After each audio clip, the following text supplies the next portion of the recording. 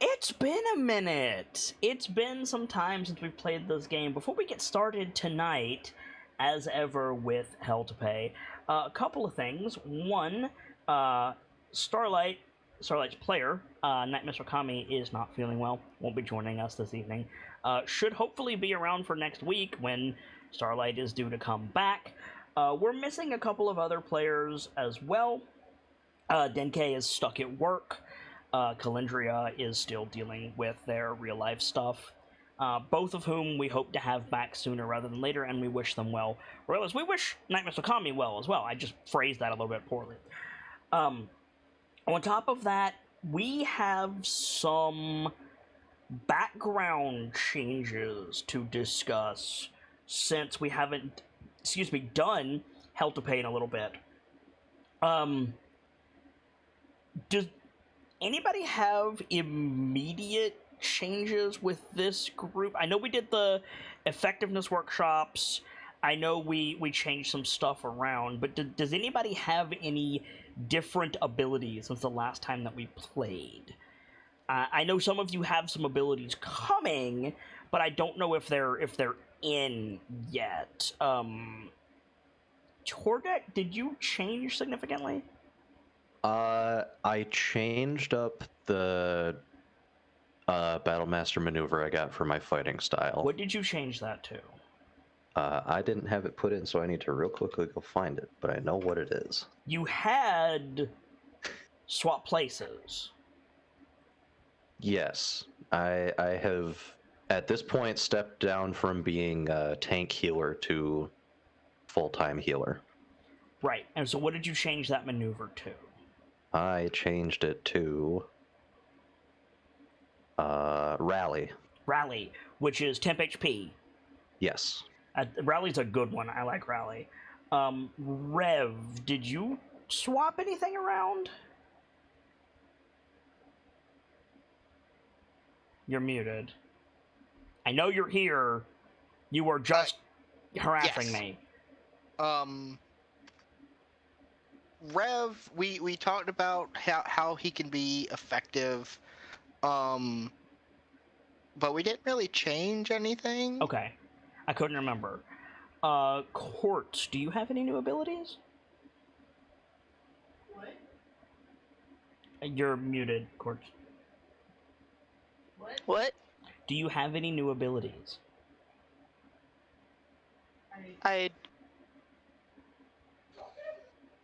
not sure why you're asking. Because some people have new abilities and I can't remember who it is. I'm pretty sure I don't. Okay. I couldn't remember. And Duncan, you're sorted. You've been sorted, yeah? Yeah. Okay.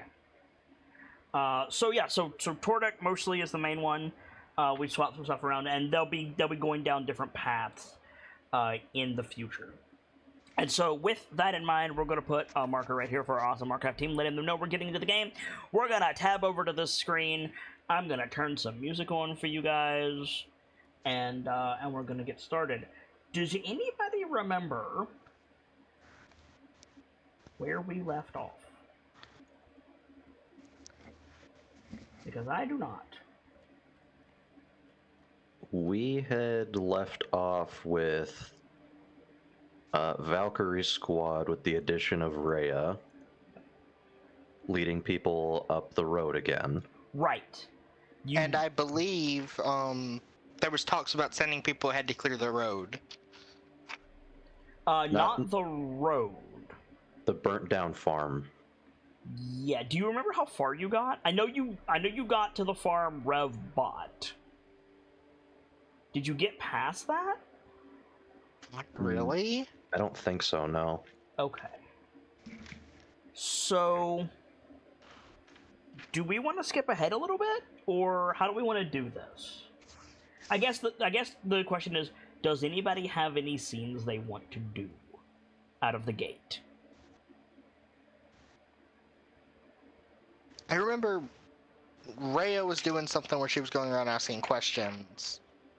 Yeah, trying to figure out who Duncan's boyfriend was. No, there was something else. Yes. Something. I know, but the second thing is a plot point. Gotcha. Yeah. Then I don't really have anything, no. Okay. I know there was something that both Denke and I wanted to do, but I think since Denke's not here, I'm not sure I can play if going Denke. about. Okay. Was it the two of you together, or was it like separately? You both wanted to do a thing. It was more us independently wanting to help make Quartz feel a part of the group.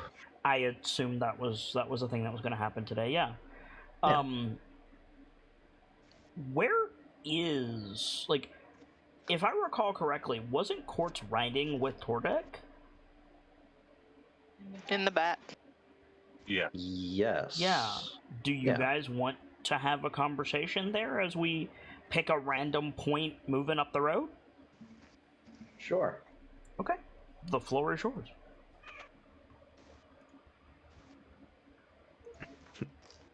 So as we're leading the caravan, Tordek just rides up next to Quartz. Mm-hmm. So, I know it's hard to be moved from group to group, but I don't know if anybody else has come to you about this. I just wanted to see if there's anything we could do to help you integrate a bit more in the Valkyrie squad. I'm not quite sure how.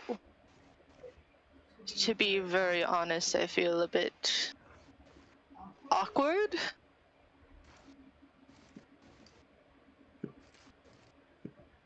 Aye, quite understandable.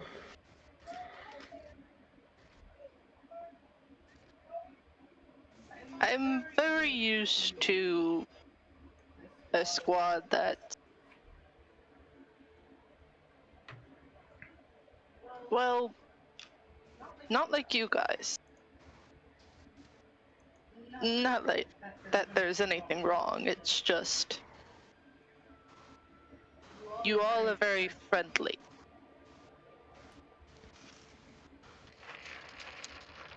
Not something you're used to, I bet. Nope. I'm very used to just keeping my mouth shut, fighting off whatever comes at us, doing whatever I'm ordered to, and that's about it.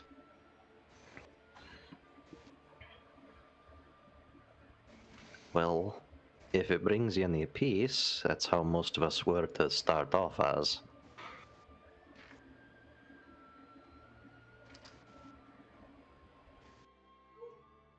And then here and there we started getting a bit closer, like a bit of a disjointed family.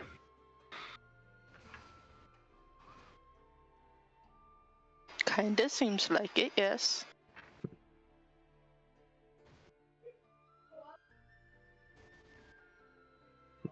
I know it's a lot to ask you to have that kind of expectation at the start, but you know. I'm not saying I'm gonna break you out of the shell that you're in, but you know, if you need some peace of mind, I'm always available to talk. Alright, but not sure what to talk about anytime.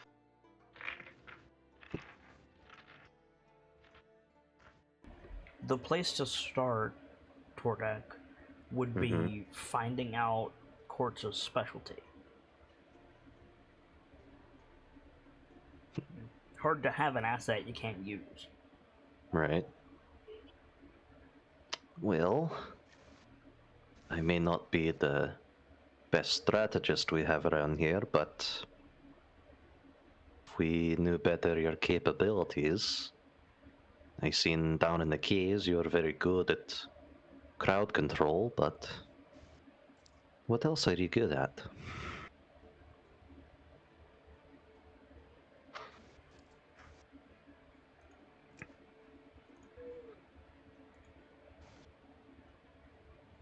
I'm.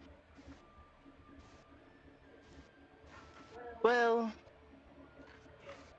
yes, crowd control is my best, well, way of doing things. I tend to want to make sure there's less enemies on allies most of the time. Any other skill I have is, well, I can find food quite easily out in the wild. I've done that quite a bit before I was here.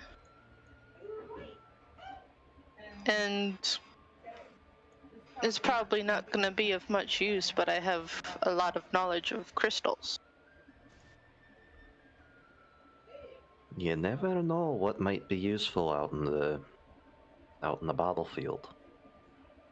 The only thing I can think of is there's one crystal, malachite, that when put in water is quite toxic, so it's a poison, I suppose, you can use on enemies, but they would have to ingest it.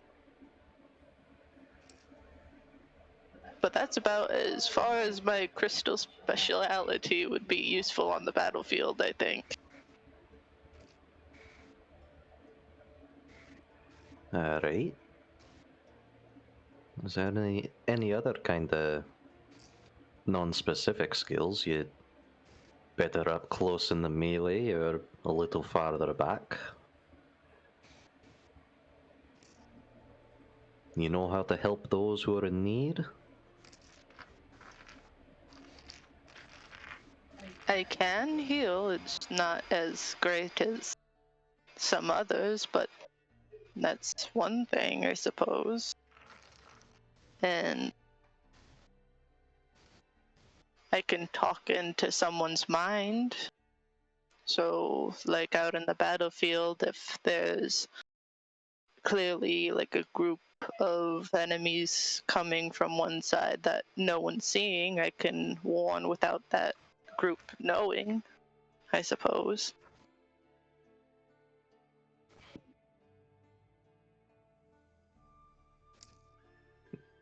And here you said you didn't have a lot of skills, those are a few good ones to have around, lass. Whatever you are, I'm sorry. Lass is correct. Oh.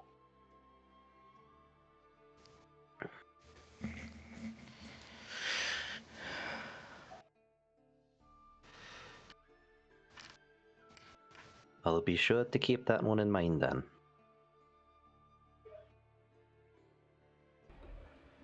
And Courts, I believe you had some questions for Tordek. Do you remember what those were? Nope. I don't remember having any questions. You were, as I understood it, and this may be wrong, you were going to ask about the motto? Right, I forgot about that. No worries. You can do that now, you can wait, I just wanted to bring it up. There was one thing that confused me during cave. Go on. You all started yelling out something, and I was very confused on why in the midst of battle. Ah, you're talking about our credence. I think she just tilts her head, kind of still confused. It's a little something that our group has come to know as a bit of a rallying cry. Alright. If you'd like, I could teach it to you.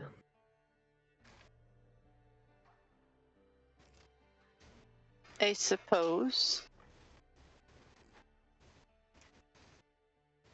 So, it starts off usually with the commander or whoever wants to start it off by shouting out, "Do Hell Riders retreat?" To which Alright. one of us would respond with, "No, sir." Alright. The next line is, "Do Valkyries retreat?" And the answer is much the same.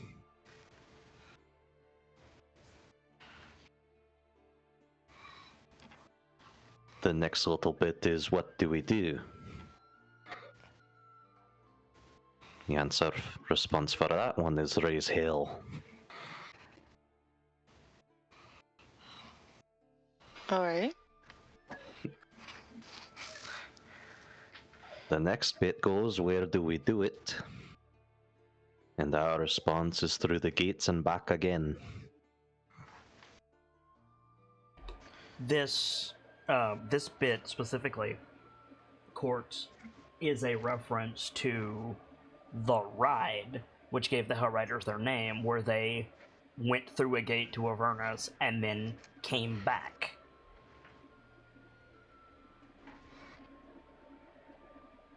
That's literally a historical thing that happened. The Hell Riders went through a magical portal to Hell and then rode back through into Eltergard. Okay.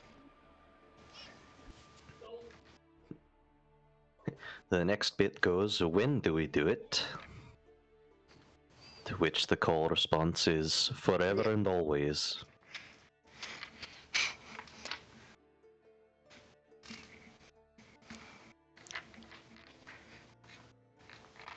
Is that all of it? Oh, there's a little bit more. Oh? The next bit goes, "What's our goal?" And our goal, as always, is a light in the darkness. That's Bit ambitious, we know. I think. Is your comm open? I don't see any reason for it not to be. Ref goes company forward in Duncan's voice through your mic. Thank you, Lance Corporal. After all that, usually all of us as a group will shout "company forward" to reaffirm our resolve. And I see. Tordek, like, you know from experience, like, it has a weird effect on, like, it's almost a good luck charm. At first, we just, did it as a rallying cry, but more nowadays, it seems to be a bit of a good luck charm. A good luck charm? Aye. Something. I have one. Oh? I think she points at her staff and, like, flicks the rabbit's foot that she has attached to it. This is mine. That's a very nice luck charm. Caught it myself.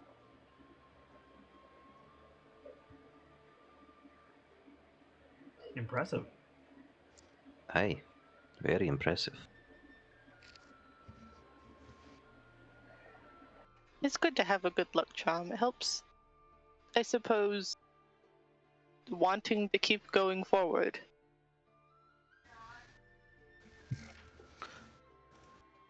Aye, we understand that a bit too well.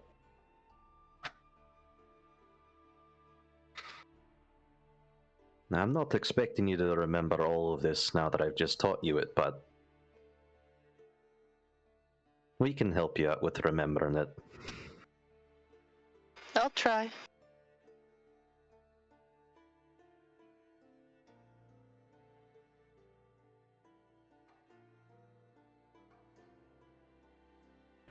So, just to catch you up, Courts, once per session, the Valkyries can do the motto in a moment when it's applicable, when they need the boost, and it guarantees everyone in the squad gets inspiration.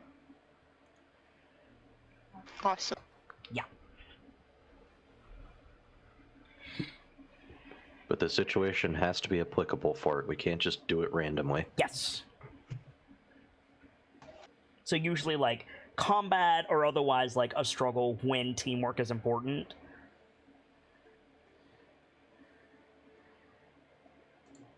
I have plenty of scenes, like, coming up that would be super cool for it, but that's a bit later.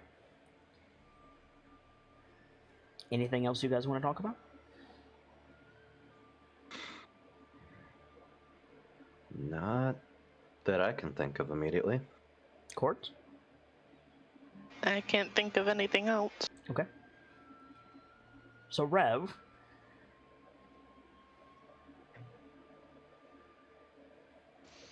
I'm back. I went to get a drink. Perfect timing. Hi, Rev. Oh, hi. So, throughout, like, the day, you guys, like, switch positions, switch traveling partners, etc. Just, you know, fresh eyes, change your pace, keep you alert, etc. So, at some point, Rev, you're riding alongside Rhea. Uh-huh. And Rhea, she's doing her job. She's looking around, keeping an eye on things, but you can tell she's distracted.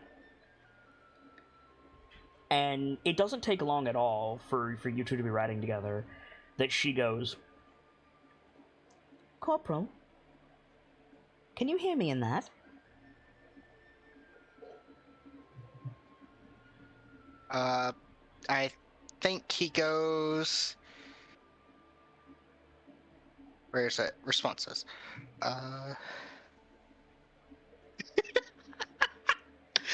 the very virtue of giving a response, it's yes, right? Okay. This is funny to me, so I can't not do this. Hang on. In Calidria's voice. Hell no. You see her, like, face fall, and then mentally she goes, wait a second, and then she chuckles.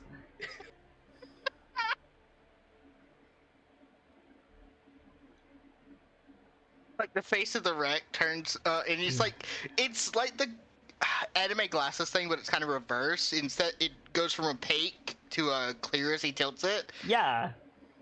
And it's just the bird head tilting at her. Oh, over the console. Right. I understand that interviews are not your forte. And for that matter, probably not the best choice to send you out on a shopping run without a proper list. I do apologize for that, but that's not what's on my mind.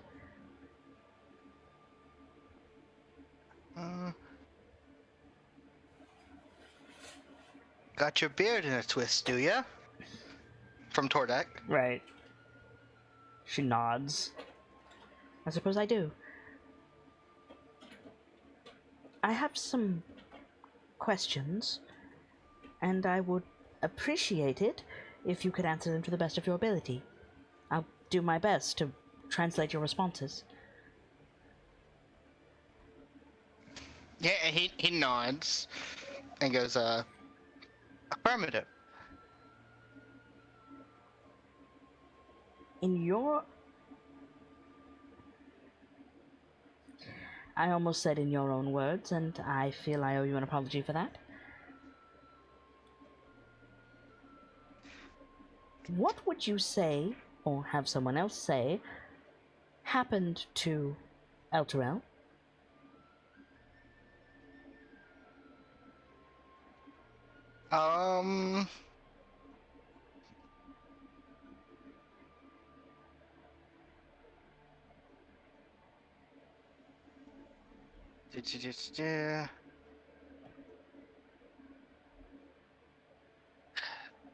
Something's wrong. In a feminine voice. Mm-hmm.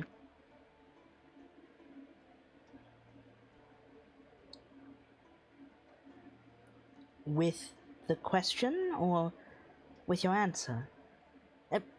Sorry. He says two. In an old man voice. She stops and nods. Meaning to say, you feel there is more than meets the eye.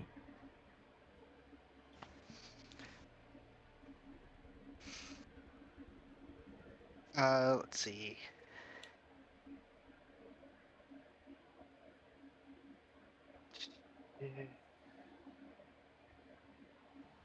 That seems to be a logical conclusion. Would you say, and please do not agree if you do not, would you say it is incorrect if someone were to say Elturel were destroyed? I think he like pauses in thought for a moment.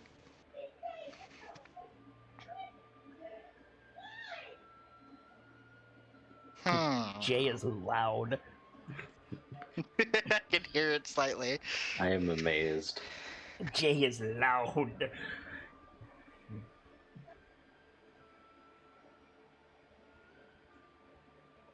His voice carries. It do. It does.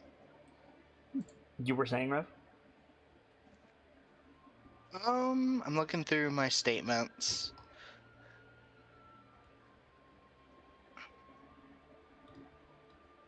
Because Rev's on the fence a little bit. I'm trying to find a response that matches that. Because he's not entirely sure. She didn't ask you if you were sure. She was saying, did you agree with the statement Elturel was destroyed? Did I agree with that statement? Then...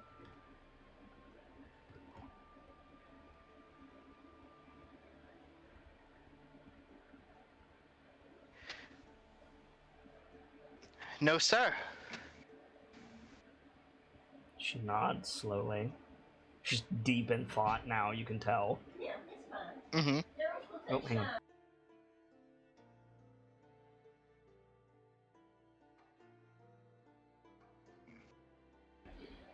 That was strange. Okay then. She says, and when I say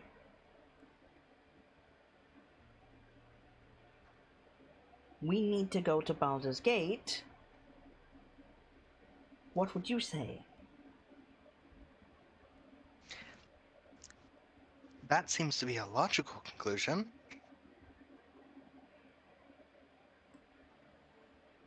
That's all? Simply the pragmatic choice?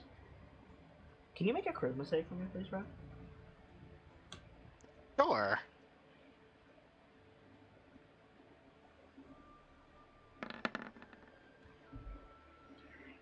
You don't realize specifically what she's getting at, but the thought leads you, like, her thought of like, oh, it's just the logical conclusion makes you go like, wait, is it? And you think about it and you feel that same like tugging sensation that Denke and Tordek and Duncan have mentioned.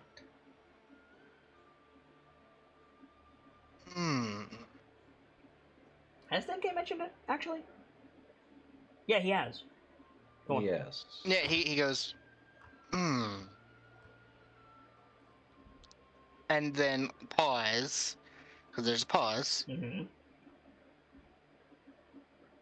This feels and looks like it belongs somewhere.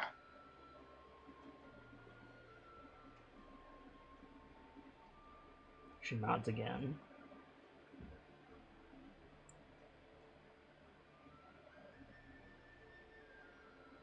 If it makes you feel any better, I feel the same way. I think. It... Hopefully, understandably, a little bit difficult to parse. I want to make it clear I don't fault you for that difficulty. And I am trying.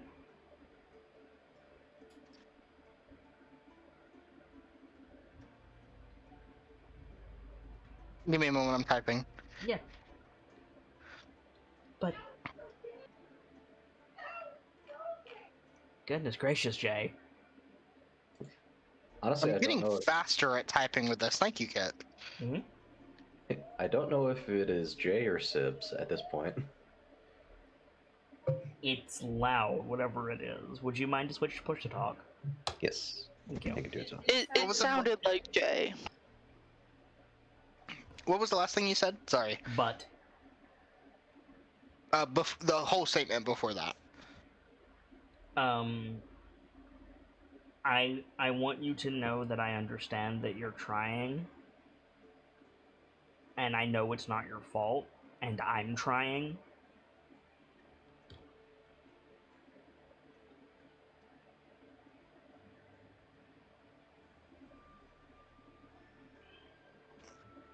Um, let's see. Communication is a bit difficult with without her insight. Mm-hmm. She says, I have reason to believe that the majority of the Valkyries feel the way that you do.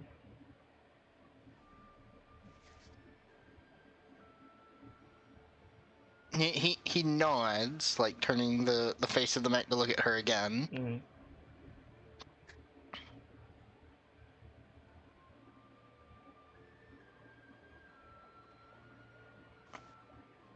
I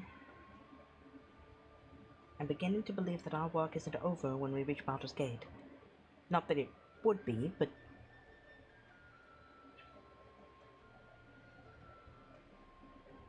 what I mean is, our step 2 may become more readily apparent. I haven't really discussed the matter with Captain Reeves as of yet, but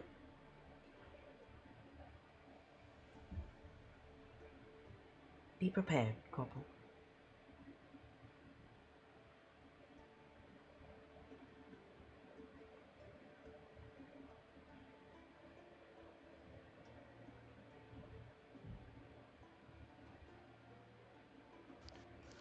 Val? Goes. There he is.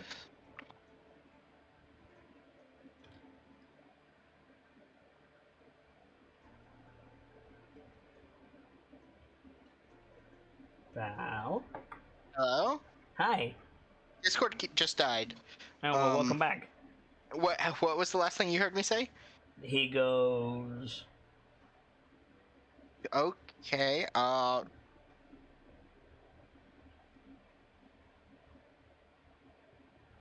Dude? Fuck. Thank you, Captain. No. Thank you, Captain. She nods.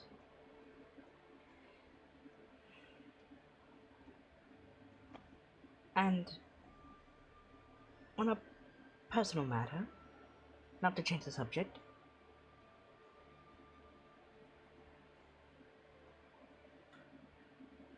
the sergeant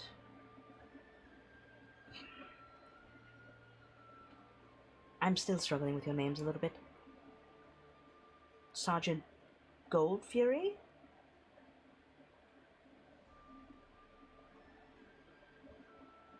She's looking Bordet Gold Fury at your service. she nods. In his voice. Mentioned you were attacked. That must have been difficult. I'm torn between acknowledging that our duty as soldier is perilous, and we must be prepared to defend ourselves, and concern because I put you in that situation.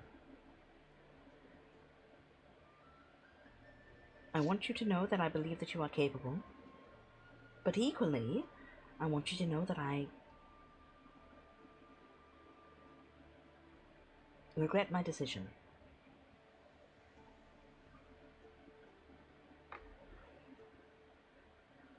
I don't think in the moment it occurred to him to blame her for it. But I'm not I haven't decided if Rev's the type to hold any kind of grudge. I don't think so. Okay.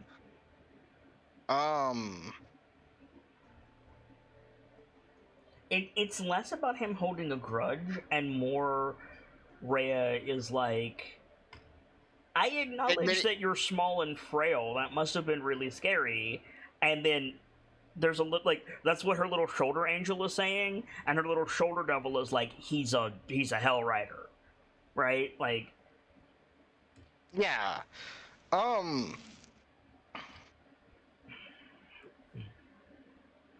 They're what, at the side of the pack? probably.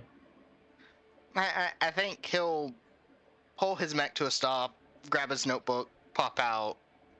I don't think you need to stop it. I think you can, kind of like a car. This is dangerous. Do not ever do it. But you can like keep a car straight for a second or two. Yeah. He'll that's reasonable. Quickly pen in his book. Oh, I don't even need to do that. I can just hold the book to the glass and she can see it. Mm-hmm. The crystal. And it says, get your words right, Val. It says,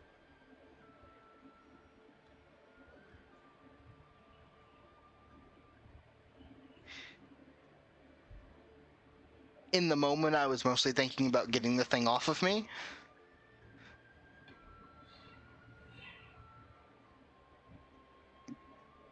Pulls it back to readjust the mech to keep it straight. She nods. She says, I understand that. You're a trained soldier and a capable one.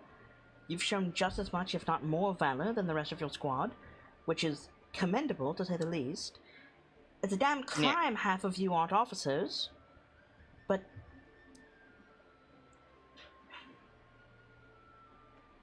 I think he writes again and he holds it out. While you're writing, she says, but forgive me, Corporal. While I acknowledge the work that you've done and the training you have, I can't help but see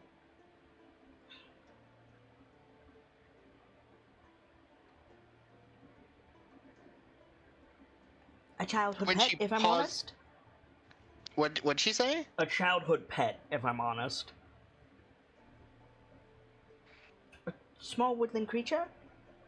He holds it out before she says that, like in the pause, and what it says on the book is, I'd be a liar if I said the moments of peril-filled valor didn't haunt my sleep a bit at night. So she doesn't say the bit about the woodland creature then. She nods. If it makes you feel any better, I would say the same of everyone in your squad, and myself. It's just the territory of being a soldier.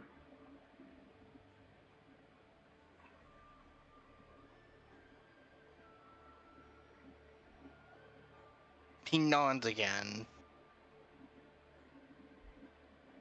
And goes... It is hard not...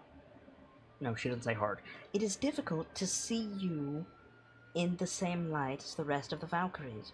Not that you're not capable, but between your mechanical acumen, she gestures at the mech, your speech impediment? She kind of shrugs helplessly. And in a... he can't smile, but he goes... Let me find it. It's in my statements. And you're a talking bird. Yes. Yes. That is part of it.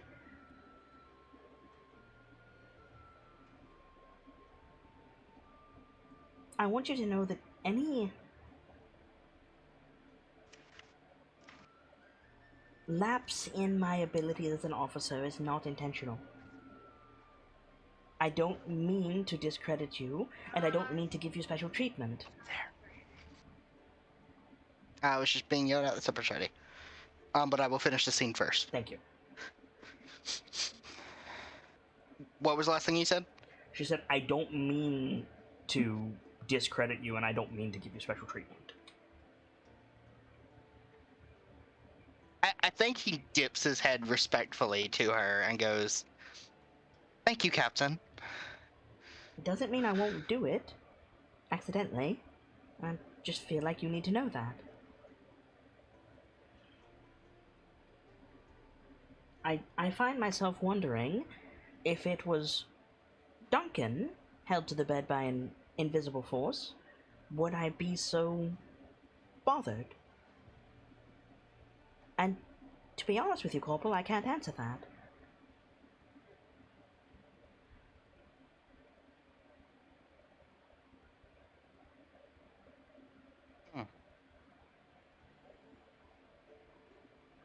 I trust in you and your squad and your captain to tell me if I'm beyond the line.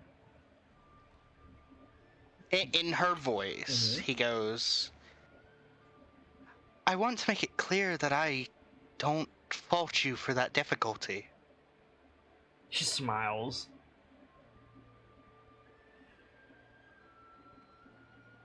That helps, believe it or not.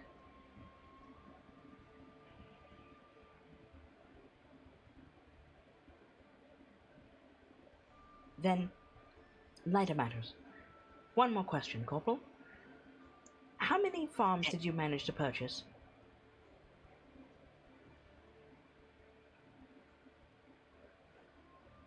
I think he sinks a bit below the console. And in an old man voice of starting to count coins, Mm-hmm. one. She nods. Acceptable. I was only curious. And he like pops back up. I wasn't sure if there was going to be another group with crates ahead or not.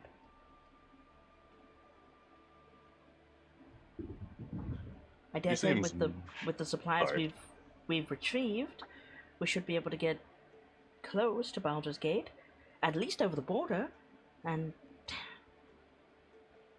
Torm knows, maybe there's a welcoming party. I doubt it, but there might be. Oh, that reminds me. Has anyone told you, I'm going to assume not, so I'm going to tell you, to be on your best behavior once we cross the border? We don't want to keep... excuse me. We don't want to be turned back because of poor diplomatic association.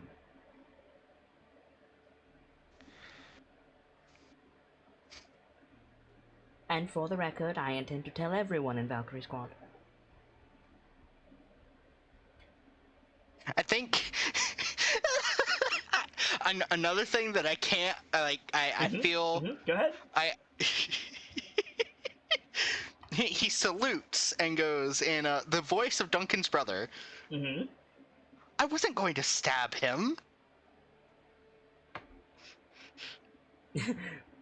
Briefest pause. She goes, like, holding up a finger, she goes, good. Do you mean someone specific, or is that simply the phrase you have?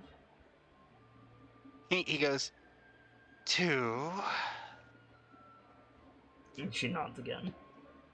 Right. Steady on, Corporal.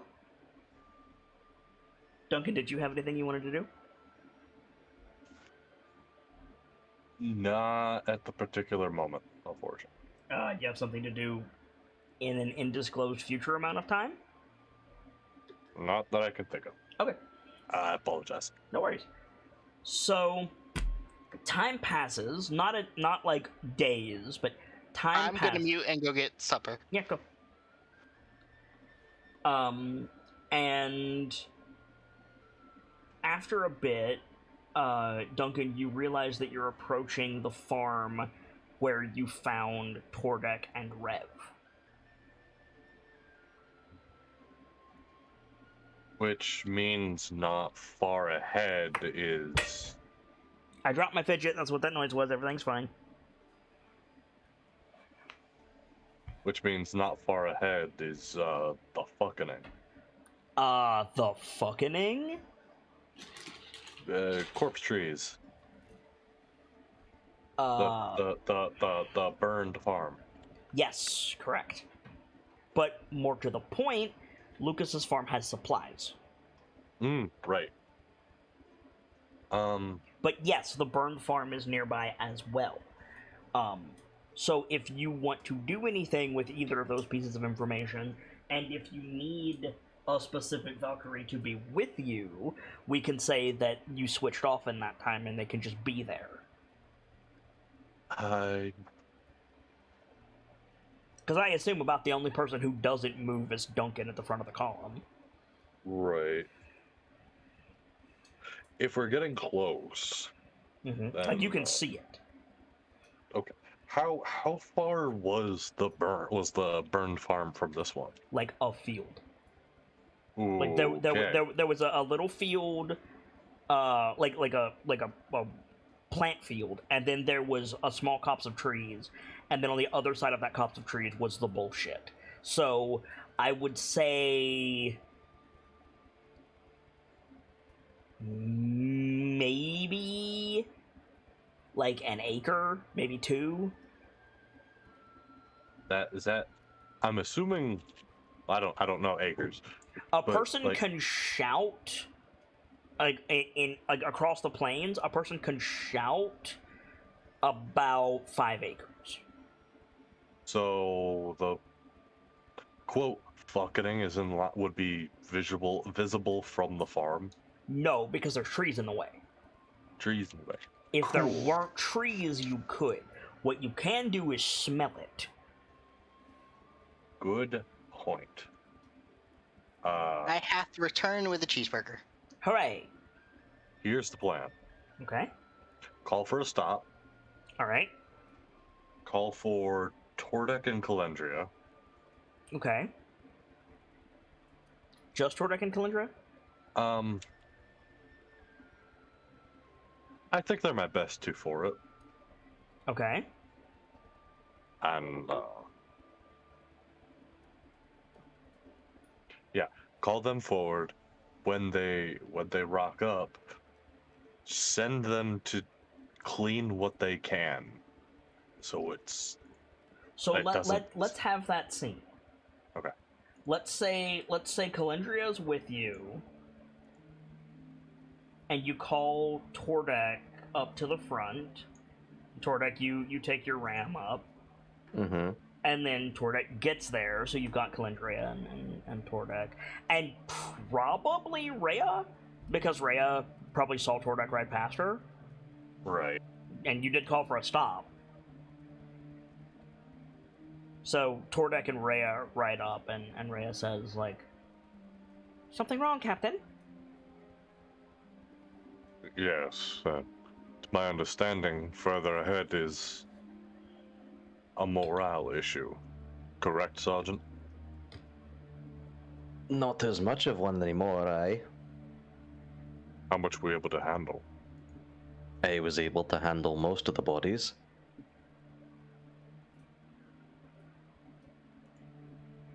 You and Calendria, you and the Master Sergeant, go ahead. Do another sweep, make sure that's for certain. Once we have confirmation, we'll take these people to this farm here. Because I believe this is the one that you and Lance Corporal were... Oh, words. Protecting. Protecting. Not the word I was after, but the word that'll work. Defending? Securing? I can't find the word, so I'll just roll with defending. Okay. As I believe this is the farm you and the Lance Corporal were defending, yes? Aye, sir. There was no one present at that time aside from the assailants. Correct? Aye. Right. And once we have confirmation that you've dealt with... I'd prefer all. If you can get rid of the rest, do so. But once we have confirmation that it won't be an issue for the people going through, we'll move up to the farmhouse and gather as many supplies as we can before moving on.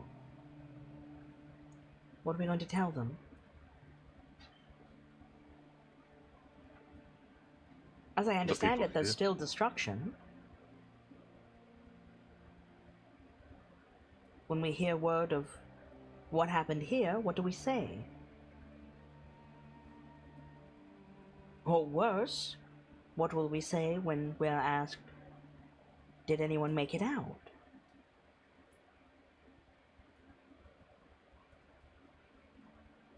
If you'll hear me, Captain, I have a different proposal in mind. Us? We go around.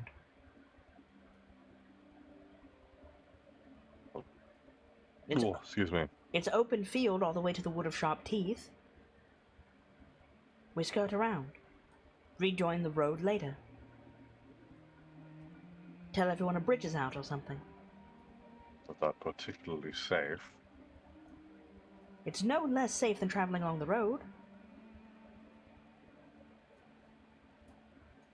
So you're proposing we gather supplies from the farm and skirt around. Avoid the mess entirely. That is precisely what I'm suggesting.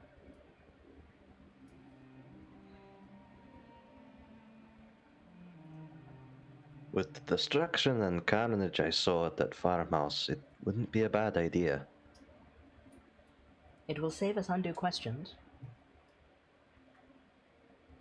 What do we do? What do we say if there's a smell lingering?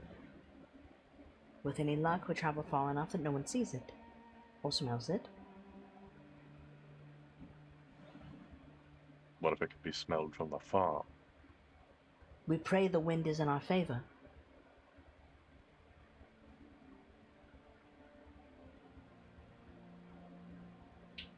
We either risk them asking questions, or we force them to. Can I take these lines, by the way, if there's an open comm? Bray didn't have a comm. No, Kordek and Tordek, Duncan, and Calendria have comms, but I don't know if they're open. That's not... Kordek, any reason you would have closed yours?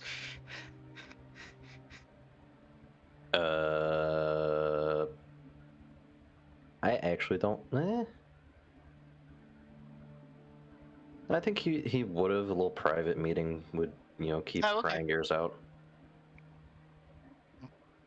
Calendria would probably have hers open, all things considered.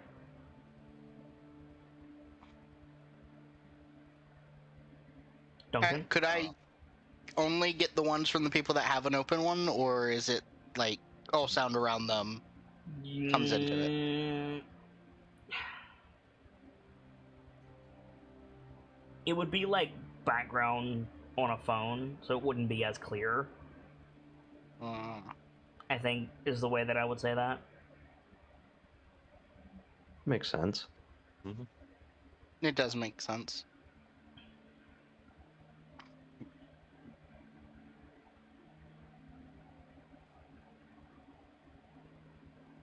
You've got a better proposal, Captain. I think he looks ahead. You said it yourself, it's a morale issue.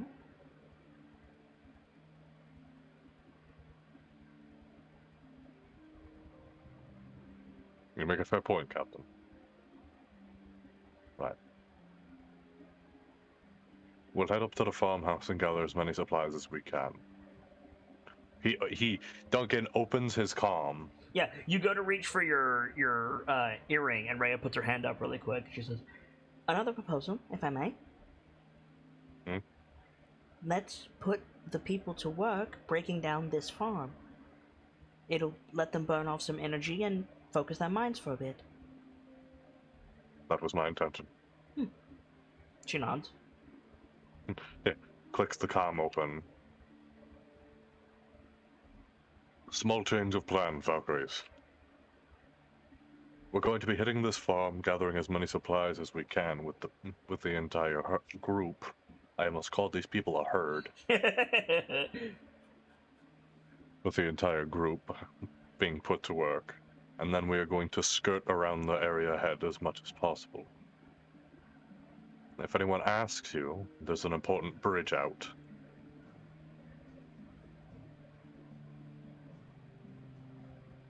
Calendria, Calendria in person and Denke at the same time say yes, sir, and then Denke will probably relay that information to Court. Oh yeah, she's not. We got to get her in on this. Yeah, you do. Well, if they come in pairs, we should get Ray in on it too. That's true. That's true. Oh, hold on, readjusting. So Yeah. So basically, Rep goes, yes, sir, as well. posting up at this farm, you guys can start breaking it down, which is going to be good for morale, and then you can send Tordek and Calendria ahead to do a sweep. Do you have anything else you want to do? Scouting around the farm might be good. yeah, who'd be good there? Probably Denke Or Court. or Quartz. Or both. But remember, the more people you send away, the fewer people defend the civilians. Quartz's skills in crowd control are way too good for defense. I'll have Denke do it. Quartz also has the feature that finds extra supplies. Fuck. Yeah. I don't know much of what Denke's got in that similar Denke regard. has like 5 skills that he's not proficient in. Denke's a skill monkey. Yeah, he is. And even if he's not proficient with it, bard levels. Yeah, Jack of all trade. Yeah. Right. What is Denke good at? Yes. I suppose. His perception probably beats out mine. Okay. So, Denke's pretty much got it all, so to say. Mm-hmm. -5, whatever. But Quartz has the skill to find extra stuff. Yep. Frankly, the possibility of extra stuff is great. The skills they have for crowd control are also great for the defending. So I'm conflicted. I'm hesitant on it, but I'm gonna send Quartz to do the scouting. Okay. I'm honestly surprised you're sending 2 Valkyries to the Burn Farm.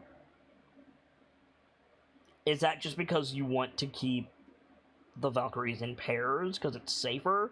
In which case, you should send both Denke and Quartz. Or is there another reason? It's because it's safer, and for the work they'd be doing, it's a lot more efficient. But Tordek has already said he's done the work. I've done the work as far as the bodies go. That's all he's sending you to do. But if we're going around it, why do we need to clear out bodies? It's respectful.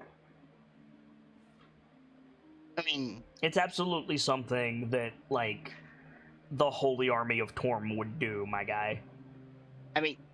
Yes, fair.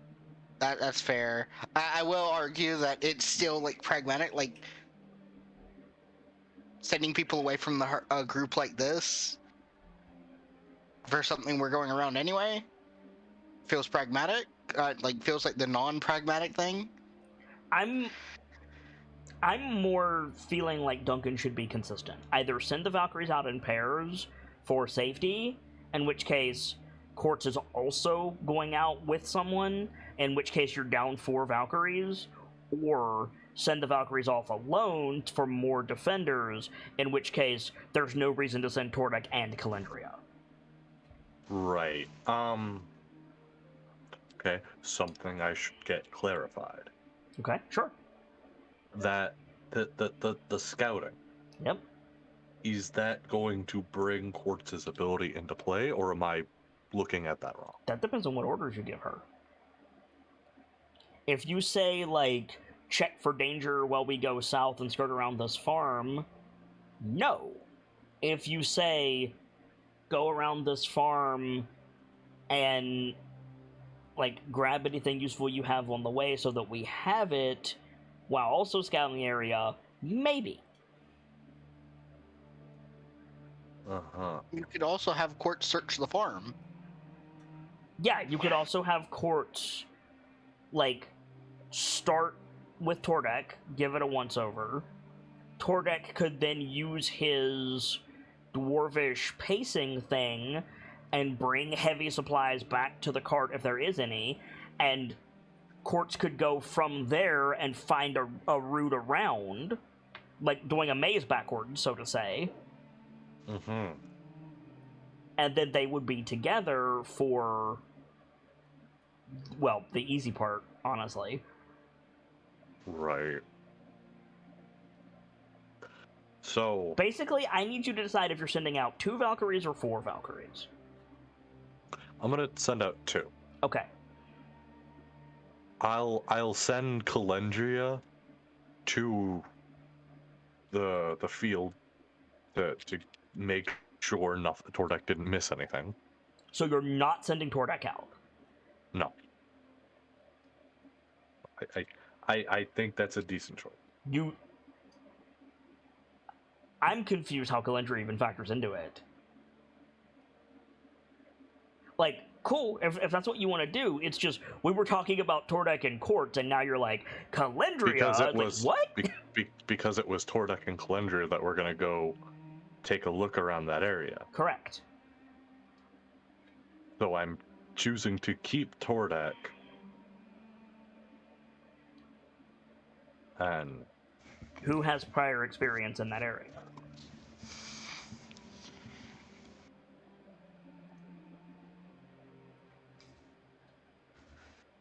And that's fine if that's what you want to do. I just don't understand what about Calendria's specialties makes her better for this than Tordek? Burning the bodies. And I mean, yes, that is an answer. I mean, there's that, but thinking on it, that's honestly probably the only one which makes it kind of a I mean, dumb choice. counterpoint, Tordek can carry a heavier load than Calendria. Yeah. If there's supplies, Tordek can get them. Like, Tordek is not affected by encumbrance. He's just not. By nature of being a dwarf, and dwarf. also I have a spectral ram. Yeah, like... He loads stuff onto his back and on the ram's back. They walk side by side. Tordek is also a priest. If there's bodies that need tended to, Tordek is an ordained priest. Just saying. Right. If you want to send Calendria, that's fine. I'm not... If you had said Tordek, I would probably be making a case for Calendria. Slightly less of one, because Tordek's player is actually here, but... like... you're not really making an argument for Calendria. And you should be, because you're the captain. Right. Okay. For this, I don't think Calendria's the right choice. I'm backing the fuck up on that. I was wrong. So you are sending Tordek to the burned farm. Who is the second Valkyrie that you're sending out, and what are you sending them out to do? I'll send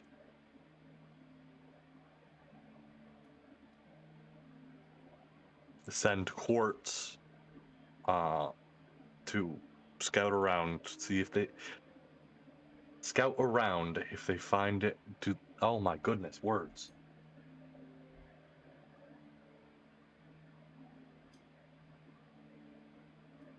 Sorry. You good? With the orders to keep an eye out for danger, but to grab anything she finds of use. Are you sending her with Tordek?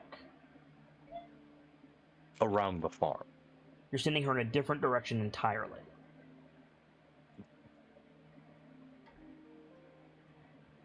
Are you sending her to scout the farm that we have just reached?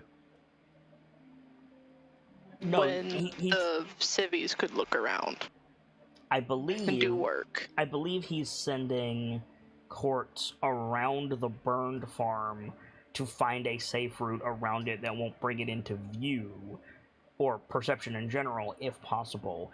However, my question remains: are you sending her to the burn farm with Tordek first? There's not a high chance, but there's a likelihood there's supplies. Or there's a possibility of supplies.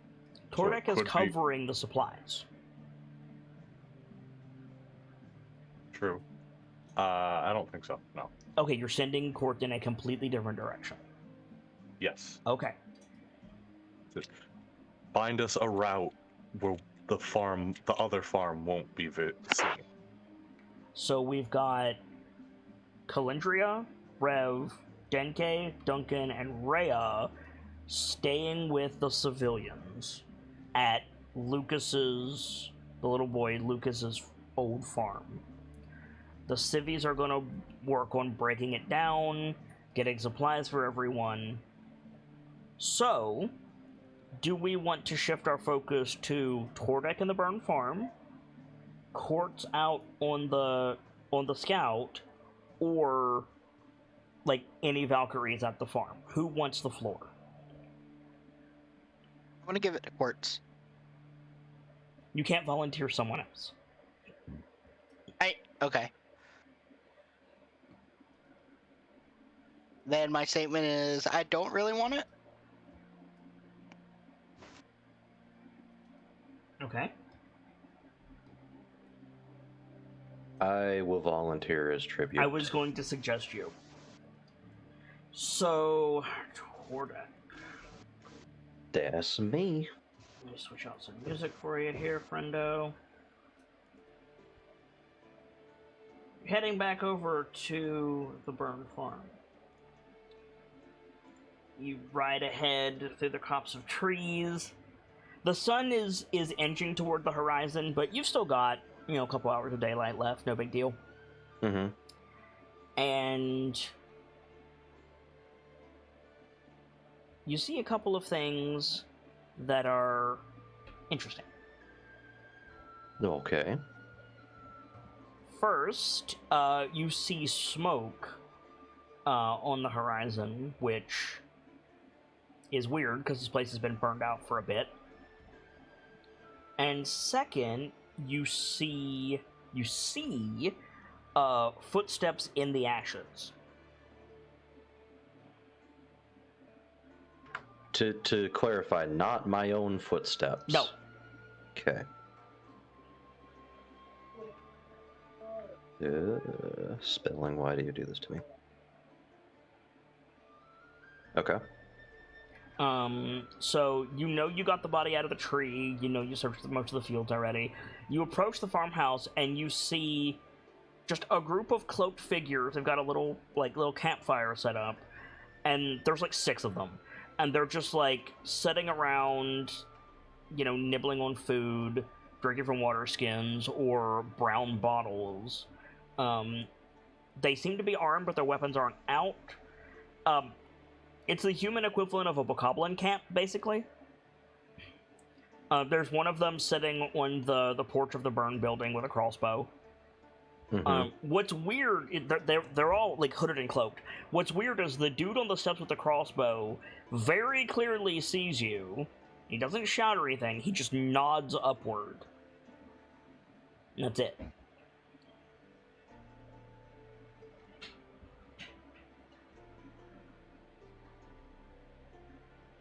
I think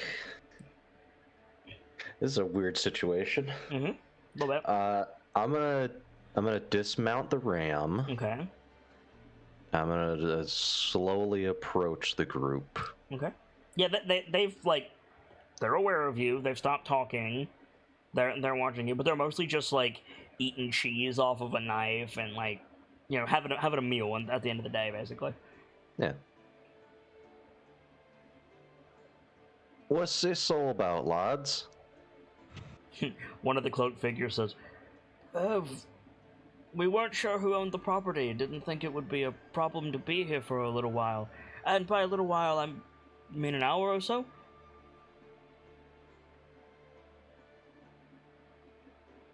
I mean, aye, that would seem fine. I'm not sure who owns it either. One of the other ones goes, is there a problem, officer? Well, There's a chuckle that runs through the group when he says officer. Only if you make problems, lad.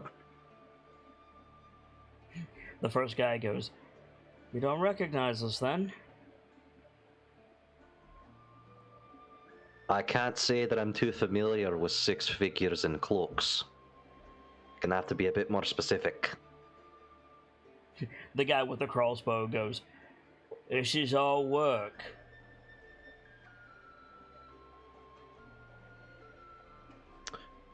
Oh, now you're ringing me bells.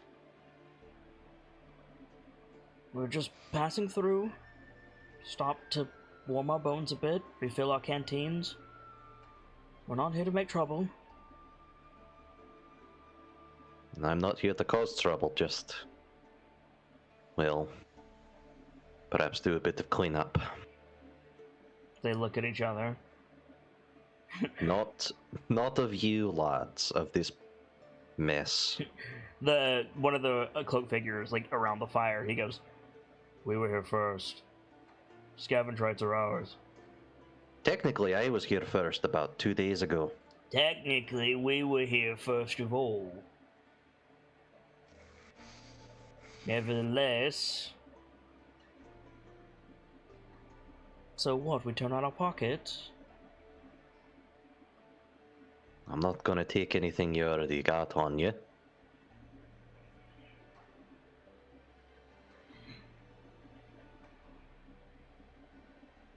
All I'm gonna ask is, did you leave anything behind?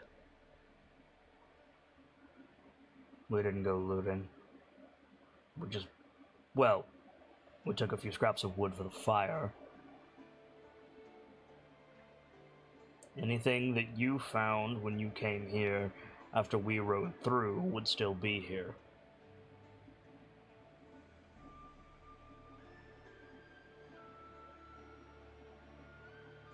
Alright, good to know. We're just using the location.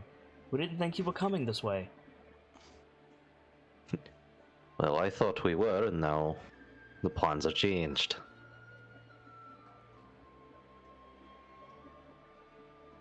Do you have all those people with you?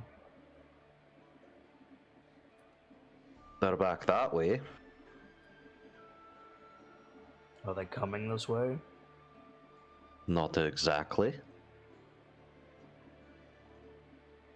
Which way? So we know which way to avoid. We don't want any trouble.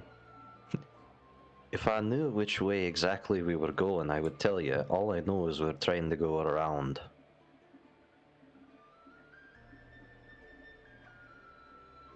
South is your best option.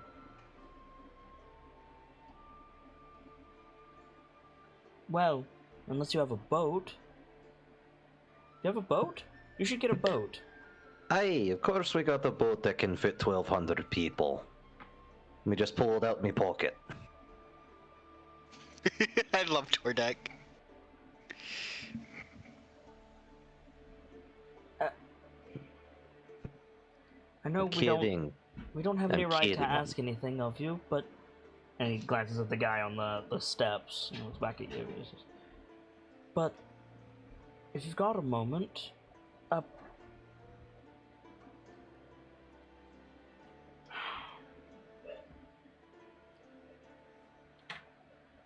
you soldiers have a healer, right?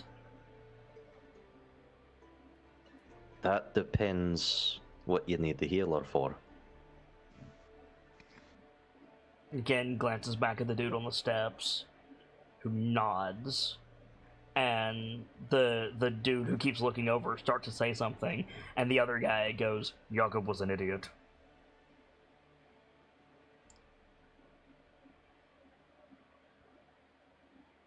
There's a sigh from who is apparently Jakob, and he says, "We were in the cave. You figured that out already.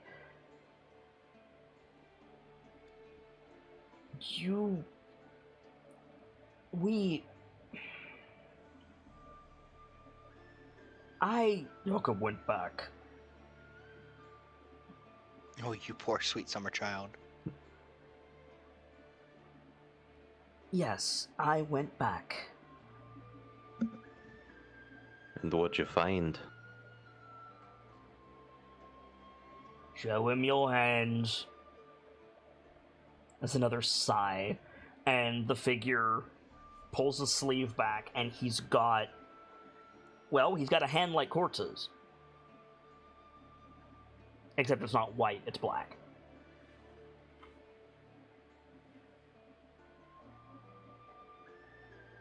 Alright, I'm gonna be honest, this one's a first. It's spreading?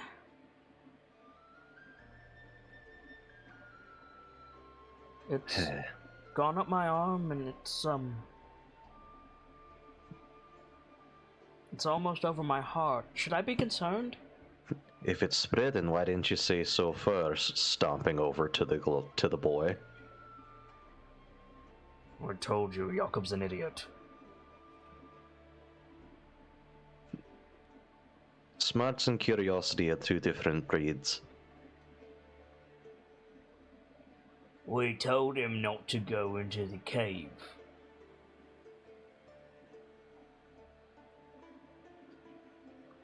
They've, you stomp over, they've all, kind of flowed around you so that, they're not obstructing you, but they're not getting close to you either. Jakob is visibly shied away.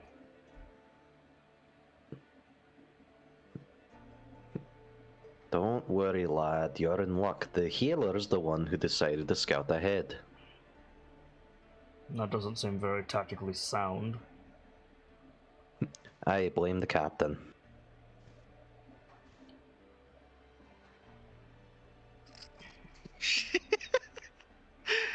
Alright, he, opens his cloak, and he's not wearing a tunic, he's, taking his shirt off. They were apparently looking at it before you got here. You actually see his tunic just, off to his side. Yeah, his whole right arm is, black scales, and he's got, claws at the ends of his fingers, and it's like a bad rash. It's, splotched onto his chest. But in every other way, he just looks like a young blonde boy of about 17.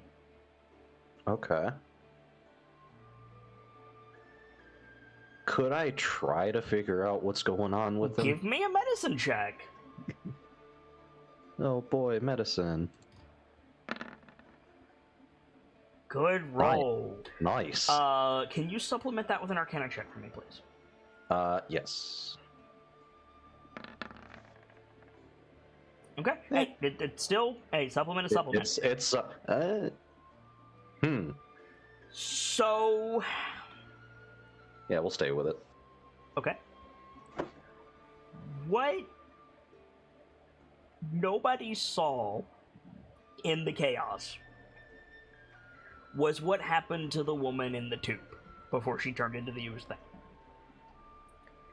So this is somewhat difficult, but you still technically beat the DC. So I have to think about how you would have obtained this information.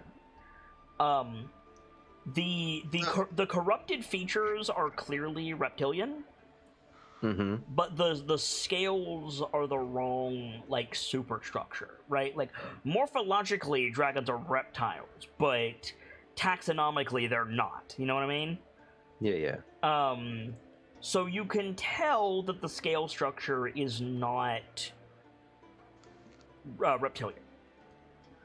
Likewise, you know that, corrupting diseases like lycanthropy, for example, they don't work like this. It's a total conversion. There are curses that can slowly metamorph a subject, But very clearly this looks like a rash.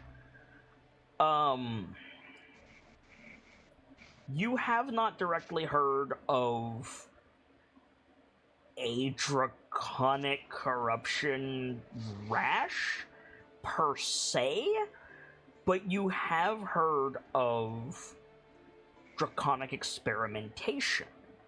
That is a thing done by the Cult of the Dragon and the Children of Tiamat. Oh, beautiful. Yeah. As for what you can do about it, not a lot, honestly. And more disturbingly, you're not sure what the end result of this is going to be. Unfortunately, it's already past the shoulder, so you can't amputate it. Yeah, like, not only does he have Deadpool super cancer, but the end result might turn him into the Incredible Hulk. Let me rephrase that. Red Hulk. Yeah. So it is up to Tordek how to play this, but he needs an Archmage. And that's, even then, it's gonna be a crapshoot. Yeah. The last thing he needs to do is stay out in the wilds with a bunch of bandits, especially bandits that he's close to. Because and for the sake of it, you have 2 questions. Yes, that's how high the DC was. Hot diggity damn. Yeah.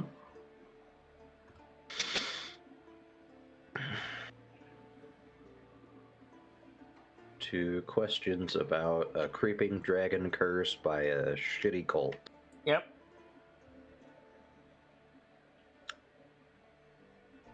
You got this, Tordek. We believe in you. I got this. I'm gonna need a moment to think. Okay. So maybe, like, the boy, like, takes his cloak off and we see Tordek examine him, and then we cut over to Quartz while you're thinking. Thank you. Okay. So, Quartz. Hi. Hello. You're, riding out over the... Is it technically still the Fields of the Dead? Hang on. It's all the Fields of the Dead. Yeah, I think it is. Like, there's nothing else on my map. So you're riding south, along the Fields of the Dead. You can see the Wood of Sharp Teeth, rising up well ahead of you, like a couple days out of hard riding, but you can see it because there's nothing else here because you're on a fucking plane. Not a good place to go, but not in any way dangerous of your situation. I mean, people lived in Pompeii, for fuck's sake.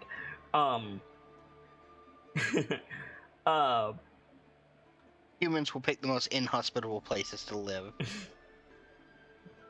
Humans will look at the most inhospitable place ever and be like, my father lived here, I'm not moving. I spite you, world. This is where I'm gonna make my home. Yeah, right. I'm gonna fuck around and find out. There are some farms, like, off the main road out this way, but it's somewhat random. You might be able to just ride due south straight to the Wood of Sharp Teeth, but you also might run into a farm. What you will not run into is, like, a village, for example. Multiple dwellings put together of some description. There's nothing between here and the woods.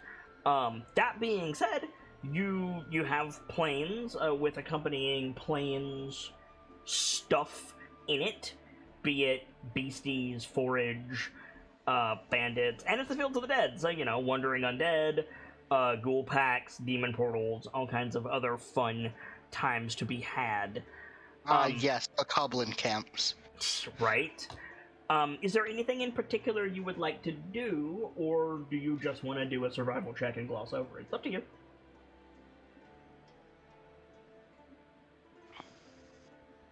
I think I'm just gonna do a survival check.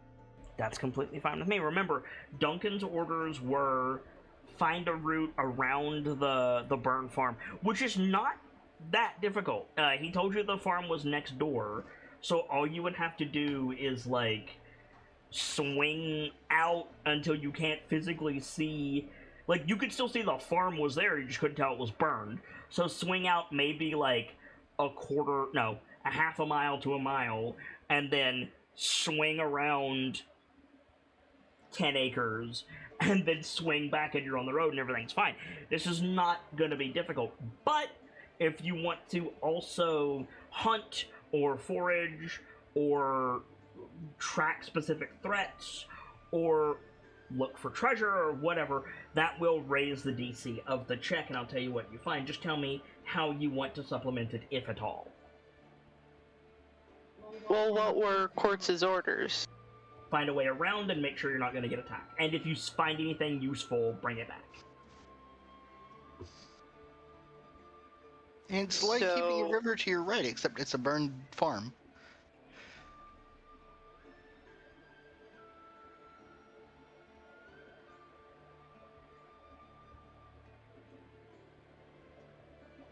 If you want to follow all of those orders, it will raise the DC a bit, but not too bad.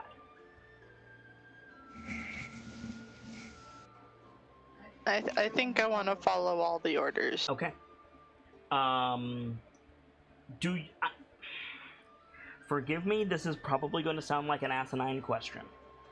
Do you have any abilities like favored terrain, or otherwise like that would give you a bonus for being in this biome to a check like this? All I have is what I just sent. Okay. So go ahead and give me a survival check then.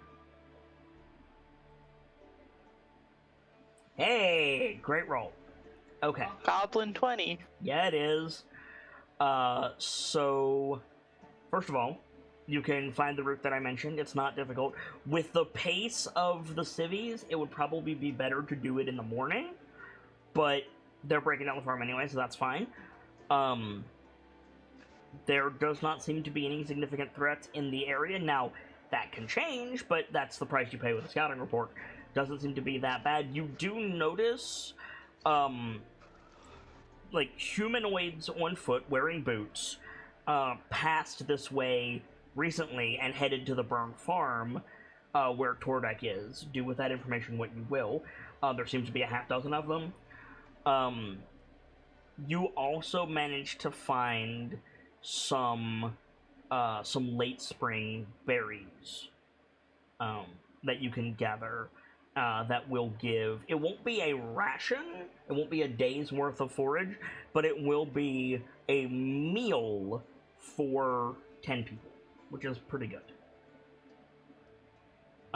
So you can take that information back to Duncan if you like. Is there anything else you would like to do while you're out scouting?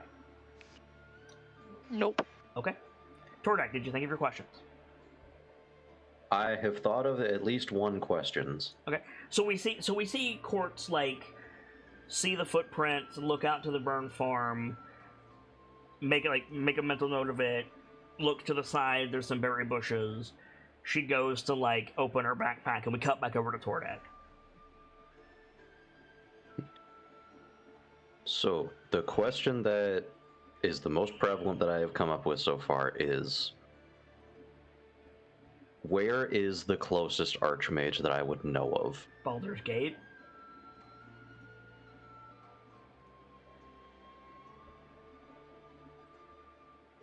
Would it eat the second question to ask if I know who it is? No, it would not, because I don't have all the Baldian NPCs memorized. Oh, okay. I almost said Sandra Sylvain, but she is probably long dead at this point. She's fine. Just taking a nap. Like, I'm by no means doubting the Jungle Beast's ability to finish Tomb of Annihilation, but that was 20 years ago and she was already old as fuck. Mm-hmm. So there's an archmage in Baldur's Gate whose name will be applicable later. Yes. Fantastic. This is sure to get Grand Marshal Holderheck's attention, though. Yeah, it just might. assuming I can convince this kid to leave his bandit family and come with us for help.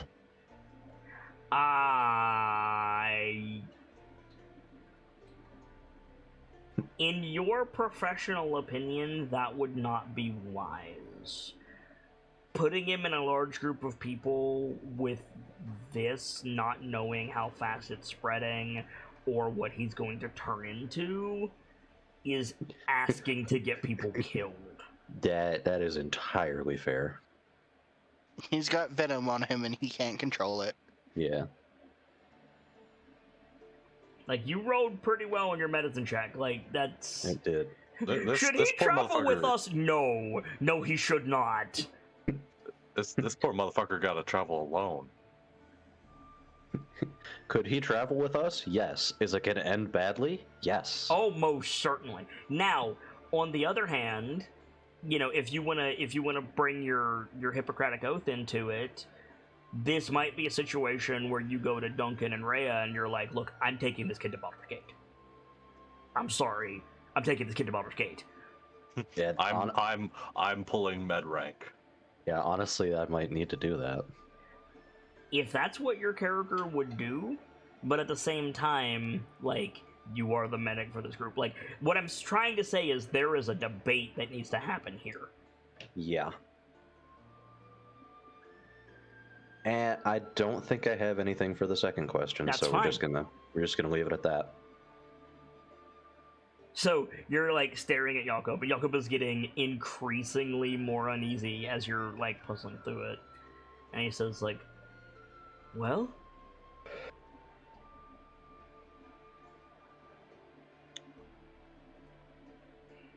Well, I'd say it's a good thing I got to you, but I only wish I could have done it sooner. there's a general murmur from the bandits around you when you say that. To be frank with you, lad, I don't know of anything that could help you aside from an archmage. Idiot.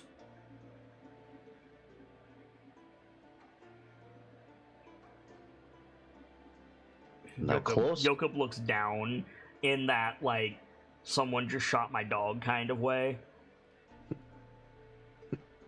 The closest archmage would be in Baldur's Gate. Yeah, because we're welcome in Baldur's Gate. Just to point, these kids' faces might be on a wanted poster in Baldur's Gate.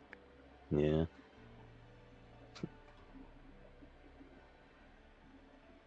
There's nothing you can do for him. Well, it's not exactly what I can do for him now, but rather what I can do for him. What's going to happen to him ultimately?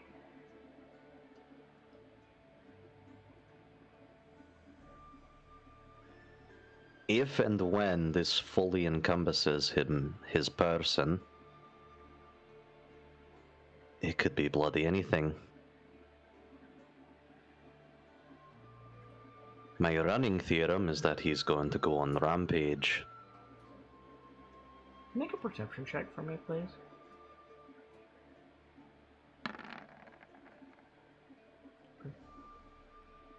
You say my working theory is he's going to go on a rampage, and what you didn't notice is one of the other bandits had gone behind you and gone up behind Jakob, and right when you say that, he like jumps on his back and puts a knife against his throat. Like everybody like stands up and goes for their weapons. Hold up, hold up. Oh, Tuan, help me. You said it How yourself, far- he's dangerous. How fast has this been creeping up you, lad? It's been like a day. Yeah, less, slightly less. So he's like, Jakob is like struggling against the guy on his back, and he's like trying to get the knife away from his throat, and he's like sweating and panicking. He says, it started on my hand this morning.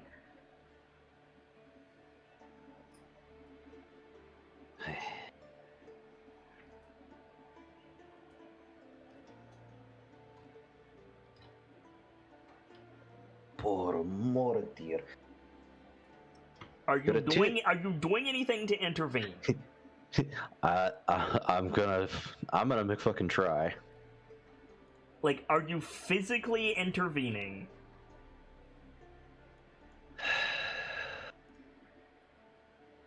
Yes.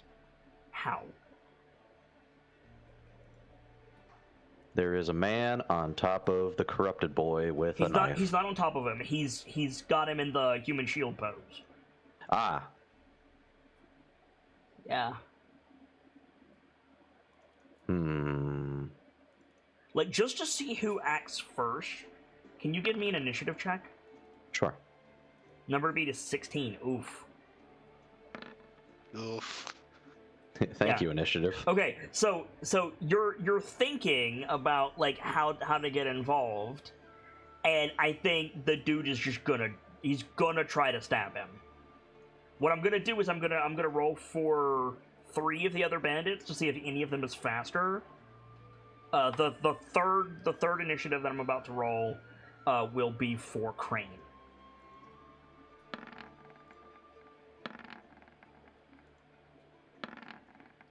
Okay, so Crane is too slow, but one of the other bandits did out initiative them. Okay.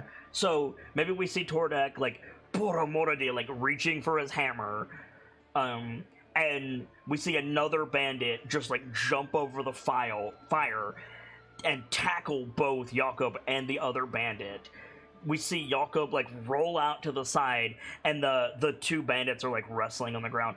And at that point, Crane like jumps up and trains the crossbow. What do you do? And you would act after that. I am going to... Somebody is gonna get shot if you don't do something.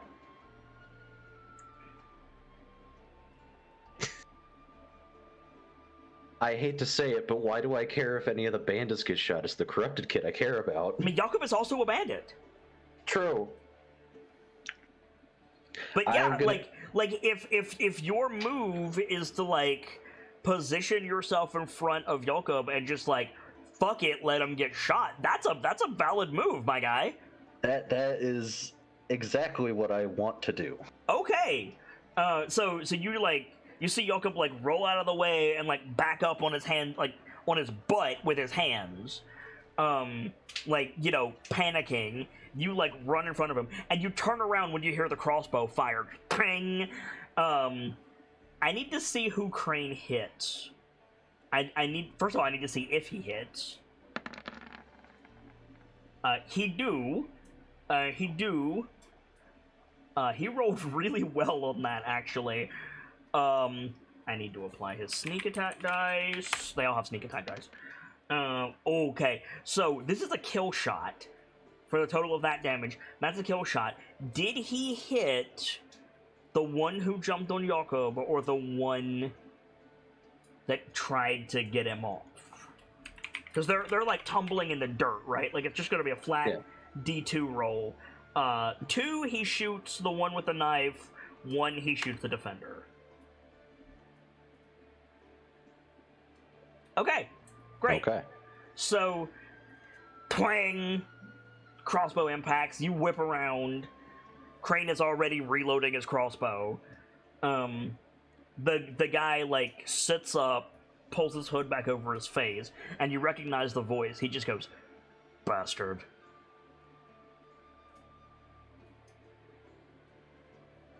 I recognize the voice. It was the dude. He was the dude that called Jakob an idiot.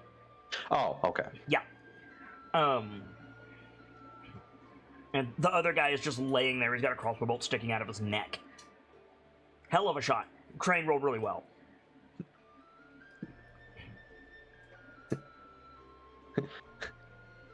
By the hells.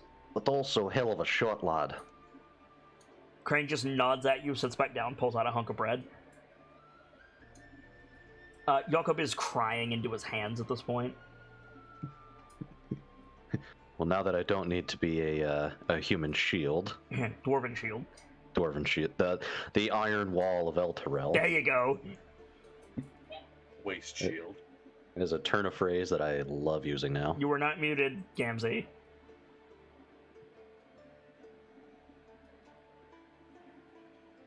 Yeah, we're gonna go over and try to comfort Jakob a bit. Yeah, I mean, you're standing over him, so you just like turn around and he's like, Yeah. crying into his hands, one big draconic hand up to his face. And I think he just says, like, he's right, you know.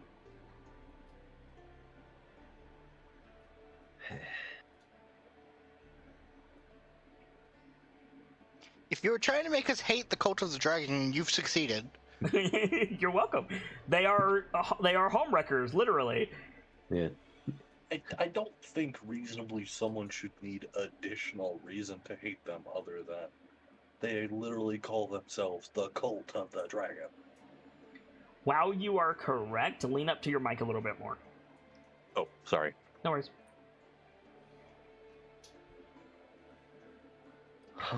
My goal is to make you hate the Cult of the Dragon and Fire Giants. Those are the two groups that are just cannon fodder. Well, you have succeeded. Hated them both from entrance. Good. I like the Frost Giants. They're cool. I didn't say anything about the first one. I said no Fire Giants. I know. Fuck those men.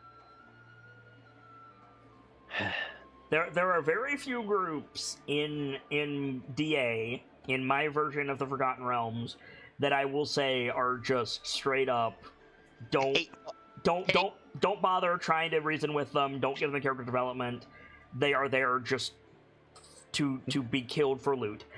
Very, very few groups will I reduce to that, but the Cult of the Dragon, with a few exceptions, and Fire Giants are pretty much always just going to be cannon fodder. Hate fodder. Yep, hate fodder. Fuck 'em.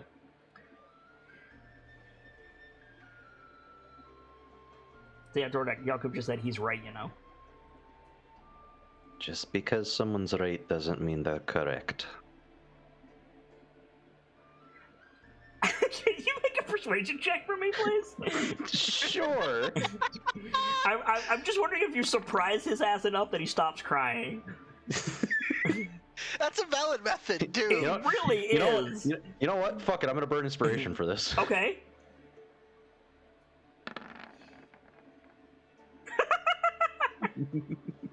Oh my god. So, yeah, he stops crying, he sniffles, and he, like, blinks at you a few times, and he goes, "What?"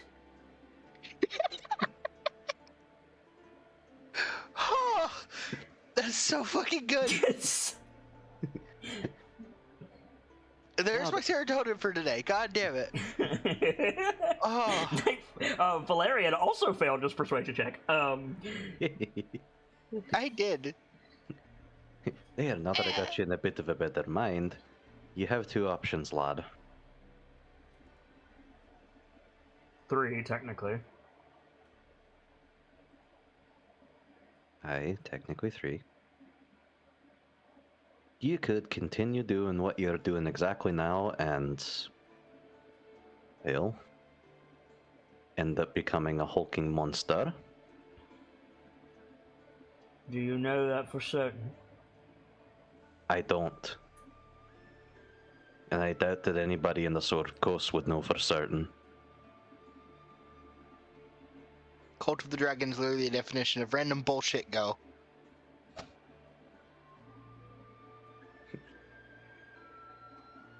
You could make an attempt to hightail at the Baldur's Gate and risk, well, whatever it is you have done, if anything. A short drop and a sudden stop, not an option.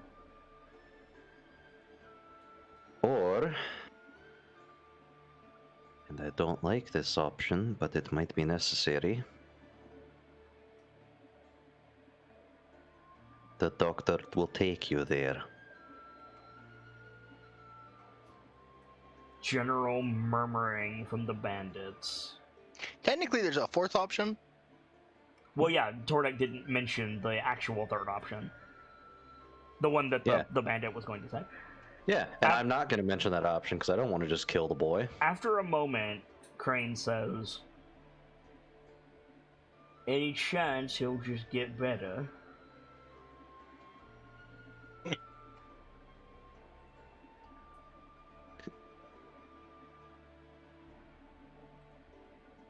Unless the lad has some sort of magical resolve that I don't know about, it seems unlikely.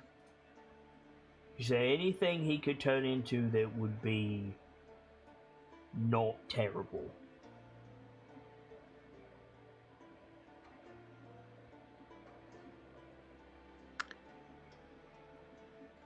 In fairness, he's always been scrawny.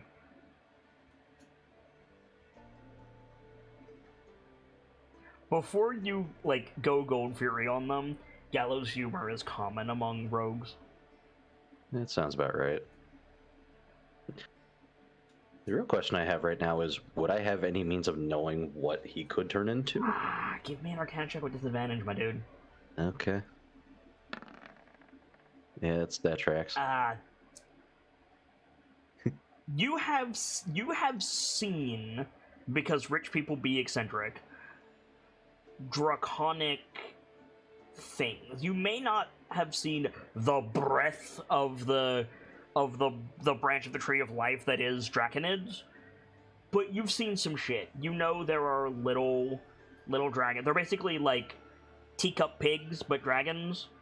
Mm-hmm. There are draconic dog-like things, often used as like guard properties. Dragons themselves, true dragons themselves, run the gamut. Kobolds and Dragonborn are not that bad, but all of those things, as far as you know, have a life cycle that does not involve kid touches mystery substance in cave. Every life cycle begins when a small child touches some Nickelodeon gack. I hate that that's the plot of Alien. Anyway, Dare you, first of all. I'm not wrong! No, you're not. That's why I'm saying, how dare you? You're welcome.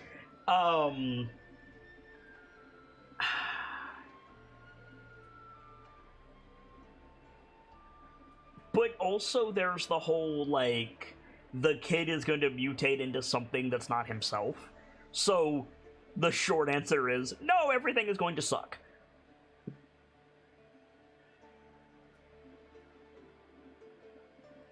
Well, you might be granted the boon and just turn into some kind of draconic being. Lizard fucker.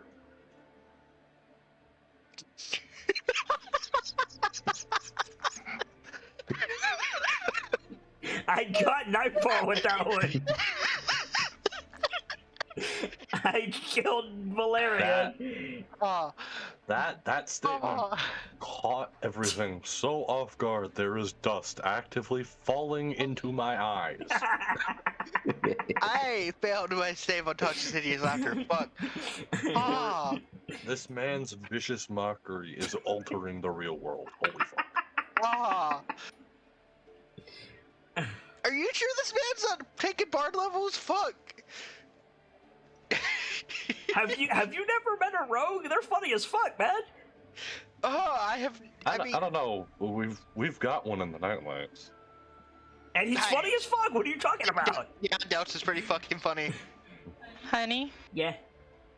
don't call yourself out. I know, right?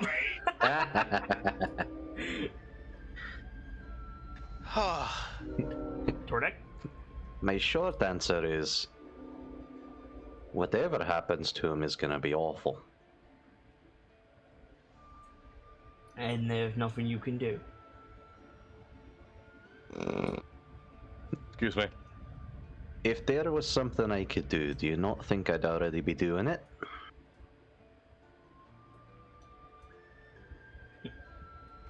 So Crane looks at Yoko and he says, Yoko, I don't agree with Seal's method, but it's an option if you want it. Real quick, won't feel nothing, nobody gets hurt. Except you, of course. Nobody else gets hurt. I'm sorry. I also like gallows humor. Yeah. Whoa, okay. I'm making some rolls for Jakob. Mm-hmm.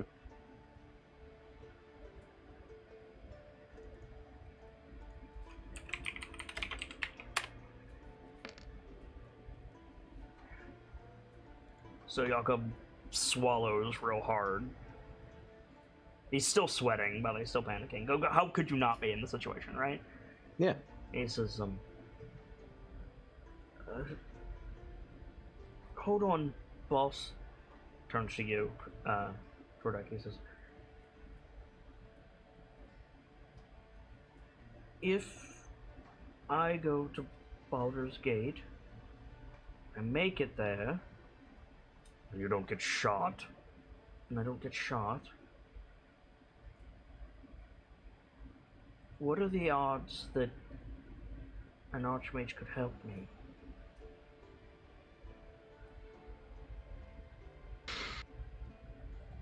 For the record, Yeah.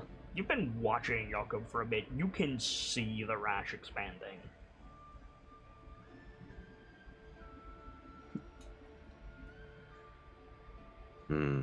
Awful. Yeah. And you're days from Baldur's Gate. Yeah.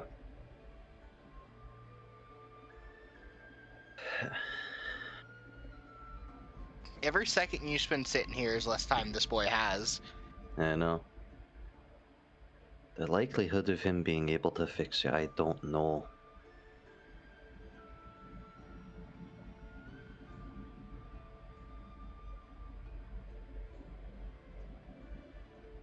So I could turn into a monster in the city? Is that what you're saying? Unfortunately,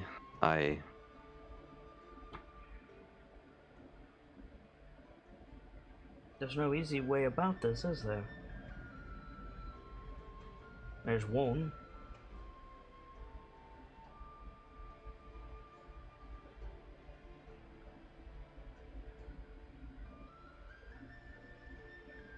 I think... I'm sorry, officer. But if I'm dead either way, I think it should be on my terms. How do you spell his name? Jakob? Yes. Y-A-C-O-B.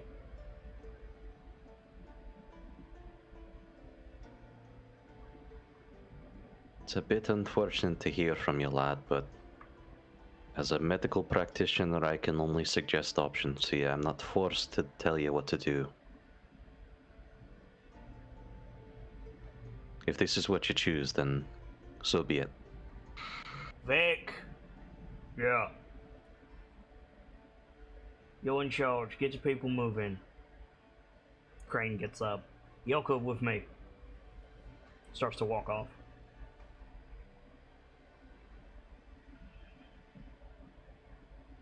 Jakob gets up. He nods to you. And starts to follow Crane unless you do something.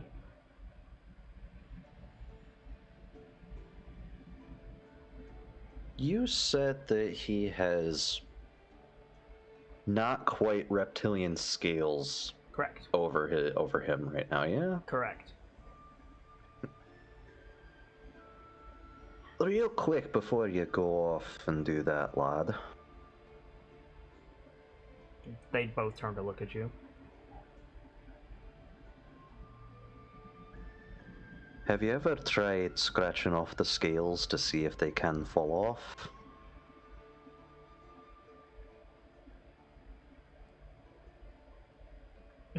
Jakob starts to say something, and Vic goes, he's been picking at them all day.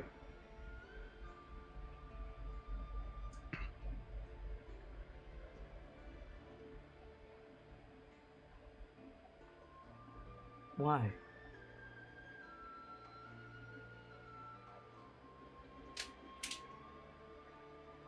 Well, considering it's where we're going, there's a bit of a final piece to me.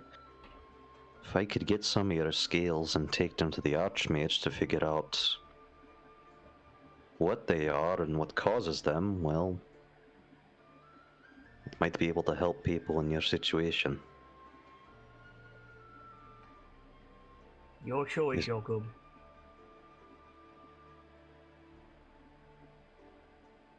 Jacob thinks for a second and nods.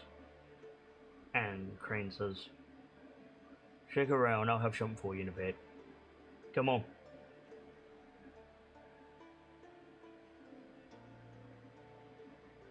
They leave. Once they're like around the side of the building, Vic goes, "Alright, the rest of you, get this fire out. Get your stuff."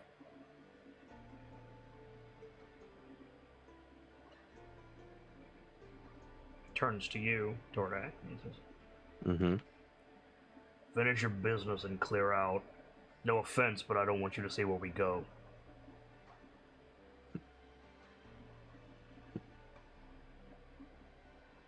What I don't see, I don't tell.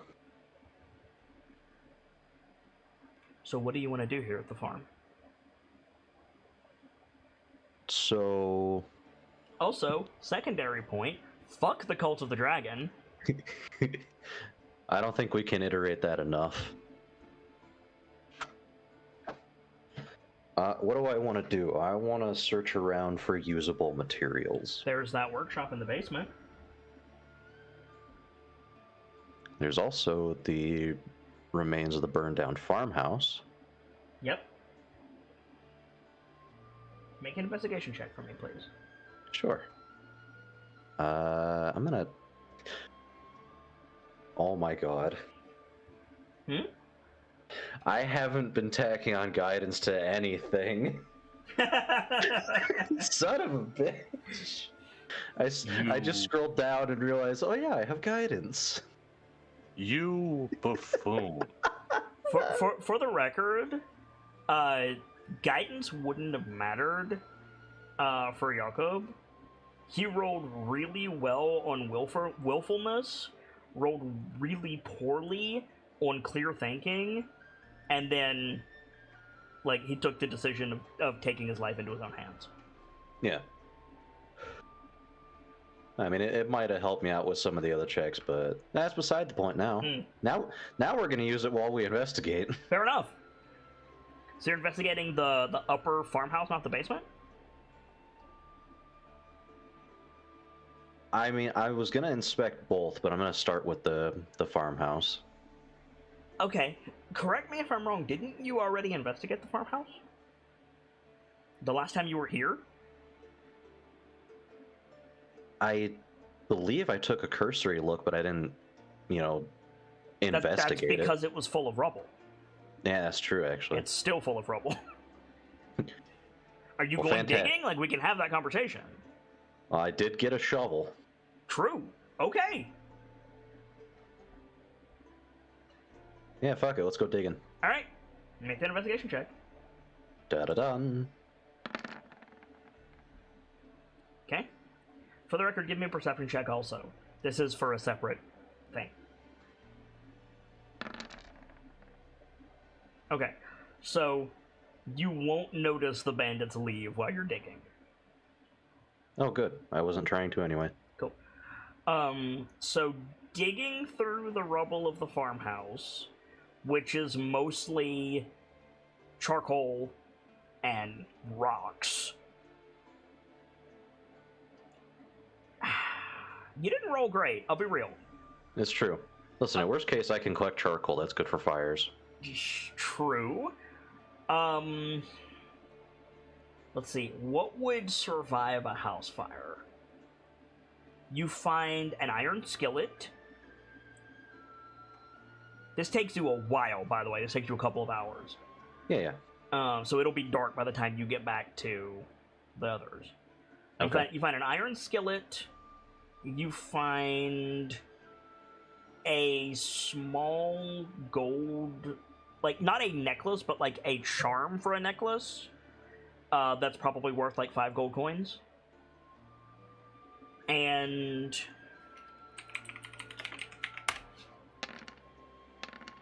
a total, in the entire thing, a total of 9 gold coins.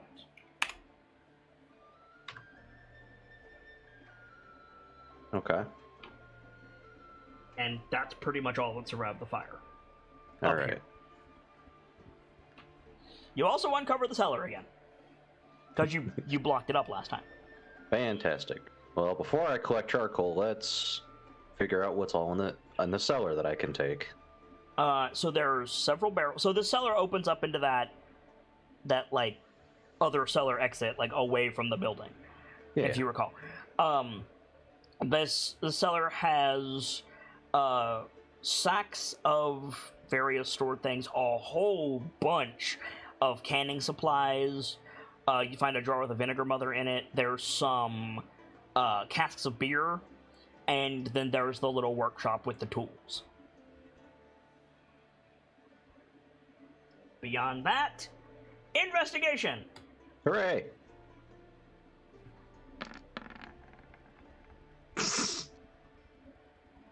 Thanks, Dice. So I gotta walk some of that back. Wait. You want an inspiration? Yes, please. Go for it. Thank you, Dad. Okay. So I don't walk any of that back. Haha. In total, you can find 3, like, pretty sizable. These are not, like, pony kegs for serving. These are storage barrels. Yep. You can find 3 kegs of beer. You can find...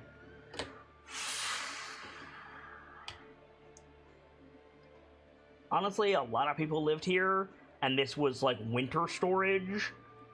But it is late spring... No, if it's late spring, they would have started canning. So you probably find a couple of months of food for, like, 8 people. So that would be 60 person days for 8 people would be 480 person days of pickled vegetables.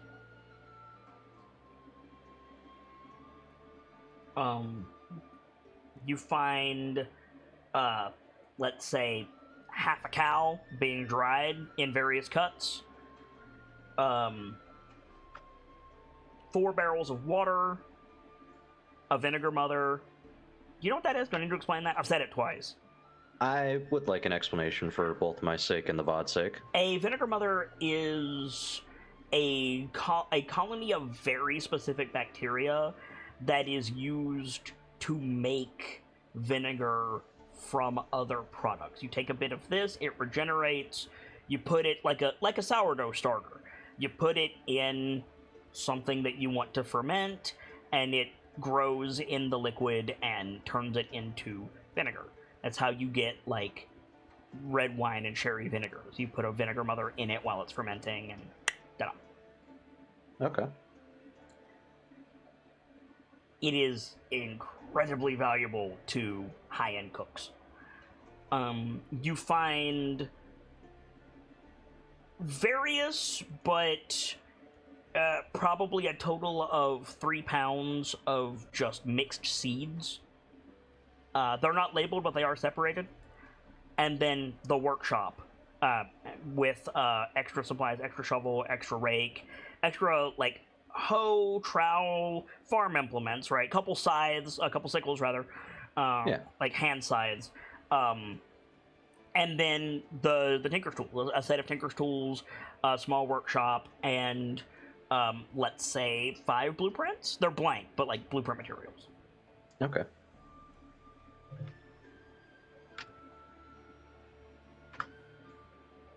I don't know if I asked this last time, but is there a cart down here in the cellar? You did ask, there is not. Okay. There's a sled, but you could not easily get it. Like, you could get it up the ramp at the back of the cellar, but you couldn't get it over the ground. And Okay. It's a person sled. It's not a good sled. Okay.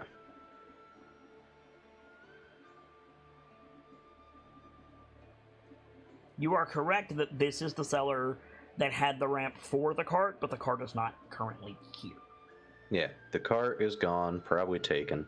Probably taken by whoever ran out the back, because remember, the door was open. Yep. So, with all this in mind, how many things could I feasibly carry? And how many things could my ram feasibly carry? Valid questions. The answer is not all of it. Not, well, now here's the thing. Are you willing to take multiple trips? I would be. So then I could take everything. Because there are, in fact, 2 carts that you brought from the previous farm. Yeah. You could also go and get one of those. That's a good idea. But I would say if you just pack muled it back to the group, you could probably do it in 3 trips.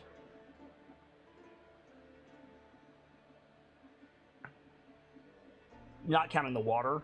The water is ridiculously heavy, but I don't think you're taking that. No.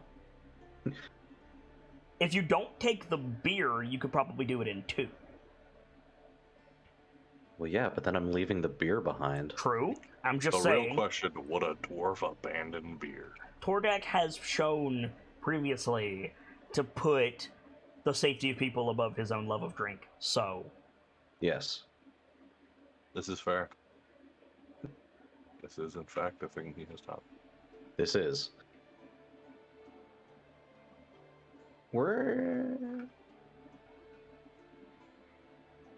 It'd be a good morale boost for some of the people. That is what I was thinking, but then we'd also have people drinking beer and walking. It's also good for cooking. Respectfully disagree, but... For certain things it can be good, but most of the time, not really. Yeah, fair. As someone who does not consume alcohol, I have a question. Uh-huh. Can beer taste floral? Yes. Okay, because my cousin made some fried fish. He caught some fish locally. This was years ago, and I still think about it almost every day.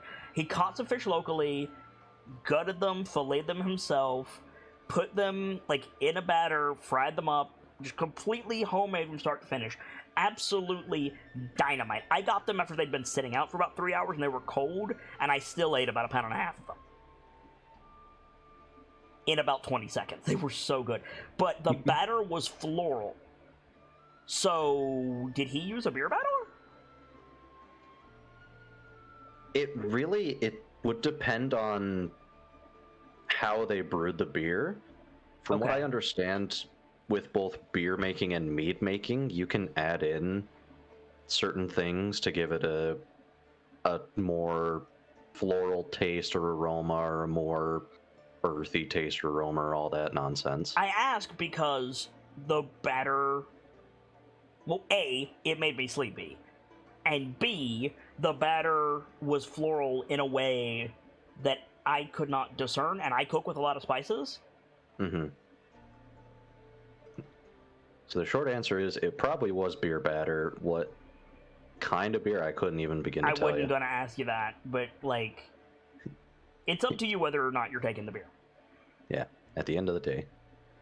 We're definitely I think I'm going to definitely pack mule to just turn it into a few trips. Are you taking the beer?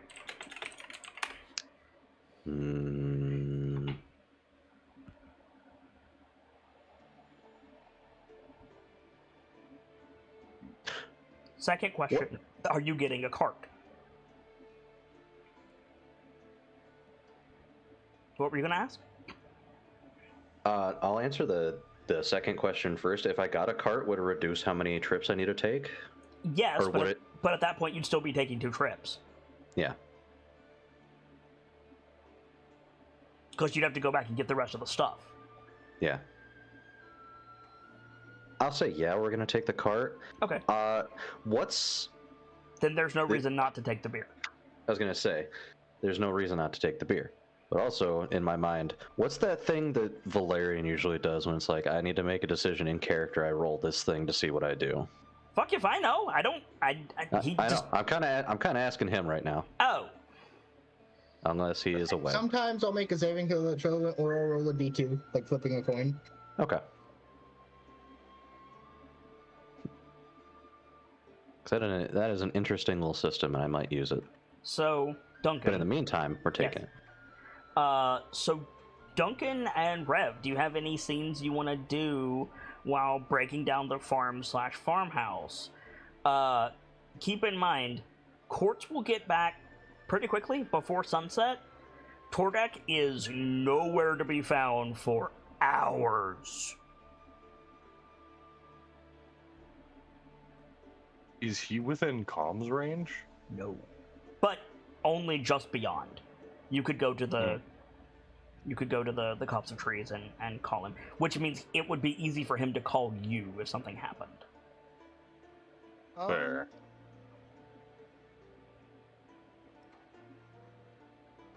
I'm trying to think if there's anything specific I want to talk about with Duncan. Or with anyone.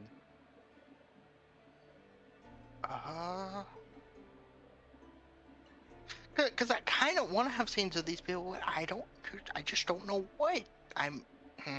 It's fine. That's the difficulty I'm having. I don't know what to. I can't really think of anything to do. So I don't know I am what to surprised do. that you do not want to have a scene, Duncan, with either Quartz or Rhea. But that's fine. Zero attempt at pressure.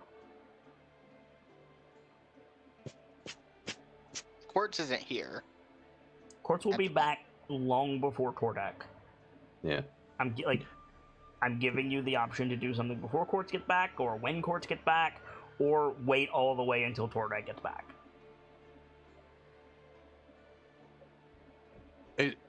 It's not likely to be long, but I do have a couple thoughts.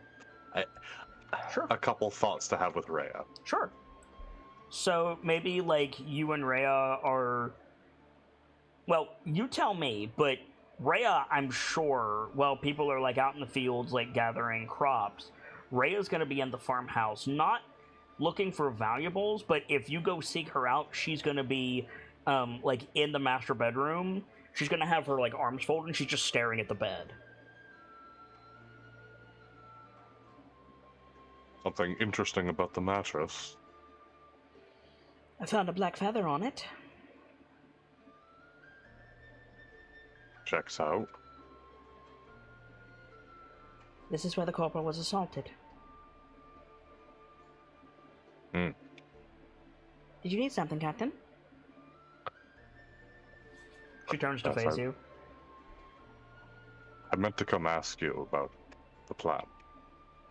The plan? You suggested we follow the what did she call it? The edge of woods, something sharp teeth. The Wood of Sharp Teeth is south of the Fields of the Dead, and no, she didn't say follow it. It's several days away.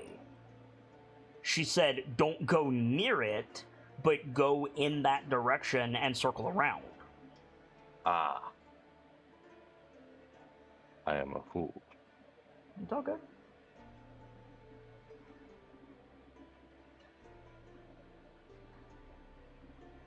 So we circle around the farm, the next farm. We can rejoin the road further ahead. What do we do if there's more? Do we just keep making excuses and going around?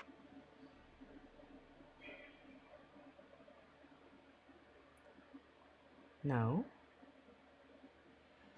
But we don't have scouting information for those. We have one for that one. And we know they are confirmed dead, which means we can answer the questions if we're asked what's there. This way, the squad doesn't have anything on their conscience. Any of the others in future, we can honestly say, I don't know what happened.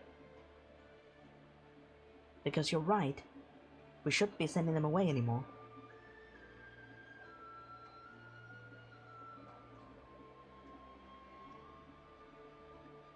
Made sure neither one of them would be far. I can contact Quartz or Tordek whenever I see fit. This is how I like it.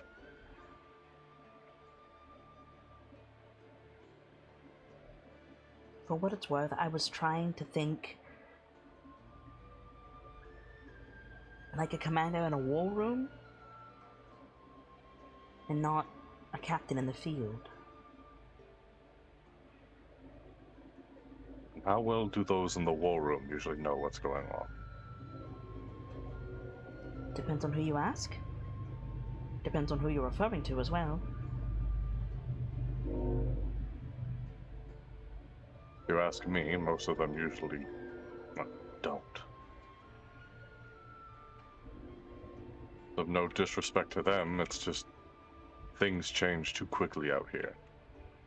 If you treat everything like some sort of I have the information, so I win game, you'll never make progress.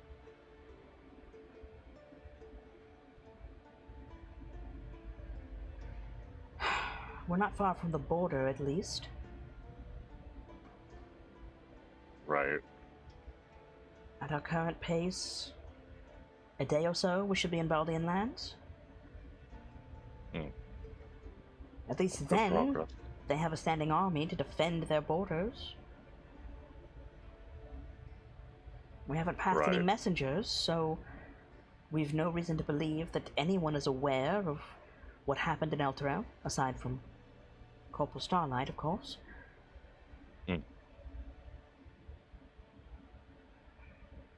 That is a point.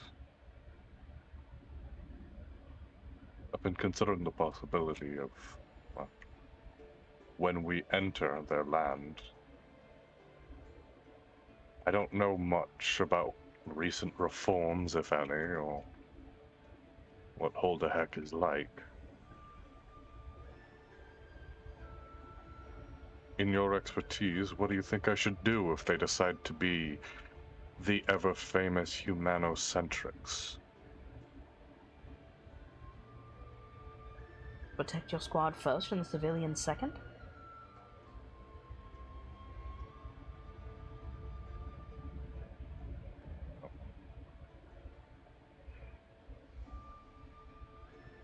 Do you believe that the Corporal made it to Baldur's Gate, or will make it to Baldur's Gate? I firmly believe there is no one on the Sword Coast faster than Starlight. Then we May have I to presume. introduce? Sorry, I was making a joke. Go on. Then we have to believe that the upper echelons of the Fist will be informed of our plight, and it would be foolish of them to ignore it. So, we press forward as much as we can, and if we're stopped, we'll listen within the bounds of the law, but if we're harassed, we're going to defend ourselves. It's my intention, anyway. Well, I'm glad to hear you at least already agree with what I planned to do. I'm aware of the reputation of the Flaming Fist, Captain. But what choice do we have?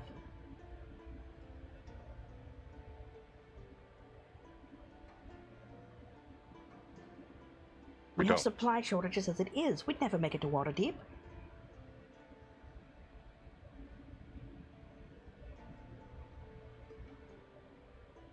No. And for some reason, Something thought- wants us there. the thought of turning away from Baldur's Gate feels wrong. And I should like to find a means to that, somehow. I've been thinking more on that. You see her glance past you to make sure there's no one else in the house. Go on. In a way of speaking, this is almost starting to feel like something of a game. Oh. The last thing I want to think about is that we're all pawns for someone playing maidens and minstrels, thank you. quite the game I was thinking. But I'm just saying, if I am a Maidens and Minstrels character, I flirt far too infrequently.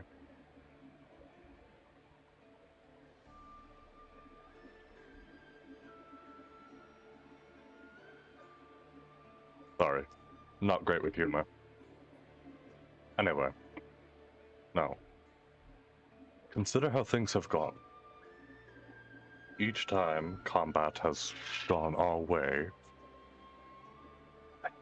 so to say, when we win by a substantial margin, there's almost always bounty waiting for us not far ahead. Enough to keep us moving, not enough to make us stay.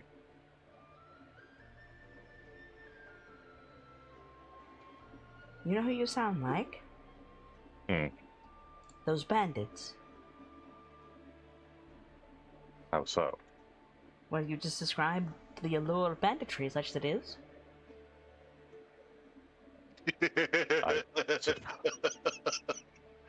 I suppose I have.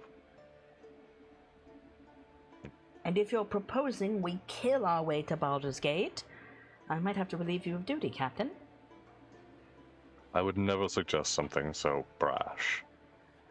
I'm simply saying it's oddly convenient every time we put on what some would consider a show. It's almost like we're rewarded not long after. More to the point.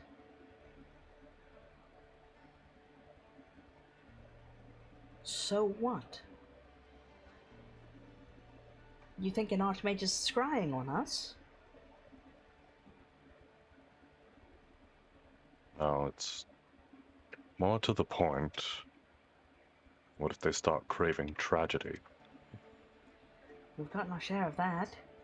There's plenty to go around. Tell them to grab a plate.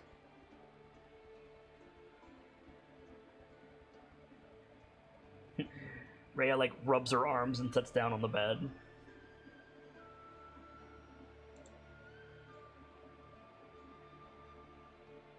I don't have a head for high-minded concepts, Captain. You put a foe in front of me, and a civilian of my home behind me, and I will use the sword the way that I was trained. Certainly, I am aware that soldiers can be misused, and if someone is doing that, certainly I take offense, but there's not a great deal that I can do about it. Besides, something wants us in Baldur's Gate. Therefore, it seems likely that we'll survive long enough to get to Baldur's Gate. Furthermore, those people outside, they're hungry, they're scared, their home is gone. Maybe we're going to Baldur's Gate for the wrong reasons. Nevertheless, they can get help there. I have no intentions of stopping. Then what are you proposing?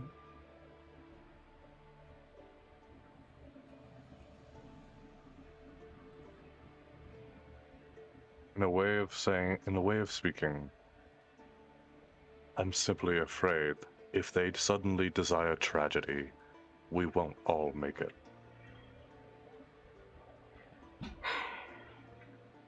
Frankly, I am amazed that as many survived to get this far as have.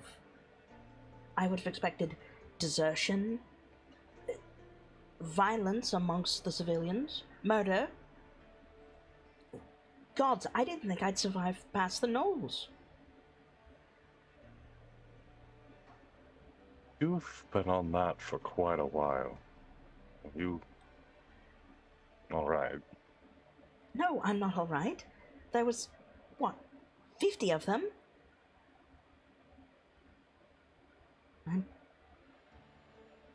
I was alone. You were behind me, but I didn't know that.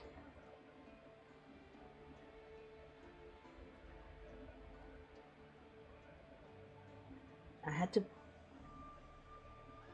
hold the line and all I could think about was a knight in a novel, holding a line against a horde of goblins, whilst the heroes run away to further the story. A noble sacrifice. No, I'm not bloody all right.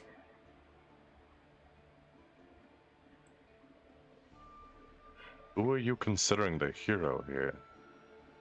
'Cause from where I stood, you were the only one acting heroically. I don't This know. is Reveration. This is Reveration, and you know it.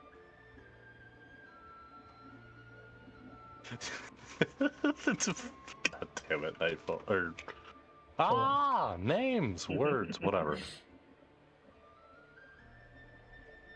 I don't think I'm going to be alright for quite some time. But I've got a job to do. And it's not interfering too much, unless I'm idle.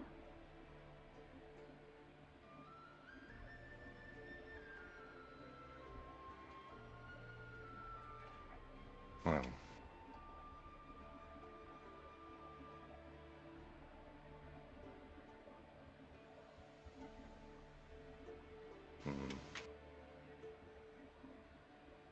Forgive me, I'm not so eloquent as one such as the sergeant. I wouldn't say Gold Fury is eloquent. He certainly makes his point, though. He's better at expressing ideas more complex than orders. Then who? Rev? Me? Don't sell yourself short, Captain. I remind you, Gold Fury's not here. You are. I'm under no obligation to open up to you.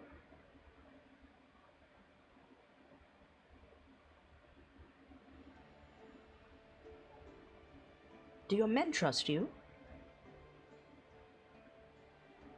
Of course. That counts for something. You might have noticed I don't have any. Men, I mean. I don't have a squad. I did. It's gone.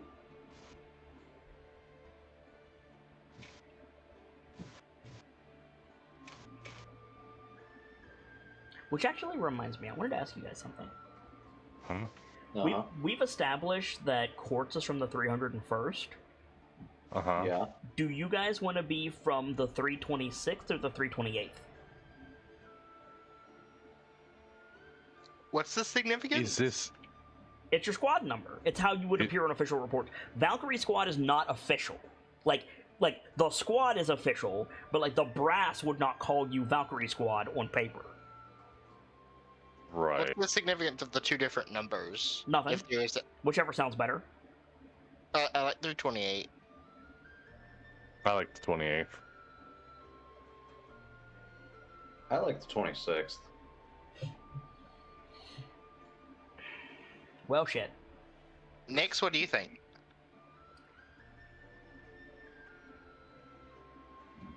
Quartz?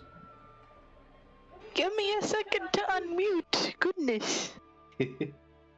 Hello. I like the 28th. Okay. So Valkyrie squad is 328. So. More to the... Well, adding to that, you've still got your squad. I haven't the faintest idea where the 315th are.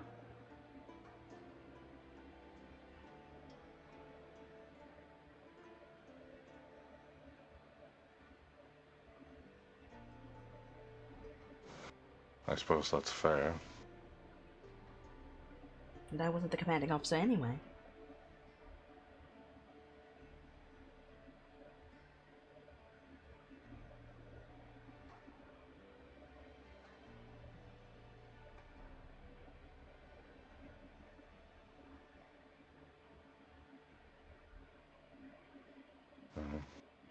We should get out of here. There's nothing useful in this room. I've said it before. I'll say it again. The Valkyrie squad will always accept you.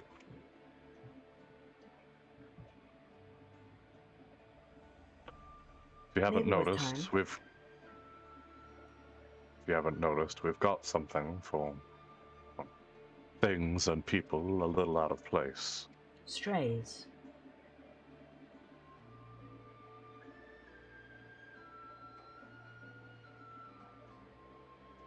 Strays.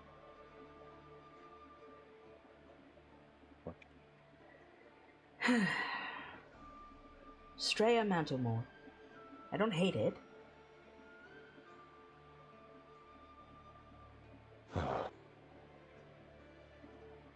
Oh, you are correct. We should move on.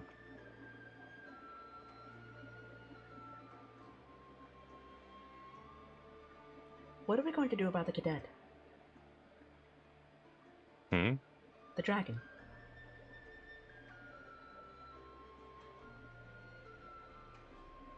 Oh, I've invited her to Valkyrie Squad, and she seems to have taken a liking to the idea. Likely because hers is gone to a much more clear degree than your own. I'm asking from a position of ignorance, not prejudice. Can we trust a white dragonborn? I can. Okay. It's a dumb question, but The short answer is yes. Yeah, the short answer is yes, but my question is, could Duncan tell she was more than a white dragon? Yes, because she told you. Okay, I forgot about that. First of all, Like, out of character, aren't Dragonborn disjointed from dragons altogether? No. Well, it depends. If you ask a dragonborn, the answer is no. If you ask a true dragon, the answer is yes. if you ask a kobold, the answer is no. The kobold's answer is, what's a Dragonborn? Yes, correct. Though there are some people that like to think that Dragonborn carry some personality actually, traits. if you ask a kobold, they'll say, "What's a dragonborn?" And then another kobold goes, "Me, I is dragonborn." Anyway,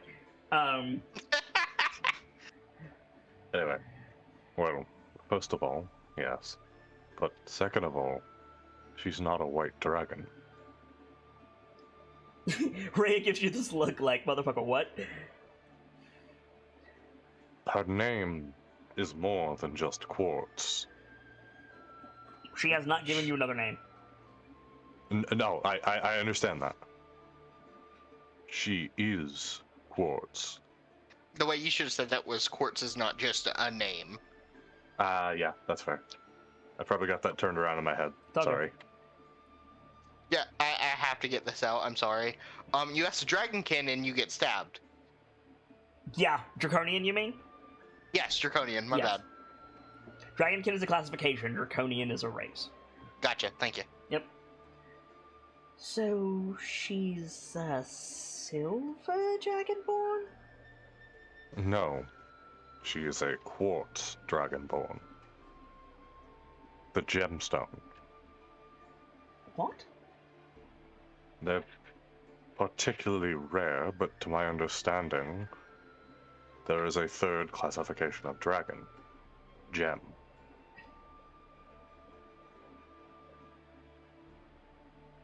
You It can be realize I chrome. have no choice but to take your word for it.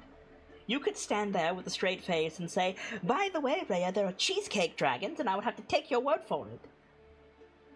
Now I want Yes, cheesecake. I am well aware. Oh god, cheesecake. A little bakery on 3rd. Stop it.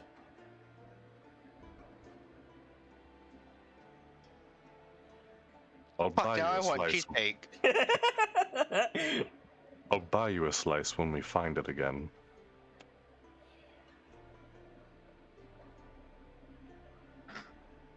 I will take you up on that. And I'll get boysenberry topping. Anyway, so she's... Is she or is she not affiliated with Tiamat? No. Well, that's one concern that I have. Speaking of affiliated with Tiamat, Since it's just the two of us, do you mind if I drop pretense for a moment? Waynes. What in Tom's name happened in that cave? An excellent question. And the best way I can word that is... I have absolutely no fucking clue, and it was terrifying. I know about the invisible monsters. Things were a bit... crazy. Did you kill them? That is entirely unclear. I don't remember seeing anything suddenly I appear was really aside from hoping that we had just ooze. forgotten to report with each other. I don't like there being permanently invisible enemies that we have not confirmed the deaths of. At all. At all. Frankly, how do you expect us to fight something invisible? Captain, I'm sorry. We need to cut this short, because you just confirmed that they're not dead, and I'm currently sitting where the corporal was assaulted. Do you mind? Right, we should go. We should go.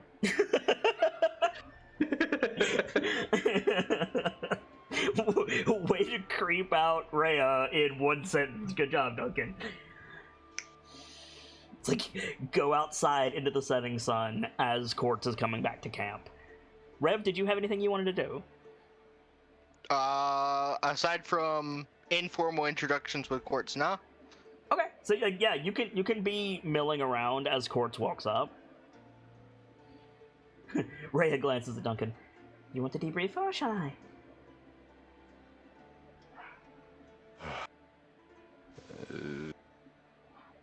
Sorry, what? I didn't catch that. Do you want to debrief her or shall I?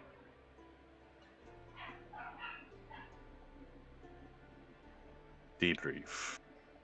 Debrief. What? Come back from the field, talk to someone in charge. Debrief. Ah, get the report. Yep. I'll handle it. I need to have a word with her anyway. As you like. She's gonna follow you anyway. Right. Head over and meet Quartz along the way, or on their way up. Yeah, pick up Rev on the way. Right. Welcome back, Private. Rhea Hello, salutes. sir. Rev makes a drone noise in greeting. He waves through the glass of his mech. So, your report? I found a path. Currently, there's no threats, and it is best to go down the path. But in the morning,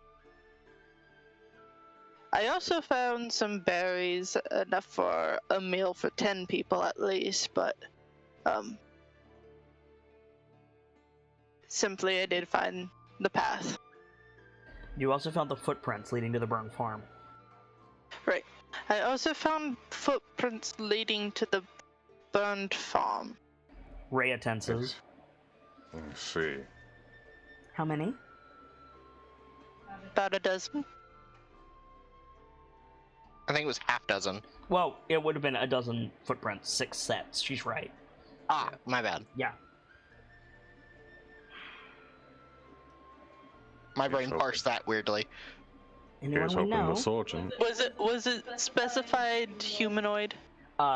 Bipedal wearing boots is what I said. Bipedal wearing boots.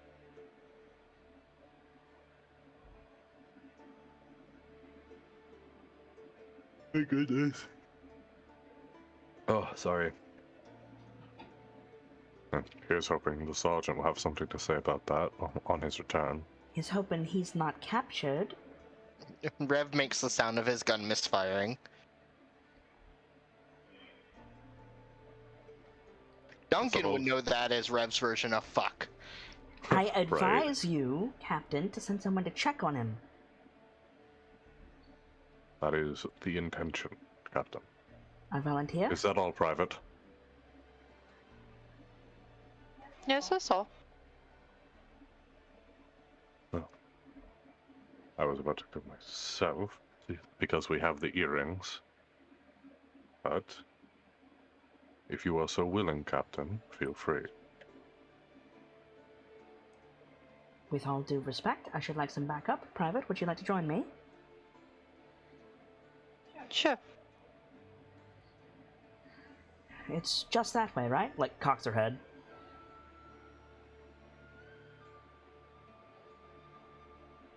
Who she asked? Duncan. Yeah, sorry. Lost my words for a second. Correct. Right. We shouldn't be... half a bell, I'd say? If you want back within that time frame, I'll come with... I will... God, my words. Fuck. I'm getting tired, so I'm losing my words. Sorry. That's fine.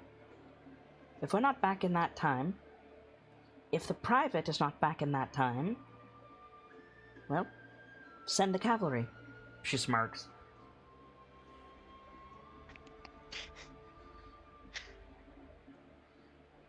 Right. Mount up, Private! Grabs her amulet and summons the horse. Follows. Yeah, Rhea will start up the road. With your permission, Duncan, we're gonna stick with Rhea for a bit. No, totally. Yeah, and of course you follow her. You get into the copse of trees and start moving up the road, and Rhea says, Thank you for joining me, Private. We haven't been formally introduced, I don't think. I'm not a member of Valkyrie Squad. Not technically. Alright. I'm Captain Rhea Mantelmorn of the 315th. I was outside Baldur's Gate doing some training exercises, running a message, in fact, when... not Baldur's Gate, Elturel, excuse me. When everything happened, I have reason to believe that I was closer than the others. I'm not overly familiar with the 301st, though if they were Hell Riders, then I can only presume they were good men, and I'm sorry for your loss.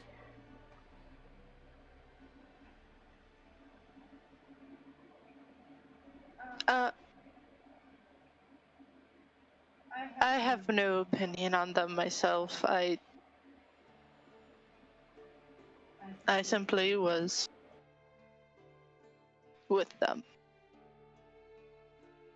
I was never quite treated as part of the squad, but I still worked with them. With the capabilities you showed in the cave, I have reason to believe that you were skipped over for promotion several times. Several times. You'd be correct there.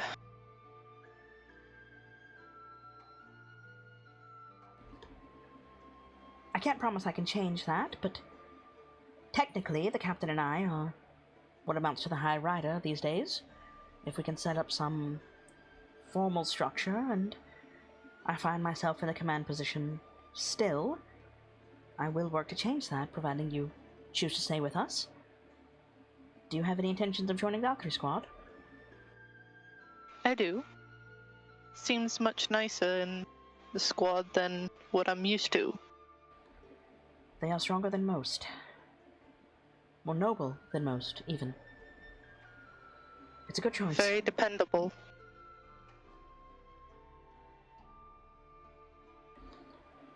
With a solid streak of luck besides.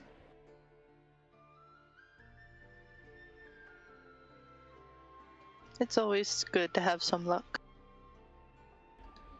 You seem to be rather lucky yourself. I do hope so. I carry a good luck charm around with me. Rhea chuckles. She Quartz flicks the rabbit's foot again. That's on her staff.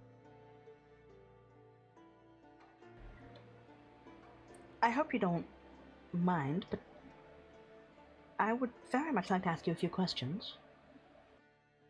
Ask away. Captain Reeves, leads me to believe that you are something of a rare breed, if you don't mind my saying so. A gemstone drag? I've never heard of such a thing.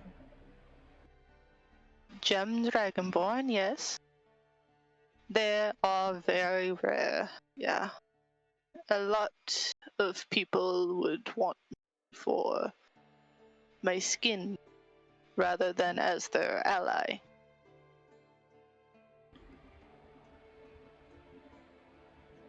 If I say I understand, please do not take that to mean I agree with them. It's a horrible practice, but a soldier must be aware that such things exist. I'm always aware and keeping my eye on my back. I have little doubt that Valkyrie Squad will be at your back, should you ask, and myself besides, as long as I'm able to do so. Even if you were not a rare breed, you would have that promise. I do not mean to reduce your immortal soul to academic classification, but are gem dragonborn a different species, or is it more akin to a status of one's birth?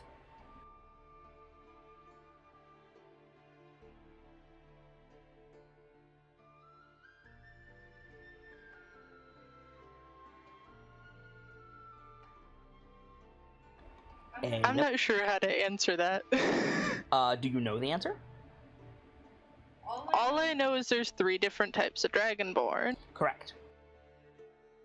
and that's about it. So the short answer is you're a different species entirely. You are like the difference between a dark elf and a wood elf. Like it's a different species entirely. I am a different species entirely, basically. Just Rand nods. There's gem, metallic, and chromatic. So, just as there would be wood elf, dark elf, so on. As a example. They're each different as well. I always found it a bit interesting that, forgive me, my people tend to classify themselves by where they're from. Cholton, Waterdavian, Balduran, Elturellan, Dalian, but we're all still just human. Rather plain, if you think about it in those terms, whereas those we share this world with have the benefit of there being clear, distinct lines drawn between different people, and certainly that would foster its own prejudices, but gods, my people make them up. It's all rather frustrating if you ask me. Certainly sounds frustrating. My other questions have less to do with your heritage and more with recent events. And they may seem a bit strange. I understand you you had to have been away from the city, as everyone, including the civilians, were away from the city, but I understand you did not witness what happened to Baldur's Gate. Elturel. I did not witness it. All I knew was my squad fell and I was on my way to Elturel to report about it and was told Elturel is gone. This may prove inconsequential, given that you did not see what Valkyrie Squad and myself have seen, but what what does your heart tell you about the fate of Elturel? If I were to say to you, Private Court, in your own words, what happened to the city of Elturel, what is your instinct to say?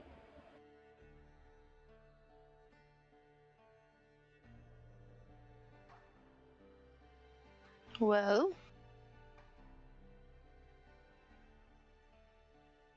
I don't quite believe it. That it's gone. Upon being told, I was very confused and wondered why. I believe there's always a reason for something to happen, but for it to just boom. And My heart says there's something different here. And as your commanding officer, one of them, when I say we need to go to Baldur's Gate, what do you feel?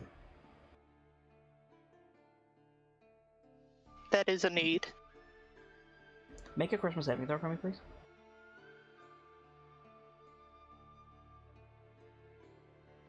Okay, so you can choose. You rolled high enough to resist if you want, but if you choose to fail for the story beat, you'll feel that same like pull towards Baldur's Gate Baldur's Gate that the other Valkyries have mentioned. I'm pretty sure Quartz feels that. Okay. So Rhea nods slowly. She says, I agree with everything that you've said, Private. More to the point, the Valkyries do as well. And that is a troubling conclusion.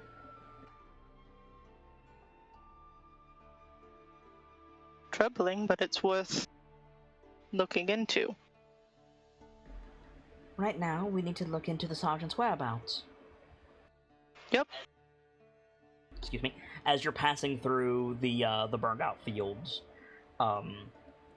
you see the remains of a campfire, what it looks to be, and a bunch of footprints around a burned out house.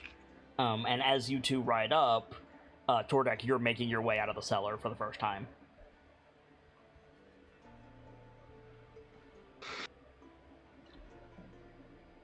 Sundown already? Huh. There you are, Sergeant. Oh, hello.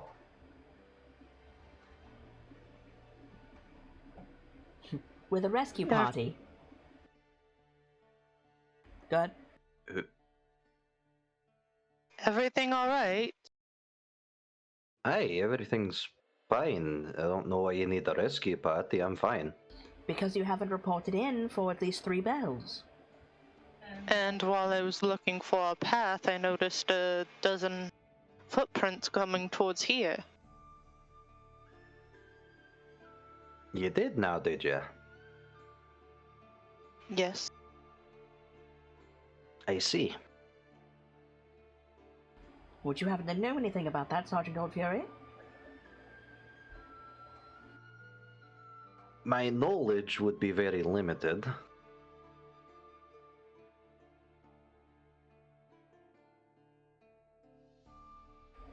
Hey, Would you like to roll deception? absolutely. Court, would you like to roll insight? Rhea will give you advantage. Thought you might.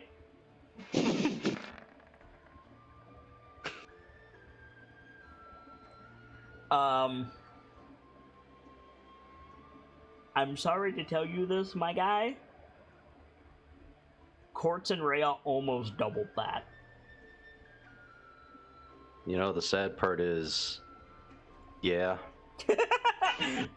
So Rhea sits up a little straighter, folds her arms. Not much is not none, Sergeant Goldfury. Report. You know something, very clearly so. Hey. Alright, fine. I came here like the captain asked me to. Stumbled upon a group of group of mates just minding their own business.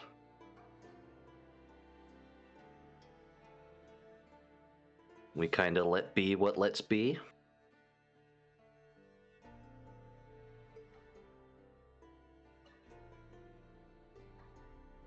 They were kind enough not to stab me in the back.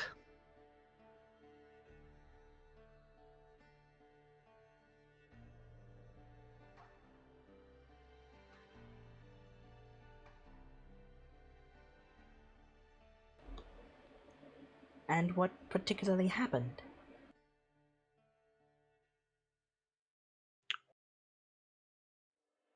There was a lad among them who had a particularly odd ailment about him.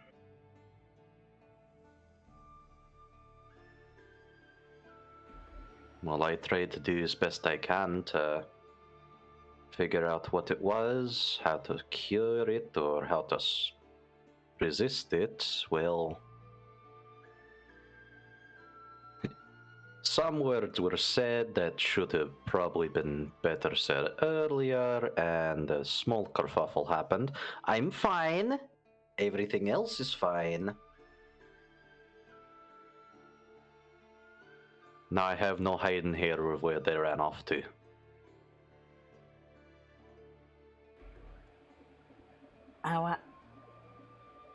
Are our charges in danger, Sergeant? No, sir. And you're willing to stake your beard on this?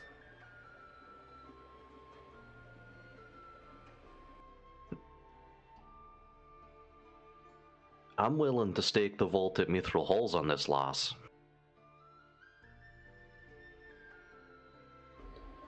I'll take that. What have you got there?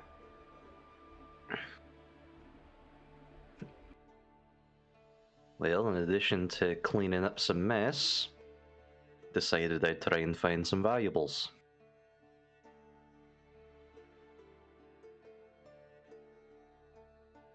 And well, got ourselves a bit of a storehouse here.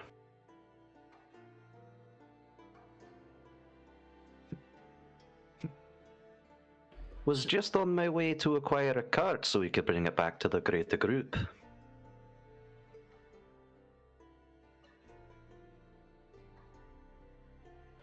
That much?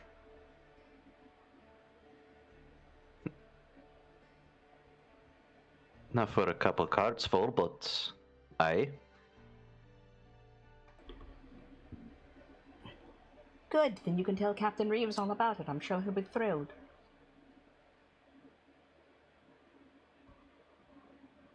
Mount up, Sergeant. Aye, sir, I'll mount up. And so, the three of you will mount up, make your way back to the group. In the meantime, Rev and Duncan, can you make perception checks for me, please? Sure.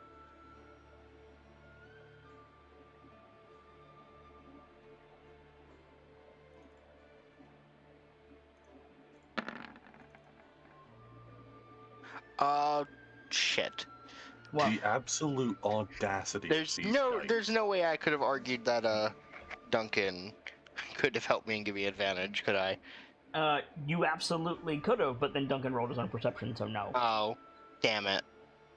I'll add my own guidance. I didn't know he would have wanted to. Yeah, he didn't say anything. Okay, so neither one of you notice. So what happened? What happened was, Well, Before it resolves, can I give myself one of my preparations? how? I have no idea what this is.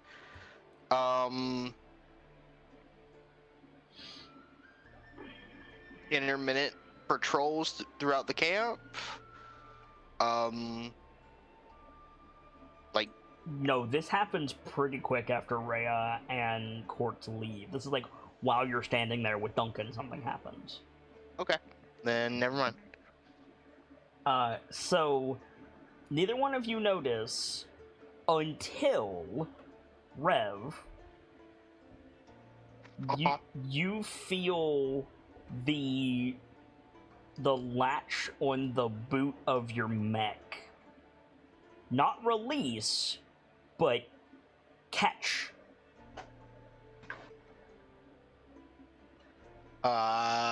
Okay, Something just shut your boot. Turn to face that direction, lights on, like, uncovered all the way. Yeah, you whip around. You spot blast a group of civvies that's working in the wheat field nearby. Nothing close enough to have done that. No. Duncan, you see Rev react. Rev, like, whips around and turns his lights on. Fucking blasts a couple of civvies to, like, shield their eyes. The motto lens, cool. Rev makes, the sound of his gun misfiring, and let me find what he says.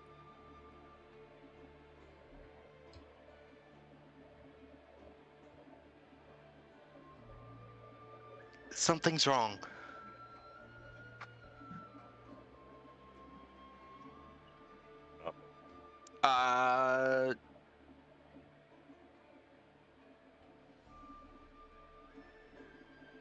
This doesn't count as contact, but something happened. Yeah, something happened. Something closed your trunk.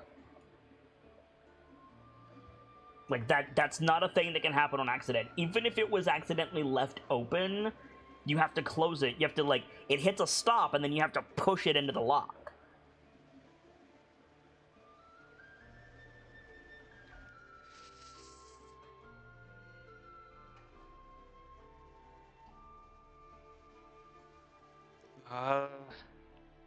Sweeping scans, looking for stuff. You're not gonna find anything. You already failed the perception check. Yeah, and the only thing I know to do is check the boot and see what's missing.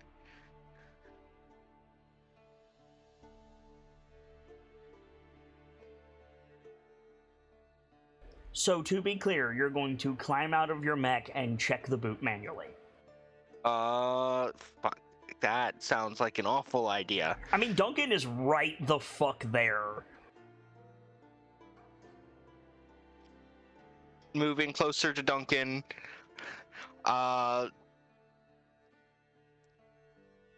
Notebook. Check the boot.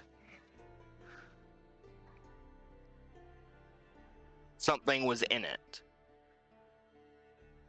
Okay. Check it, but I don't exactly know everything we keep in there.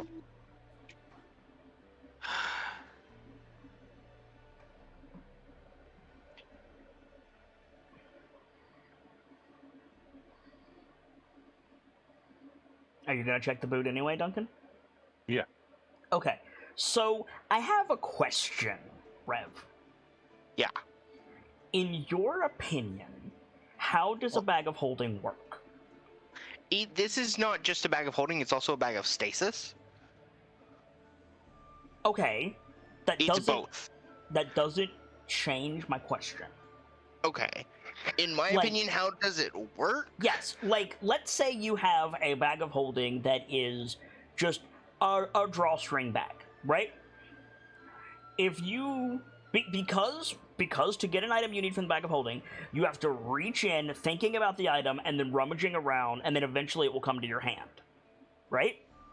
Uh-huh. Does that mean that you can open a bag of holding and look inside and see a collection of items? Is that collection of items indicative of what's actually in there, or do you see an extra dimensional void and thus it is obscured what is in it? Because generally, I think it is the latter, but I'm willing to hear arguments.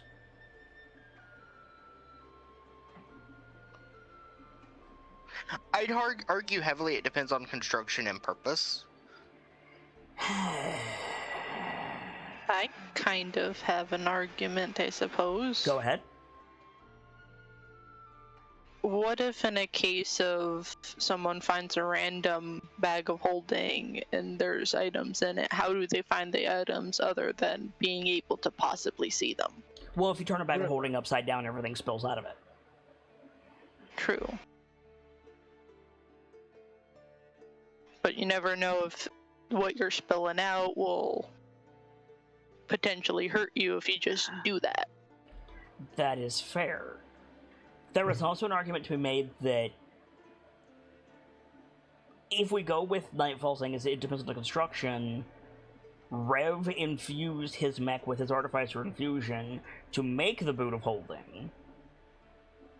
So, can someone see the contents? I would argue yes. Like, You are stating that if somebody opens the Boot of Holding, they're able to see into the TARDIS, they're able to realize it's bigger on the inside, and see what's in there.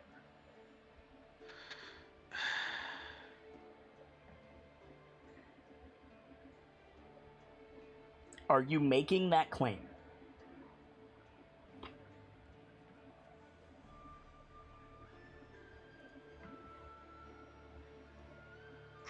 I'm not 100% on my own argument. Like, it's not. My dude, this depends on what Duncan can see when he opens the trunk. I need to know. I have another thing to say.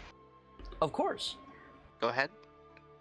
It would make sense if you can, because those invisible things were able to get things out of the boot. Specifically magic items. True. So, And yeah. gold and food. But also an argument, they were strong enough to move the mech. We saw that. They could have opened the boot and turned the mech and dumped But stuff out. everything wasn't dumped onto the ground. Like, everything would have dumped out. Yes, that is very true.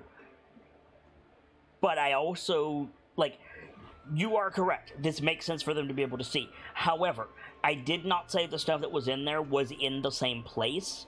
I'm not on the record of saying that. So it's not beyond the realm of possibility that they could have put the stuff they didn't take back in there to throw you off the scent. This is something that actual thieves do. They will move stuff around so it looks like more stuff is taken, and it takes longer to find out what it was. So, while you are absolutely correct, and there is an argument to be made that they had to see what they were doing, I am not on the record of saying it is impossible that they couldn't. Though were they fast enough? If they did the mech before thumping on the door and alerting Tordek and Rev, they had hella time. Yeah. Yeah. I think you could see into it. Okay. So, Duncan, you open up the boot, and you see rations, Star's extra arrows, climbing gear, extra tools, emergency supplies of various sorts. And near the front, wrapped in what appears to just be like a gray traveling cloak, is a vaguely cylindrical bundle about 2 feet long. What in the fuck? Those motherfuckers. Don't you do this. Don't you do this. I swear. I'm gonna lift that out. It weighs about 6 pounds. I swear to God. I'm gonna do that thing that some people do to check a sandwich they get from Subway. Yeah, you gotta unroll it a little bit in your arm. Yeah, just like So- real slight unwrap. Are you wearing your helmet? I assume you are because you're outside. Yes. Okay, the camera does not show what's in the wrapping. We get the shot of Duncan from the trunk when he opens this thing, so the thing is obscured. What's his reaction? It is what you think it is, don't say it.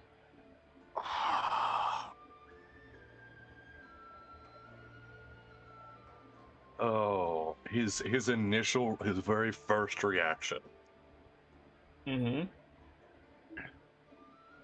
Rewrap it, put it away, and like sword, hand on his sword, looking around. Okay, yeah. When you put it back in the trunk, the camera cuts back to where it was before, and as you like pull your sword out. So Rev, you feel Duncan rummaging around in the trunk, and then you hear him pull his weapon out.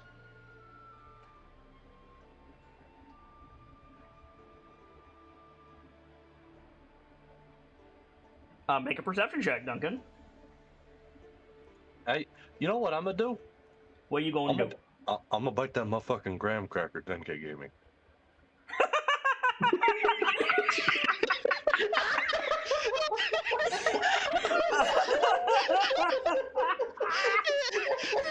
Oh! Oh! There is not a better way you could have never phrased that. I'm gonna give him.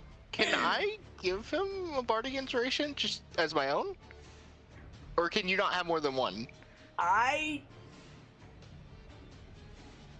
This is battle music. I didn't mean to hit this. Sorry. This is unprecedented. We've never had 2 bars before. I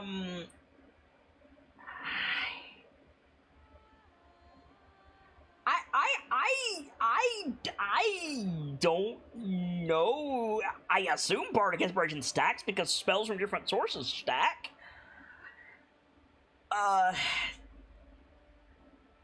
Let me go read the bardic inspiration ability specifically.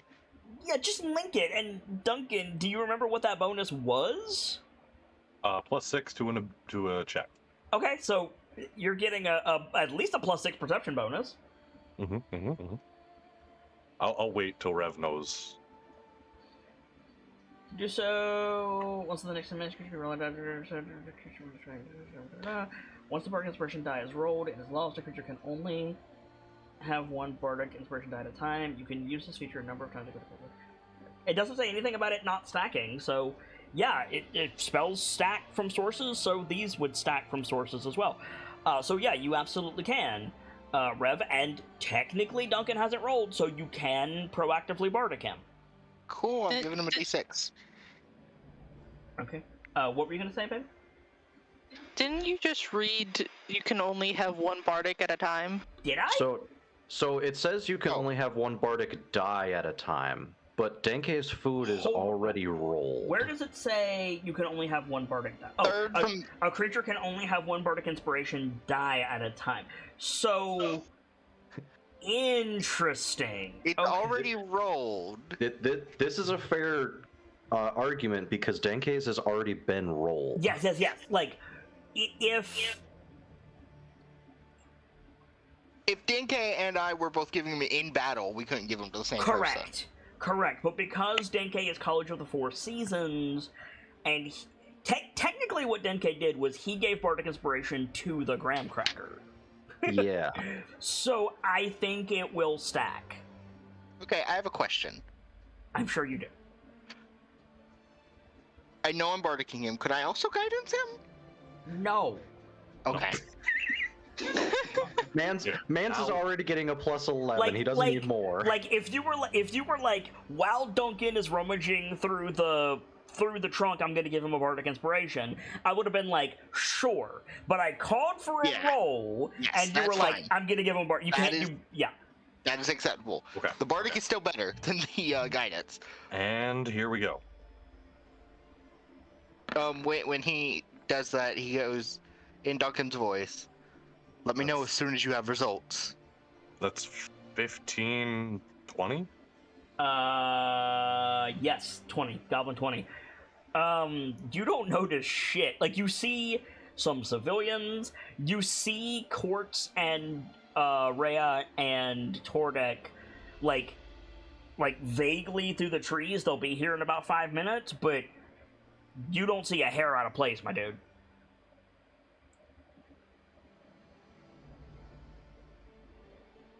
And let me say this for the people watching the VOD. Yes, I am aware that Duncan rolled higher than Crane's stealth. However, Duncan also fucked around long before he made that roll. Crane is gone. Crane is stealthy boy. That motherfucker put that thing in. And dipped the fuck out. And he went. My man said, bye. like Rev like turns to face Duncan, and in his brother's voice, because this is the only thing I have to prompt someone for answers with. This is gonna be fun. In, in his brother's voice, I needed answers.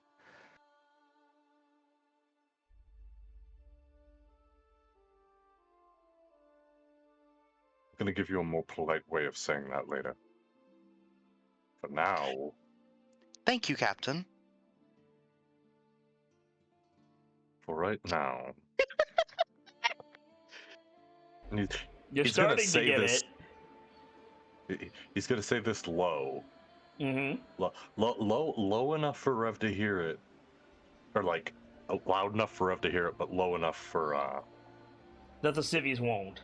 yeah. Put the candle back. Anyway, bringing it back.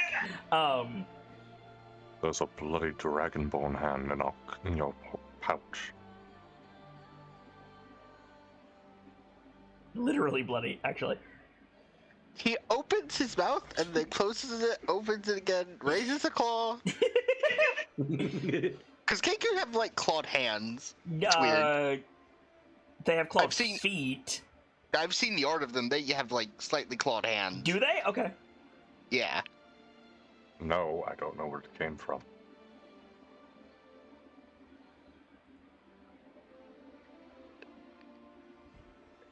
He opens his beak. No sound for a moment. Fuck. Hey. Oh. But yes, agreed. Is there any chance you close the trunk again? Oh, 100%. Okay. Because I realized that Rev whipped around, so his back is, like, the back of the mech is to the civvies, and if the trunk was open, that would have been a bad time. Okay, Yeah. Oh. You can just fling shit out of X thing of holding. Cool. No, but we already established they could see in it, and you have rations. Fair. Very, And, very fair. and honestly, if it was high enough speed, you might be able to fling shit out of it, but that wasn't my concern. Accelerated bag of holding cannon. Got it. No, stop it. Now, see, what we do is we leave a bag of holding open, fill it near capacity with ball bearings, and then we just play Pong.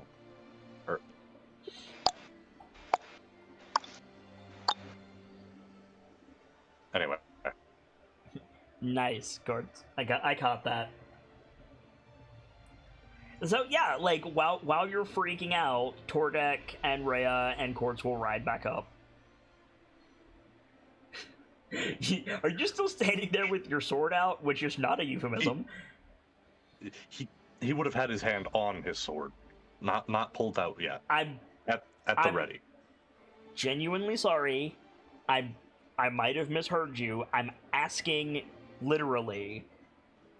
Did he not say puts the thing back in the trunk and takes his sword out? Did he not say those words? I swear I heard that too. I'm pretty sure you did say them words. Oh, If you- I thought I if- said put my hand on. My bad. If you want to sheath it, that's fine. That's why I'm asking. Yeah, no. At this point, put it away. Okay. So yeah. Before they come up in Duncan's voice. Well, I need to stop saying that and do the voice. I mean, no, it if it helps you, it helps you. But like, yes, you should do the voice, but you should also like, if it helps you to be like, this is gonna be in Tordek's voice or whatever, like that's fine. Okay. What do you think our relative threat is?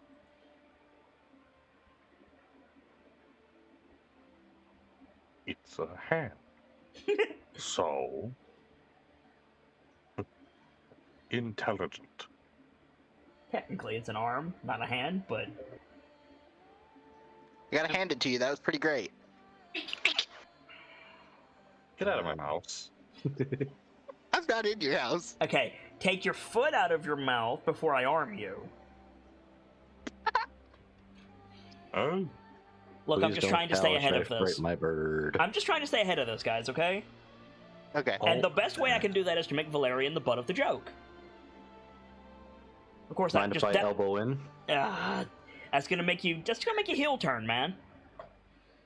Oh my god, stop. Let's focus, please. Nightfall's losing heart. It's okay, we are focused in our own special way. Sergeant Cold Fury, report double time. Listen, you keep making jokes like that, it's gonna cost you an arm and a leg. You got that one in by a hair. Yes, you did. Right, report. Quickly, why do you look like you seen a specter, Commander?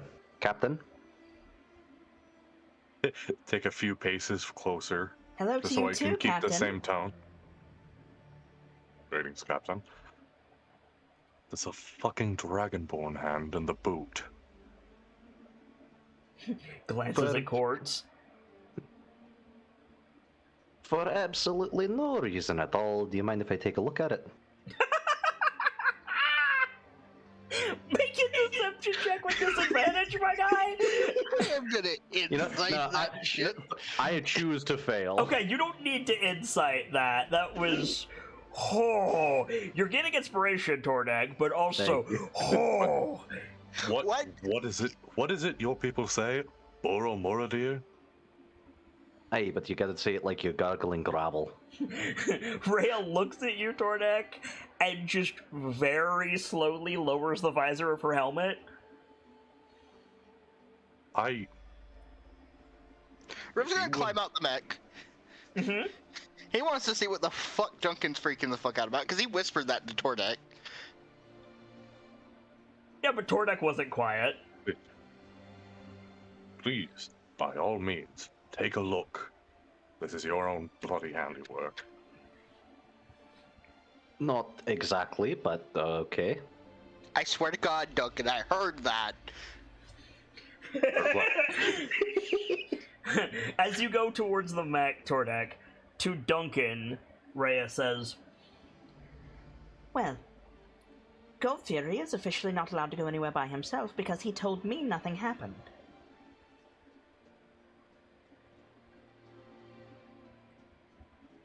Well, habit it is. What, lying to his commanding officer? Making things seem less than they are until the report.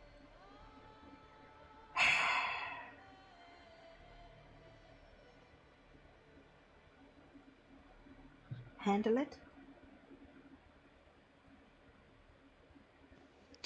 Is the plan? So, Tordak, you go around behind the mech to find a closed trunk. Open the boot.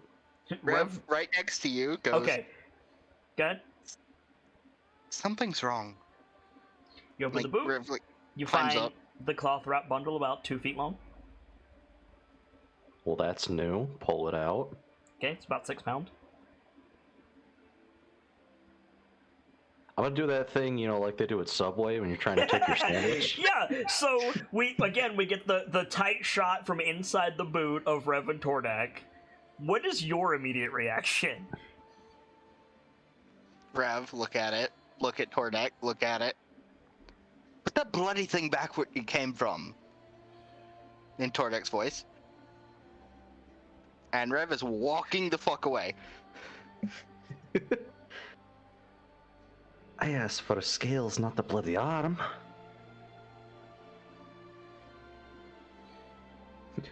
Wrap it back up, put it back in the boot, Mm-hmm.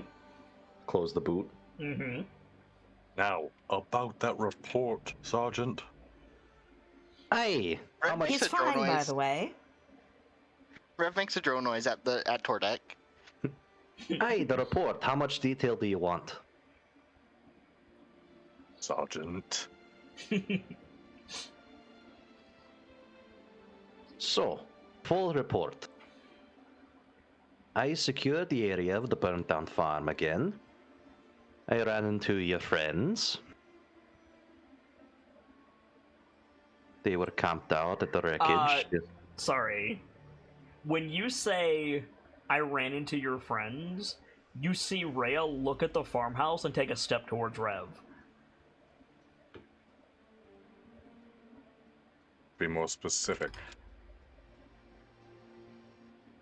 We've made a lot of friends on this journey. There you go, Duncan. The ones who are not invisible, but seem to be invisible when they want to be. Ah, the crude loot junkies. Aye, exactly. Bad name, called it. I was on push to talk. Fuck, I was calling it too. You fuck. Get dunked on, dweeb. Get Duncan Don. Host privileges, bitch. I get to be on voice activity.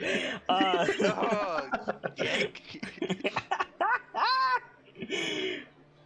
But listen, if you never get off your ass and actually DM a game, then you can have host privileges. Heyo. yeah, sure. Uh-huh. And all the perks that go with it, like claiming the band name. And the groups that take 40 sessions to go to a harbor. Look. Anyway. Go ahead, Tordek. They were taking a bit of a rest. And thankfully, they weren't out for any kind of blood. No, neither was I, so we were at an impasse. Found out that one of the lads with them went back to the cave. Oh, a genius.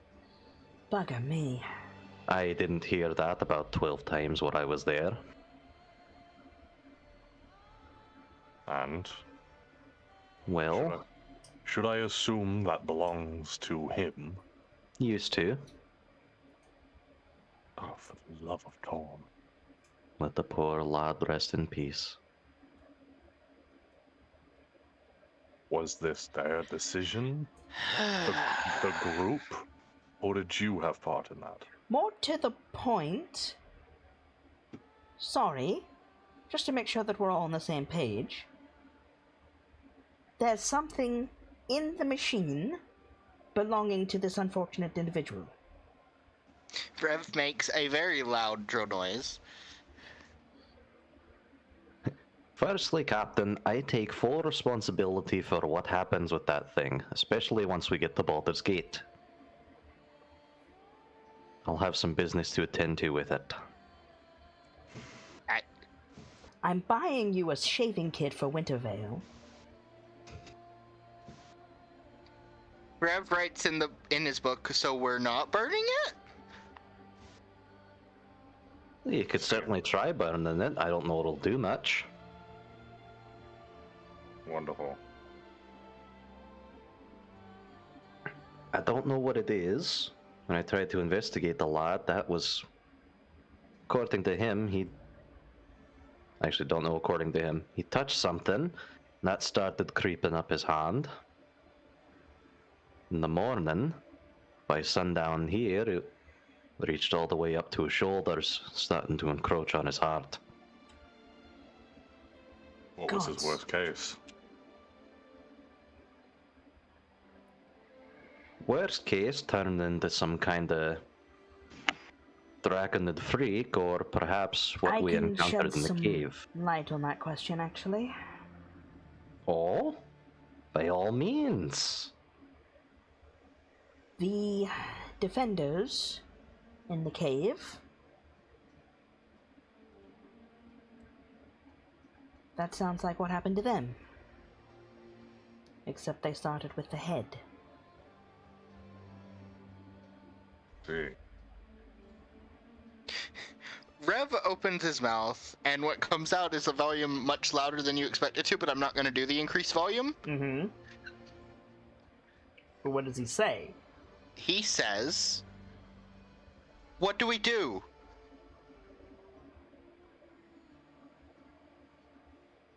It's from the Valkyrie chant. I understand. Yep. Yeah. What we do? Nothing in the immediate. Though, in what I could recall from what I've read, and now apparently what I've seen, I'm gonna try to get some answers from the Archmage. I'll give you a full report of what I witnessed sometime this evening. Much obliged. To continue. I'll be there for that if it's no trouble. I was going to write Is it. it not? Works just as well. Though, a warning, Sergeant. Aye? It was dark, and I'm human.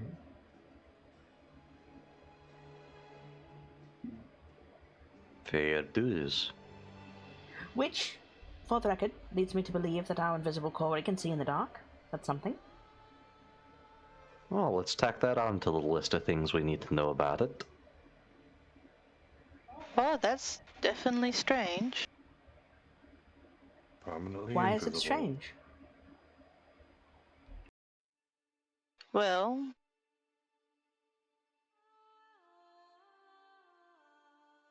you're talking about our invisible foes as well? She nods. And whatever was in the cave that we fought?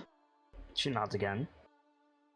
Well, they were seemingly kind of draconic, right?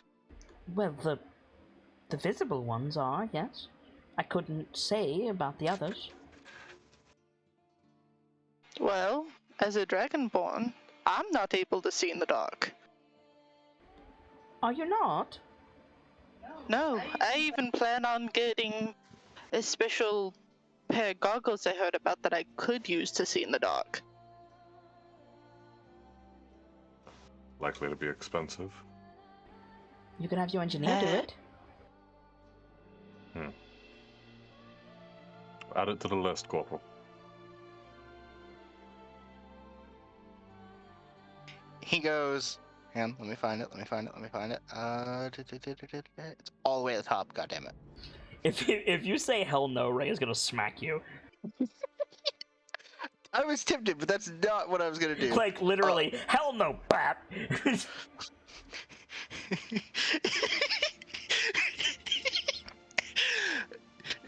No, I actually, this isn't Rhea's voice, because I got her to make a small correction to this.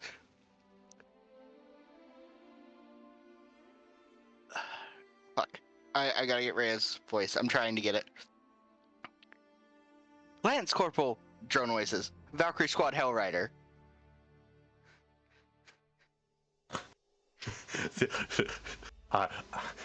Iron Creek slow turn. Add it to the list, Lance Corporal.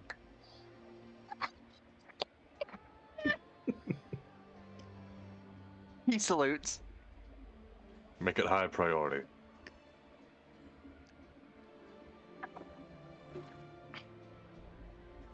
Now I'm tempted to say hell no. Do you want to get smacked? Kinda. What is Ray's strength modifier? Hold on. Hold You on. don't gotta worry about Rhea. No, he do. He do gotta worry about Ray.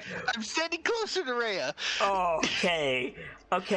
There is 4 bludgeoning damage on the line if she doesn't smite. Just so you know. Oh. I have said this I'm so thousands of tempted. times. I'm so fucking tempted. Do it, coward. Hell no. Okay. So. Hold the fuck on. All right. She got double 19s. Okay, so I'm cool. I have my shield with me. She's getting a 15. Modified 15? Modified 15. Shit, that's still a 19. Fuck. If I have my shield with me, it still misses. So actually it's not. Are you giving her the 15? I'm a dumbass. I don't need to give her the 15. I have my shield with me. Are you giving her the 15? No. Is your shield out? You normally keep it behind your seat in the neck, right? Yeah. Fuck, never mind. Are you giving her the 15?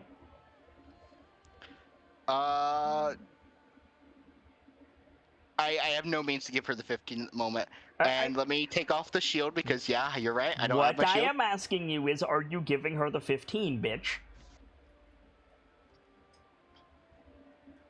Are Yes. you or are you not? Yes, and I know exactly how. Hinge shriek. Okay, cool. So it's an unmodified 15. Yes. Which, thank you, which overwrites the 12 that she rolled. So that is 22 to hit. She hits me hard. Okay, that hits. Cool. So you can take 4 points of bludgeoning damage, and her hand glows, but she doesn't smite you. She thinks about it.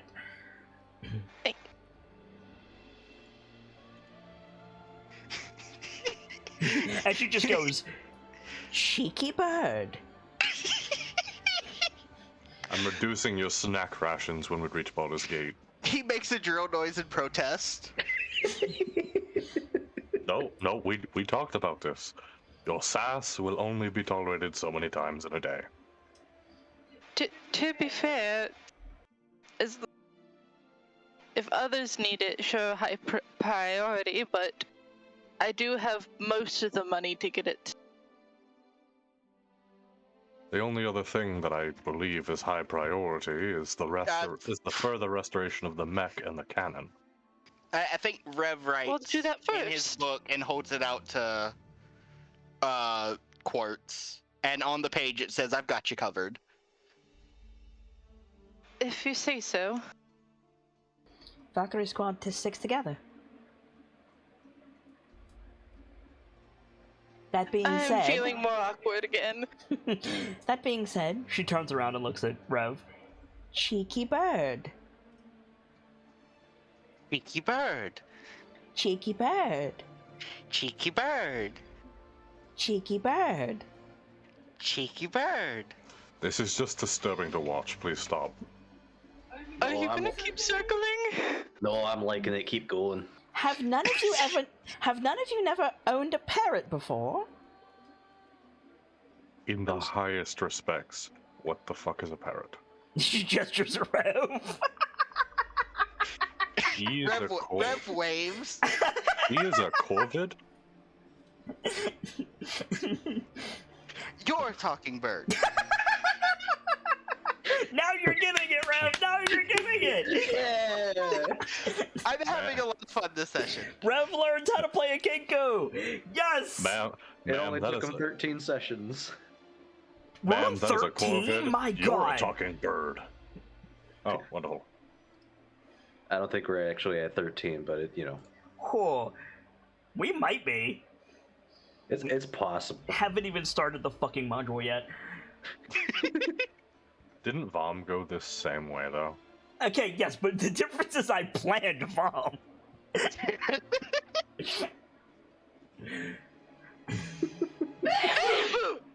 Gesundheit. Close. Gods. What did you say after I said you're a talking bird, Duncan? Ma'am, that's a corvid. No, you said that that's a corvid. I said then you're a talking bird. You said something after that. I think it was all right then. Yeah. Oh, all right then. And I want to make it very clear that I don't fault you for that difficulty.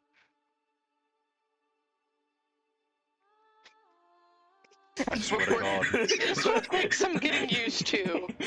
Rhea makes that like oh shit face and quickly covers her mouth with her fist and giggles.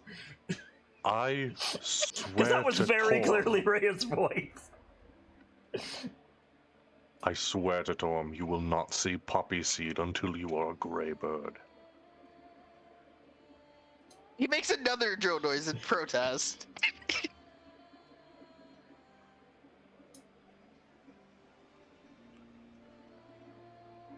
Moving along. You get a Sergeant, head are we pat on- from Rhea when Duncan's not looking. Yes. Are we under any level of threat now that we have this physical air quotes artifact? Good, perfect. Well, sir, I could tell you the truth or I could lie to you. Your choice. You're so good at I'm lying. taking that line. Hang on. That's such a good one. Rhea says, "You're expert at lying, Sergeant Goldberry. Why not roll the dice?" It, Be aware I'm allergic to bullshit. you're all. Thank you. I take offense to that. I look nothing like a cow. Dear divine, save me. My answer for you, Commander, is, as far as I'm aware, probably not. Probably not. What a wonderful, comforting. How did you say that? The allergic to bullshit thing, Quartz? Be aware I'm allergic to bullshit. Yeah. Ah, yes. Hashtag Thank you. indignant. In the meantime, there is another bit to the report that might pique your interest. Continue. I found the storehouse. I'm listening.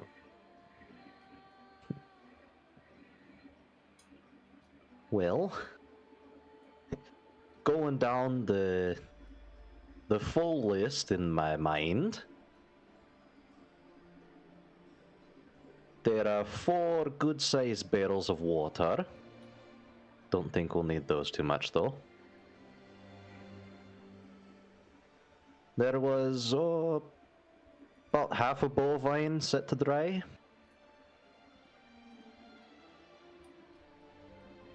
Mhm. A particularly useful ingredient for a cook. Bunch of mixed seeds. Rev goes, cheeky bird.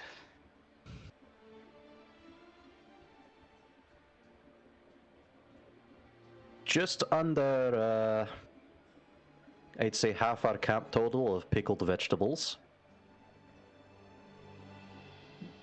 Interesting. Oh, there's also 3 kegs of beer. We're taking those. Good for morale boost, you know. And the Tinker Tools.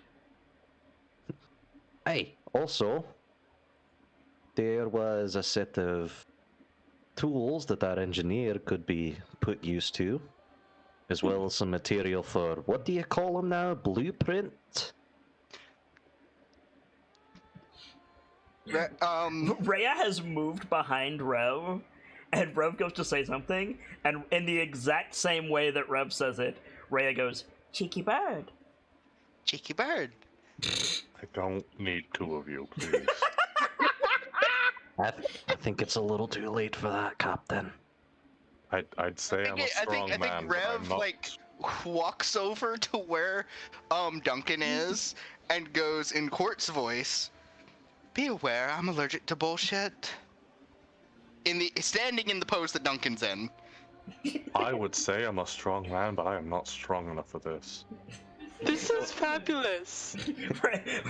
Rhea just goes, "I don't care what the captain says, I'm making you a sergeant." But I already am a sergeant. You I'm considering demoting. Oh, what did I do? You're not good for my blood pressure. None of you are good for mine.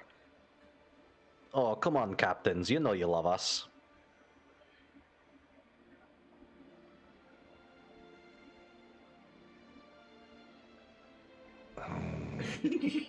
I think I'm not sure if Rhea agrees with that or if she's just thinking about adopting Rev.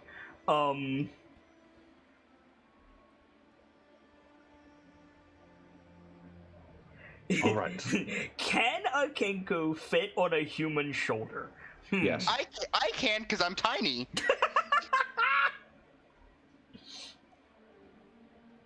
He is a small boy. Good, perfect. Anyway, Baby bird, baby.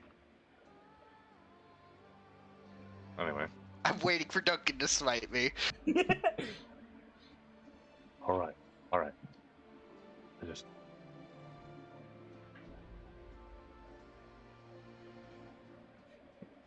Alright, Sergeant. I want those supplies here long. I mean, he's I want got those- a bunch of them with him. If you haven't got it all, I want the rest of those supplies here on the double. That was the plan, sir, and then your rescue squad apparently came for me. It's your fault for not reporting in. Speaking You- of, You lot knew where I was. You've got communications. Why didn't you call me? zip.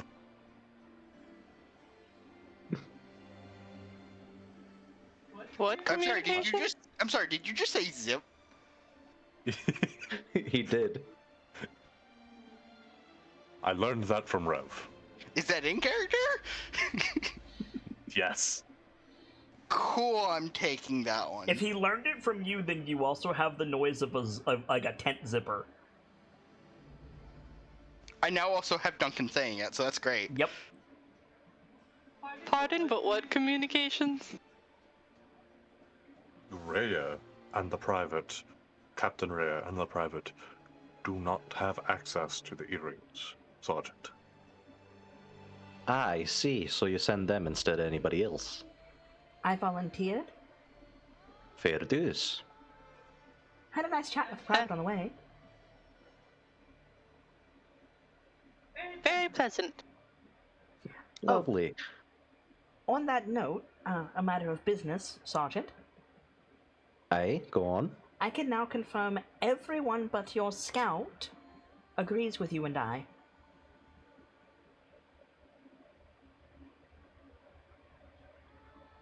I don't even want to know. Sir, I don't know if I should be having that as a good omen or a bad omen. Let's go with bad? I'm gonna go with mixed. I'll keep my options open. We should probably explain that to Duncan at some point. Yes. Please, keep me in the loop. I can't keep you in the loop. I gotta go double time supplies.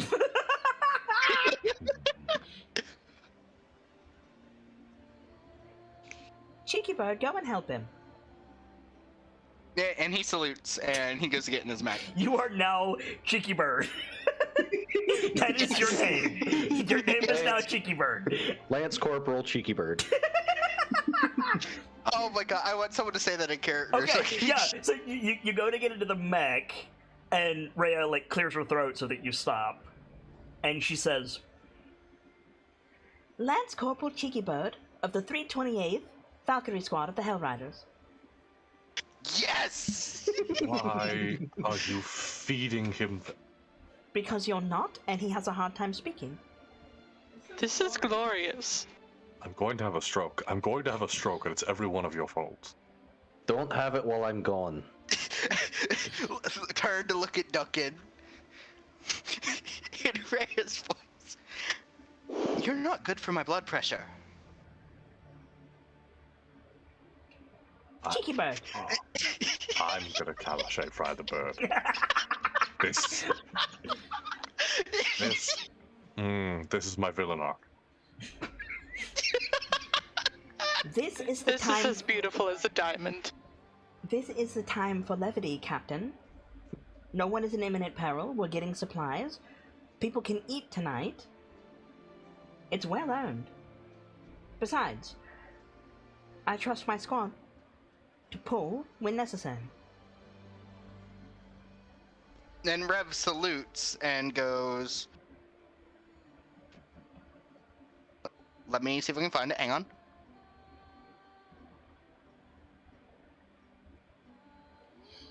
By the way, if your name tonight is not Rev Cheeky Bird, I'm gonna be upset. Oh, trust me, it is going to be. Glorious. He doesn't have I Captain, but he goes, Aye, Commander.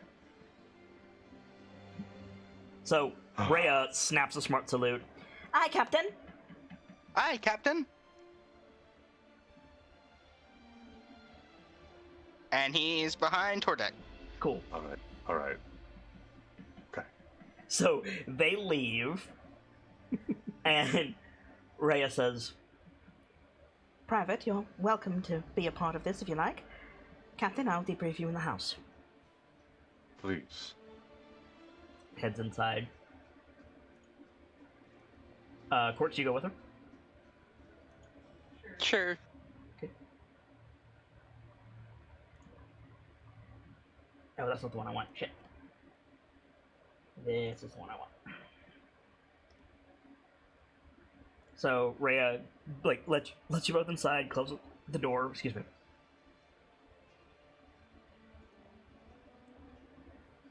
Captain, do you mind if this is informal?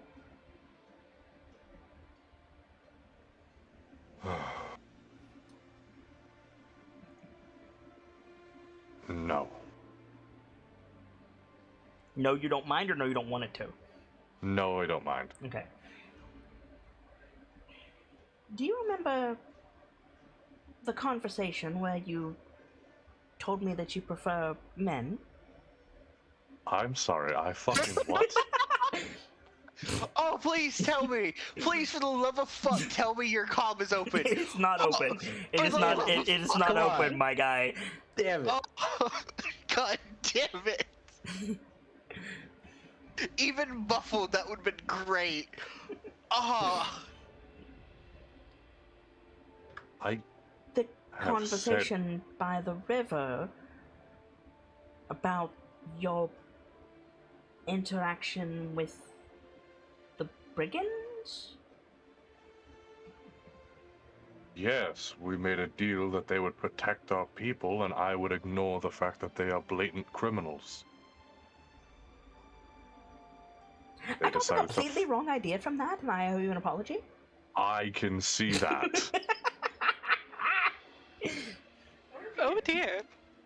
So, I can only hope AK continues the joke next session. so, anyway, you remember that conversation? Yes. And do you remember my mentioning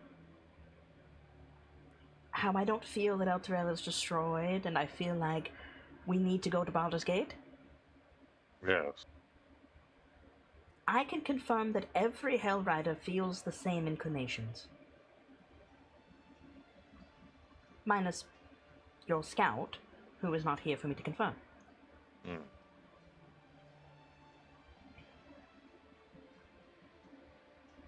Fascinating to be sure. The fact that we all feel it means that this can't be but a mere coincidence. I always believe there's a reason for everything.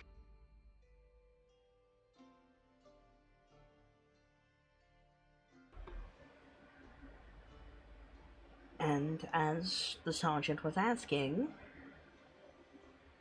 I don't believe it is a good thing that we feel this way.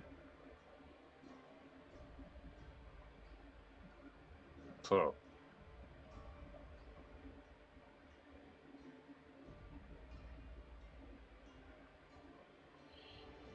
What do you propose we do?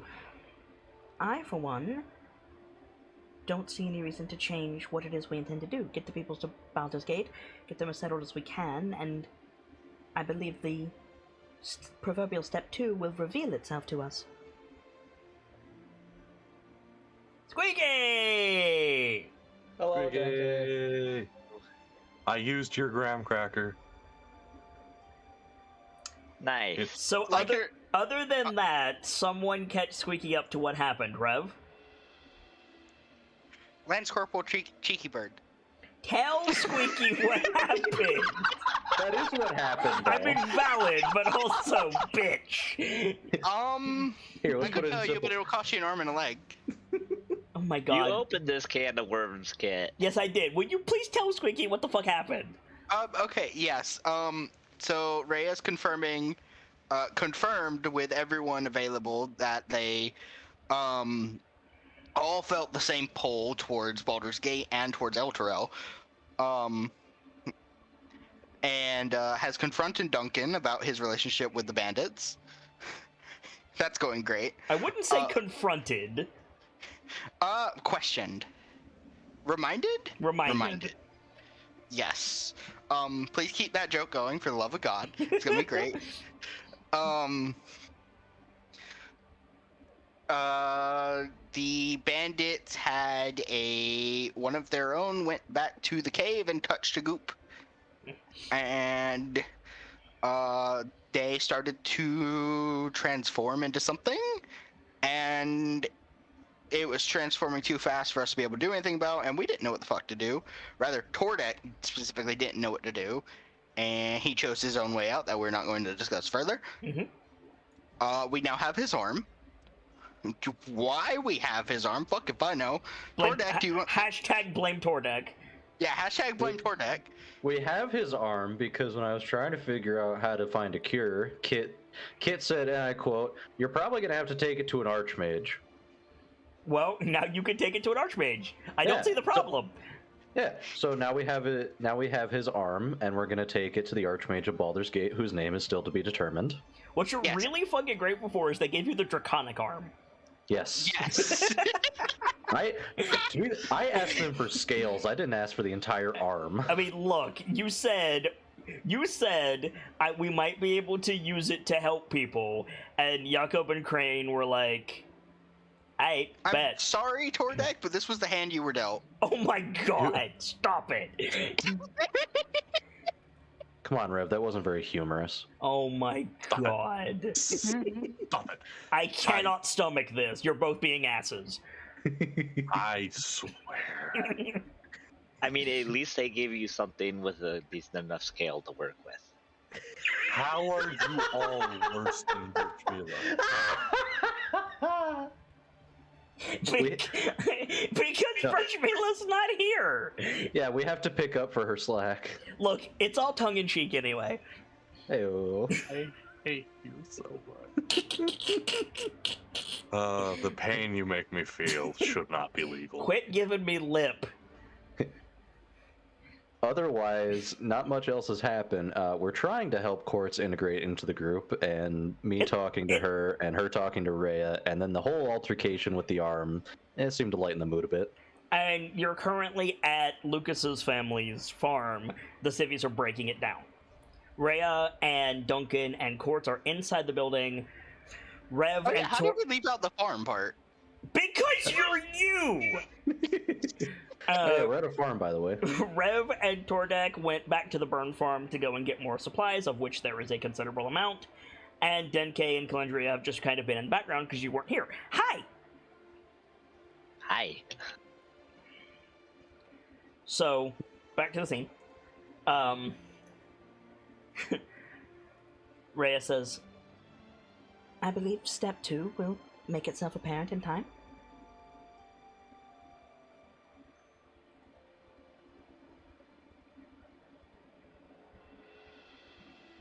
I'm prepared to face it. What about you?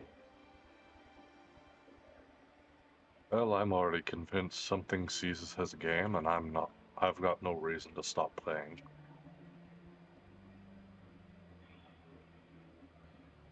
I hardly want to speak it into existence, but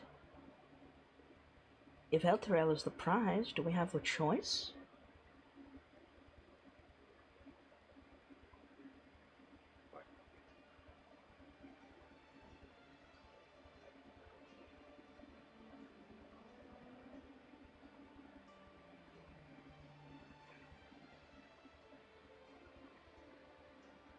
I wanted to talk to you about something else. Well, I've got a moment with you. Really? Is it the men thing? Are we going back to the men thing? I'd like to go back to that, please. It is. Because that is terribly confusing. It's actually regarding the private's rank, which I feel is just a bit more important. Yes, it is. Apparently, the private here has been passed over for promotion several times. I see no Really? reason to make her at least a corporal. Not to make her at least a corporal. You'll hear no arguments from me. She's done good work thus far, and I'm convinced she did equal work with the 301st. Would you be content with the rank of corporal for now? Corporal? She nods. Huh. I enjoyed that greatly. That's glorious. God, I willingly take command from you, and you start becoming a joker. This I is the won't first argue. moment of peace we've had in 5 bloody days. Can you blame me? No, I just... Boy, puns. Laughter is good medicine. Yes, but puns physically cause me pain. Laughter also is good for morale. Are they not meant to cause pain?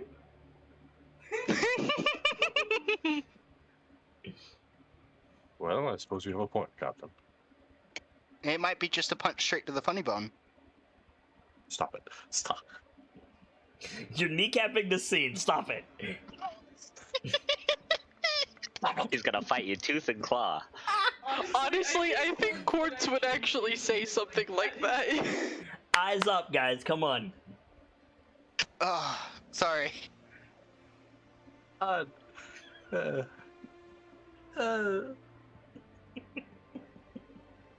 We're really getting Puns. under his skin.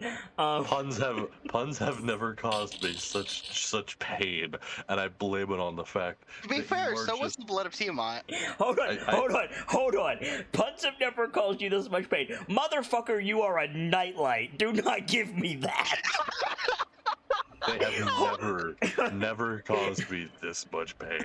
I can think of 3 I- scenes exactly. I cannot let that stand because you are Sock'em of the nightlight. No! Dude, no. No! No. Yeah, yes, I know. I am, quote, Mr. Nightstone? But also... The finger guns.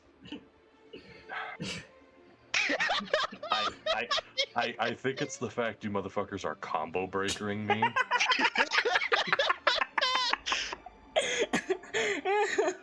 So what you're saying is you want us to toe the line.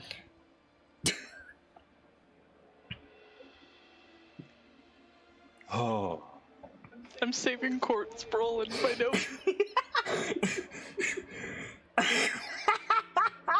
Don't worry, I trust you'll get through this, if only by the skin of your teeth. Oh, fuck. Oh. Yeah. Oh. Yes. Quote. Put your heart in it. I think it's appropriate. As at least a minimum. We'll formalize everything when we have a moment of peace, but for right now, I think that will be all, Corporal. Thank you. Rhea salutes. Salute. You wanna show yourself out? Yep. Okay. So Rhea goes,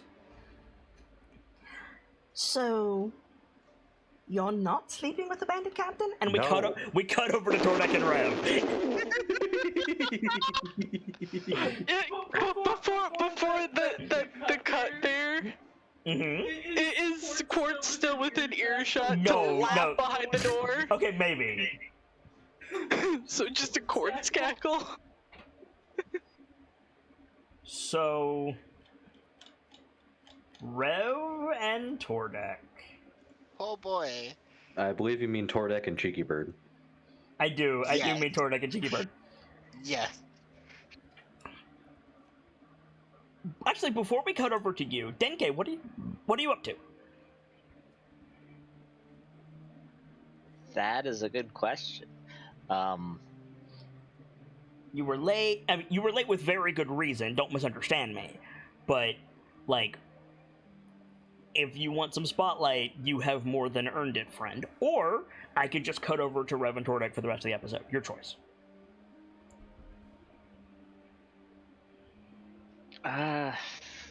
You can also go with them.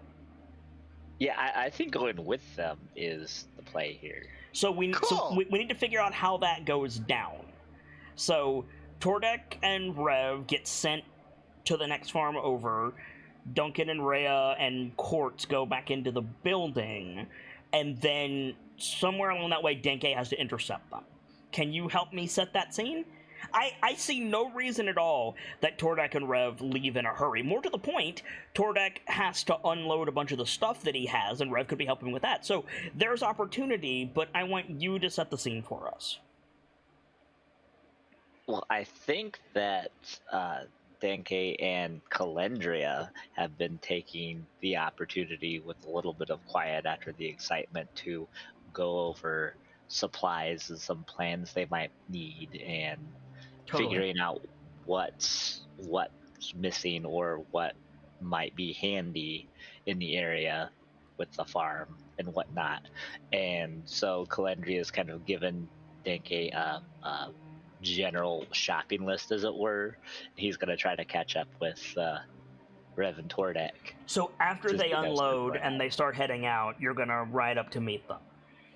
Yep. Okay. So Tordek and Rev, you guys are in the copse of trees between the two farms, and you hear hoofbeats coming up behind you, and then you turn and you see Denke riding up the road. It is well and truly dark at this point, but Rev, you've got spotlights, and the rest of you can see in the dark, so meh.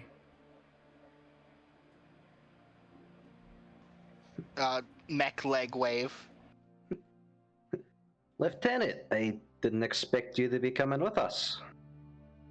Sergeant, I didn't expect it either, but after going through some supplies with Master Sergeant Calendria, it seemed a good opportunity to try to fill in gaps of some of our more urgent necessities while we have the opportunity. Well, by all means. It's nice you're joining us, though. I found a nice little treat for you. Oh, Aye, it's vinegar, mother.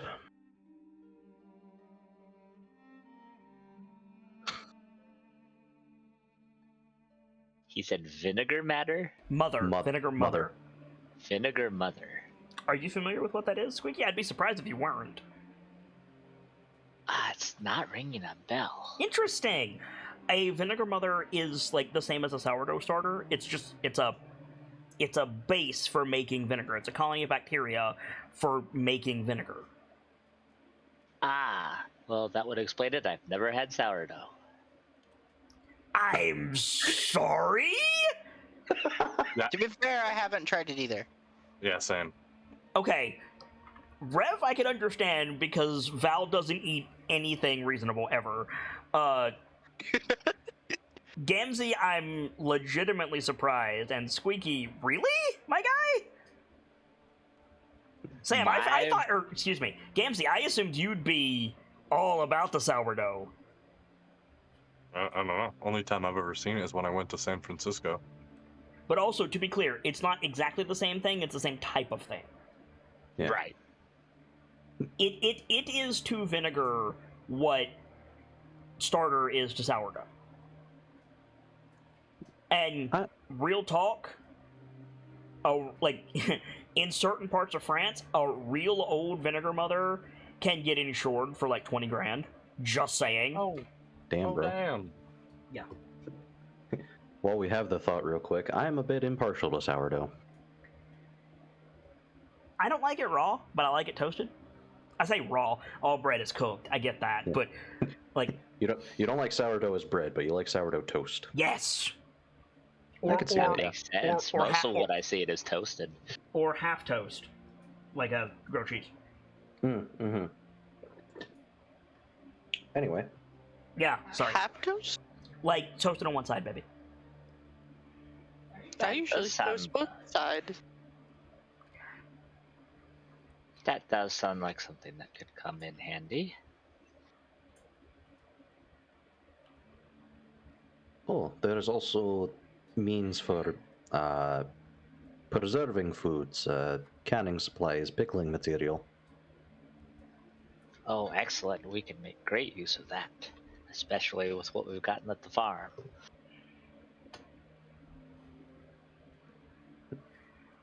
Plenty of other goodies too, but I'll let you take a look. So, the three of you make your way through the trees, back along the burned fields. Denke and Rev, you see the remains of a campfire in front of a burned-out house, which the rubble has been partially cleared from it. And there are heavy dwarvish boot prints in the ash of the building. Shine my lights down into the rubble. You find a cellar. I think Denke gestures to the rocks. Rev has Work, found our Sergeant. entry point. Go ahead, Denke. Your work, Sergeant, he says, gesturing to the rocks. I had to uncover it somehow. Is there more to be uncovered, or did he really get most of it? He spent hours working on it, so he got most of it. A lot of the house is just gone because it fell in, but Yeah. what is here has been largely cleared, because again, he spent hours on it. You can't get the mech down this entrance, by the way. Oh, of course not. Well, this is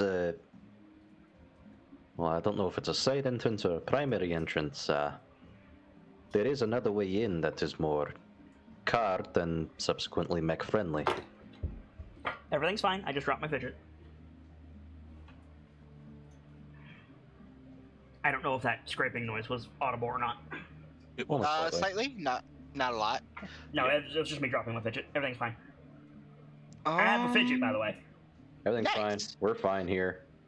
How are you? Sorry, go on. Perhaps that's the best way to go then. Easier access to load the mech. Should we find anything? Hey, was my idea, and I'll lead them towards the cart entrance. And Rev will follow. Okay. So, you go out into the fields for about... I don't know. What did I say before? Like, 50 yards, something like that? Something like that, yeah. And yeah, you find the entrance to a hobbit hole. Is it big enough for the mech to fit? It is big enough for the mech to fit. With room to Cool. spare. Nice. And you guys head down into the cellar. And Rev, you immediately see the workshop. Ooh. Did you bring the supplies from the workshop back already, or is that this trip? That's this trip. Okay.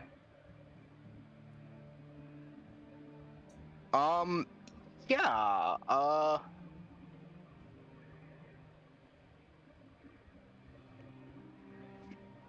I think Rev stops and, like, lights pointed at the workshop, goes look over what's over there, like, gets out of the mech.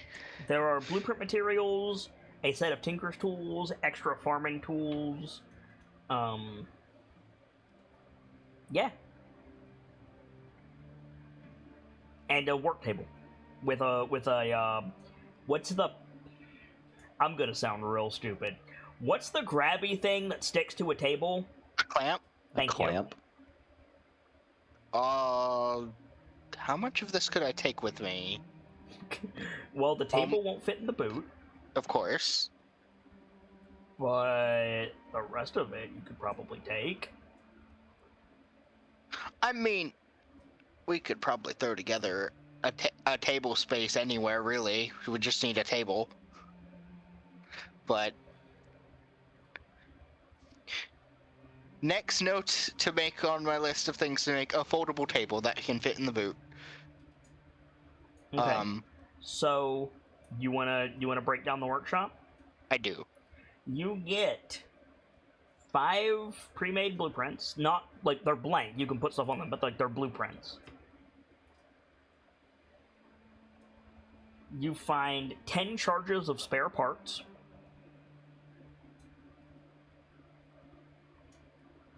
Good for repairs or building. Now, these are mechanical spare parts, correct? Should I specify that? As opposed to what? Magical? As opposed to, like, magical or, like, there are sometimes differentiating between like screws and stuff, and then like clockwork. I guess those are still mechanical. Yep. Yeah, so I guess just spare parts. Yep. 10 charges. An extra set of Tinker's tools. Well used. Well loved. Yes. Actually. So these are taken care of. Yes. They're probably older than, like, Tordek. I was trying to think of who the oldest person in the party was. While Yeah, he's true. doing that, can Denke tell what sorts of things they were used for? Probably repairing the farming tools that are nearby. Are there any inks and stuff for writing on the blueprint? Well, There- no, I have the quill. You have the quill, but there is drafting supplies good for 15 ideas.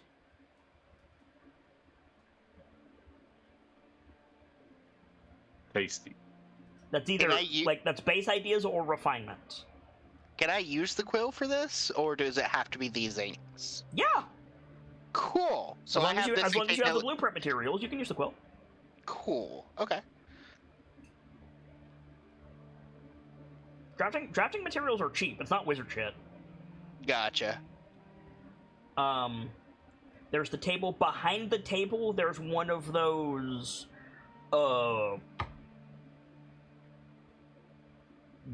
of hooks? What are they called? A pegboard. Pegboard. Thank you. There's 2 pegboards behind the table. What could I use them for outside of a permanent workshop? A They're temporary for, like, workshop. I mean, okay, yeah. It is space to have your tools at hand for camp actions, my guy. Ah, okay. So You could set it up as part of pitching camp. Gotcha. Yeah, So, you would just need a table. So 2 pegboards. And then, like doubles of pretty much anything you would need at a farm, except for the shovel which Tordek has on it. So there's like a couple trowels, a couple rakes, there's a shovel, there's some hammers, screwdrivers, wrenches, there's like, oh, and by the way, in the spare parts that includes like nuts and bolts and shit. I have a question. There's like 2 sickles, go ahead, 2 watering cans. Okay, this may sound dumb. A whole table will not fit in the boot. Could I take the table apart?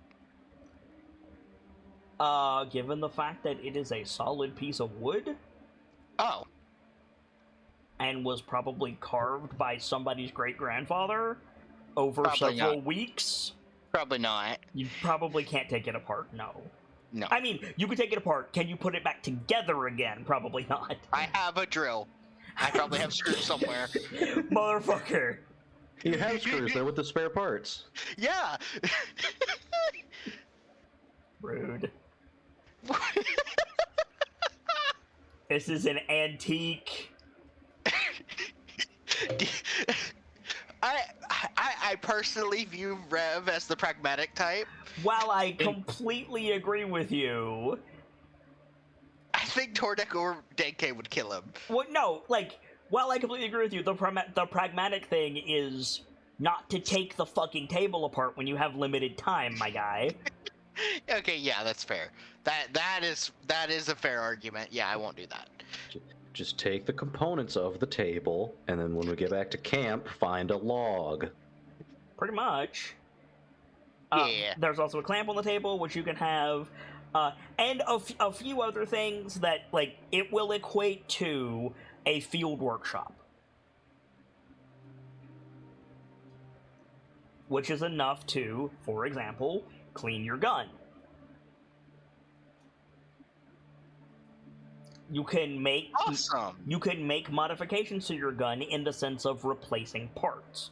What you can't do is machine parts. I would need a machining shop for that, and that Like- requires. When you say machine parts, do you mean like attachments? Exactly. He could he could use the stuff here to set up a field workshop and like change the sight on his gun to a different sight, but he can't make the sight. Gotcha. I note to self: consider sights for improving accuracy. You get my point, though. Yes, I do. This does still open up a lot of stuff for you. It does, because all of my stuff got incinerated in Elturel, as far as I know. I mean, like, not being able to machine parts sucks, but this will allow you to make fine repairs. There's a lot of magnifying lenses in it. Like, having a workshop gives an inherent bonus. Yes, yes, it do. And several recipes require a workshop, so you got that going. Yes, yes, I do. Was there any pre-existing blueprints that they have made here, or is it just all blank stuff and they kept that somewhere else? Nothing relevant to you.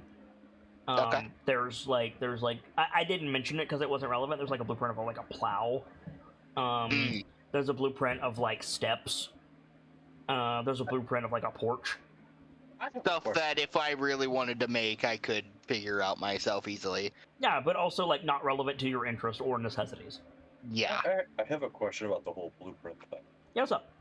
If you have the blueprint someone else made, are you able to, like, for the purposes of a recipe, Lean up. are you able, for the purposes of a recipe, modify those blueprints to suit a different need within the same structure type? It would require drafting supplies and a roll, but in theory, yes. That's modifying a blueprint, which is an artificer's role that I have. Oh. Yep. Like right now, Rev, well, he doesn't have them anymore, but he had the blueprints for Clockwork. Yes. Clockwork is like Mark 1. Like he can take those blueprints and he can modify them, and that will allow him to make the parts that he needs, and then that will allow him to make another check to retrofit the mech. That's how that works. If he tries to do it without a part, there's invisible penalties. If he tries to do that without blueprints, there are invisible penalties. He can do it, but Go ahead. He can do it, but it's better to not have to. Yes. One thing on my to-do list is to, using the clockwork that is present, recreate the blueprint for it so I have a baseline. You can do that with this workshop, my dude. Yep, but I plan to at camp. It will be a clock, no pun intended. It's not something you can do in one action, but this workshop will allow you to now do that. Yeah. Mm-hmm. Because, just keep in mind, the mech will be out of commission for the duration. Yes, so if we get ambushed during camping or something... I mean, you have to take the motherfucker apart, and it's going to take more than one day. So... Oh, yes. So it'd be like doing it one bit at a time, put it back in. Eventually you're going to have to, like, to get into the inner guts of it, eventually you're going to have to take off more parts than you can get through in a camp. Yep, and that's when we're going to have to start using carts to carry the stuff. Correct. So I'm going to have to talk to Duncan about that. So, elsewhere in here, you find the canning supplies. Tordak probably took the vinegar mother already. The kegs of ale, all the farming equipment that I mentioned, some extra clothes, carrying sacks, some crates. I forgot to mention this on your side, Tordak, and I'm very sorry. A shitload of dried beans. Just a ton of beans. Like, you open a barrel and it's just beans. Something bean footage. So you're telling me that these mofos got beans? Yes. What you're telling me is what you're telling me is Tordak and the boys went looking for beans at 3 a.m. Yes. So you guys can load up Rev's mech if you want with all that good stuff. Yes. Any conversations you guys want to have? Yeah, I think while Rev is busying himself with the table, well, you know what I mean. I know what you mean. You're all good. Yeah. Denke will take will help Tordek with some of the other supplies and sort of get in the conversation with them. And I assume he wasn't around for Tordek's helping Quartz get No. open up. Okay, No. so yeah, I think he's gonna ask about that. By all So means. Sergeant, I heard you were intending to help get the new recruit, as it were, better acquainted with our group. How's that going? Well, it seems to have gotten a bit better, but she, she's she's still a bit rocky. I learned is she's not quite used to how we do things. In the sense of our squad being a bit like a disconjointed family. Ah, so more used to the standard military life. I more used to being ordered and keeping her mouth closed when she needed it to be. That's understandable. Has she shown any particular interests or proclivities that we might leverage? Well, I'm sure you'd get better information out of this than me. We already are aware of her fantastic abilities at crowd control. Sounds like she is also a minor practitioner of healing. I don't quite know magical ways or not, but then that would probably slate her with what I do, or perhaps what Duncan does, or maybe even what you and the cheeky bird over there can do. Did I hear the mention of Cheeky Bird? No. You can probably hear all of this if you're all in the cellar. Just down the hallway slightly. Cheeky Bird. There's no hallway, but okay. I mean, like, I thought it was like a little hallway thing towards the Tinker's No, area. it's literally just behind some shelves, my dude. Oh, then just over there where Rev's working. Cheeky Bird. I will take away your seeds, bird. Indignant drill noise. Hey. I Sure. see. Go ahead. I see Rev has gotten back to his usual methods of stress relief. Aye, with thanks to the captain, no less. Oh, really? She seems to take a liking to him. Occasionally there's like a light drill whir that's kind of different than the indignant noise as he finds something he likes in the tool pile. I imagine that, like, even if you don't mention it, like, especially when working by himself, Rev is just constantly jabbering. Yeah. Because birds do that, my dude. Like, birds will just, like...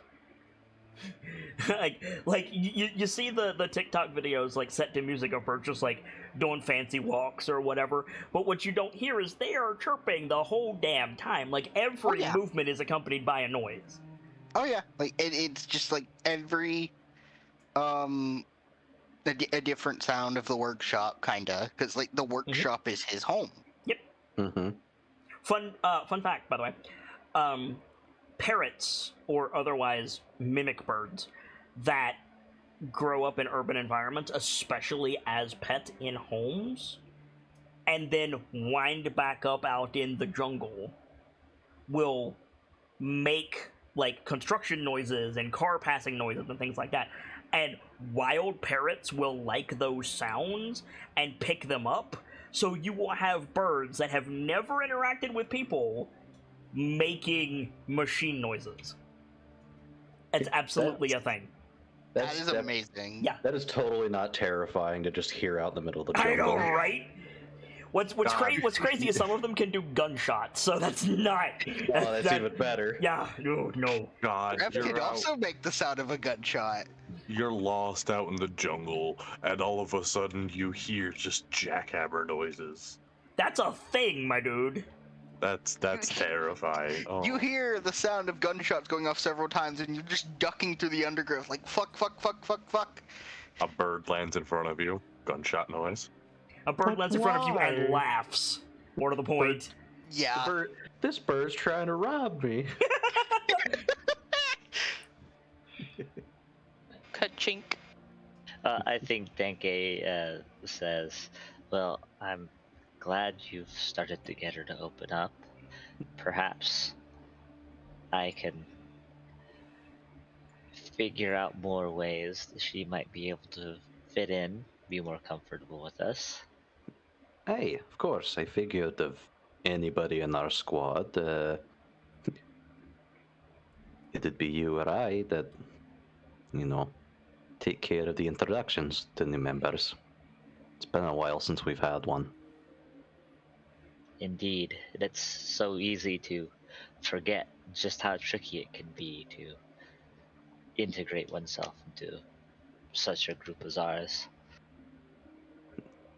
Hey, if that ain't an understatement. Oh, another thing for you. She has an affinity with gemstones. A pricey yet potentially useful interest. Hey, certainly.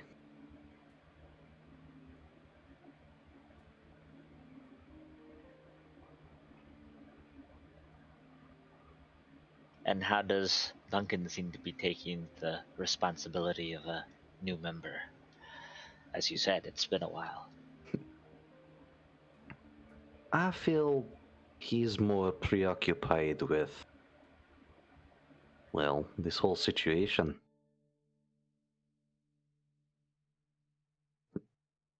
Indeed, I think we all are in our own way. I think I heard from Captain Ray, though, we're not too far from the Baldian border. So that'll be a nice boon to us. A boon or a bane, depending on who and what we encounter. Well, assuming Starlight is doing fine, we shouldn't have anything to worry about.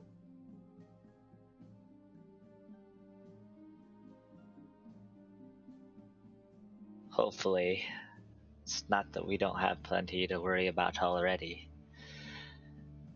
Some of what we've had to deal with is still not sitting well with me.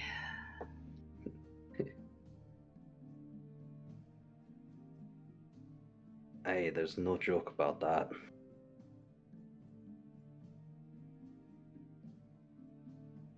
If I didn't know any better, I would be concerned I might be losing my edge. Don't worry, Lieutenant. You had to have an edge to begin with. I'm joking. If you don't put I'm joking on your list, I will put it there myself. I'm doing it, don't you worry. I'm paying attention to this conversation. I think he just sort of gives him a half glare and says, "My knives have plenty of edge."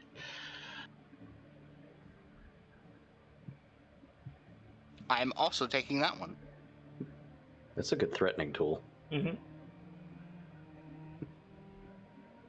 Oh, and also, this should be the final thing. I started teaching her our little good luck charm.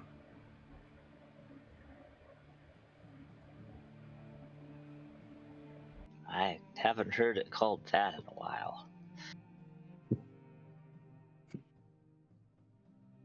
She has one of her own, a rabbit's foot that she got herself, and it brought me back. Oh wait, what was he referring to? Maybe I missed the point. The Hellrider motto. Okay, no, yeah, I did pick that up correctly then. Yeah. I had just never thought of it as a good luck charm.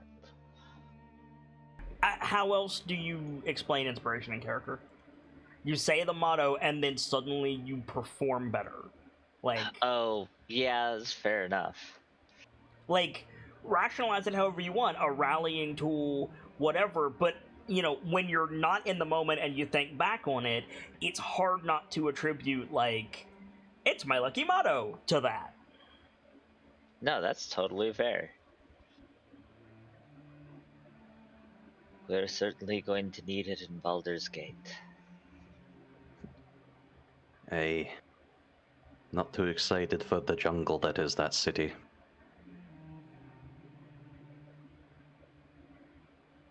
The city I'm not too worried about. Those in power or wishing to be in power. That's my concern.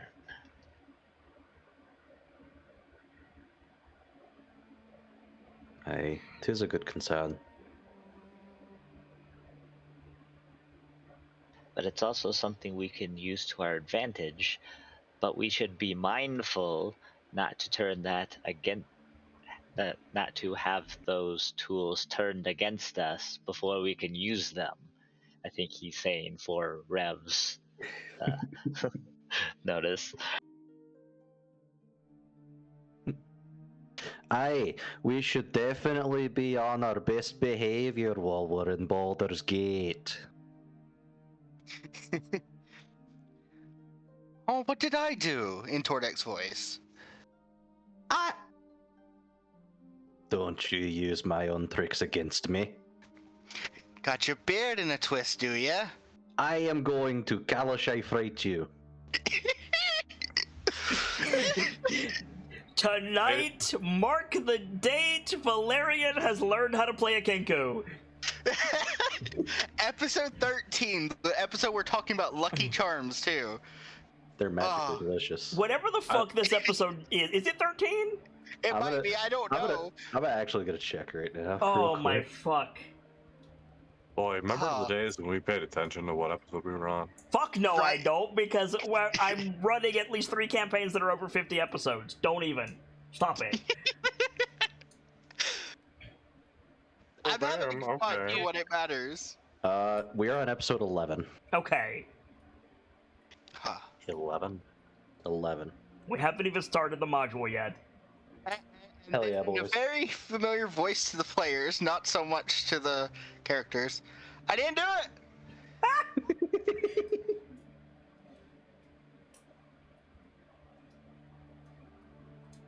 Dude. So In the meantime, you just about done packing up. Yes, sir. Alright. On our way then, Valkyries. yeah. And I think the stars are out, the moon is bright, deep in the heart of Texas.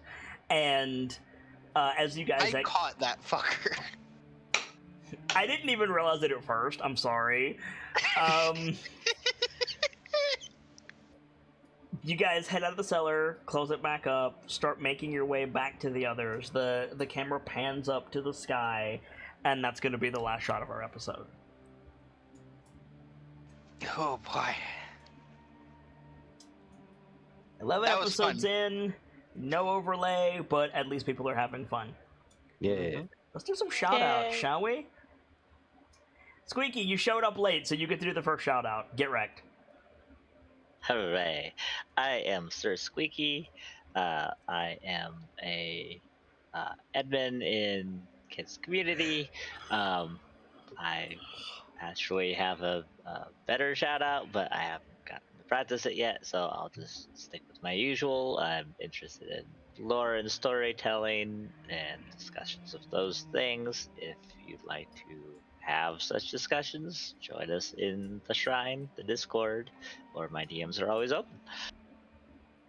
Yeah, I'm zealous. Ladies and gentlemen, my name is Guy Gangelis, the bard of heroes, the teller of tales that need to be told, and there are a lot. if ever you need me, you can always find me on the Discord or in DMs. And speaking of finding me, you're likely watching this on the Patreon or the YouTube in the far future. And in either case, thank you very kindly. We appreciate the support you provide in whatever form it's coming. For those on the YouTube, we'd greatly appreciate it if you'd grant us a little extra, if you'd grant us your support by interacting with the channel. A like, a comment, or a subscription can go a very long way. And until we meet again, have a fantastic rest of your night. Valerian. Hello, I'm Valerian the Kitsune. Tonight I played Lance Corporal Cheeky Bird, the Kenku. If you liked what I did here, you can also check out the Thursday show, Voices of the Mountain, and the Sunday show, Tales of the Nightlight, both of which are on the YouTube. Fuck, I'm forgetting something. Oh, admin stuff and things. Good job. Brilliant. Nix, give us a shout out if you would, please. Are we gonna get shout out cards at any time soon? Yes, they're coming with the overlay, I promise. Well, I promise when that happens that I'll have a better shout out. But as of right now, hi, I'm Nix. I'm an artist. You can find me in the Discord, and I am the Foxo that is the DM here's wife. I'm glad that my presence makes you have to specify. If it helps, some people refer to me as Bard Fox, and Nightfall is Foxo. Or Valerian is Foxo. I will get that one of these weeks. Some people, a great many people also refer to our wonderful DM as that motherfucker over there. Or, yes, or just Bard. I pointed at them as I was Or saying I was Foxface. not with Yeah, but wife. literally no one can see you point at me, darling. I saw know. it. Cookie, finish us out. Hey, what up? I'm Cookie, also known as the Extinct Bacon on just about every other platform. I love a lot of things D&D and tabletop, and if you do too, my DMs are always open. Otherwise, you'll find me lurking in the shrine or in the Patreon. For my part, as ever, I am the Sharp-Eyed Kitsune, the teller of tales and the weaver of mysteries, the masked bard. This is a community that is ever devoted to lore and storytelling, world-building, role-playing, and discussions of those things. So if that's to your fancy, you're in excellent company here, and I do hope that you enjoy your time with us. You just watched episode 11, apparently, of Dice-Icive Action Held to Pay, our D&D 5-point Fox module mutation of Baldur's Gate descended to Avernus with my own spin on it.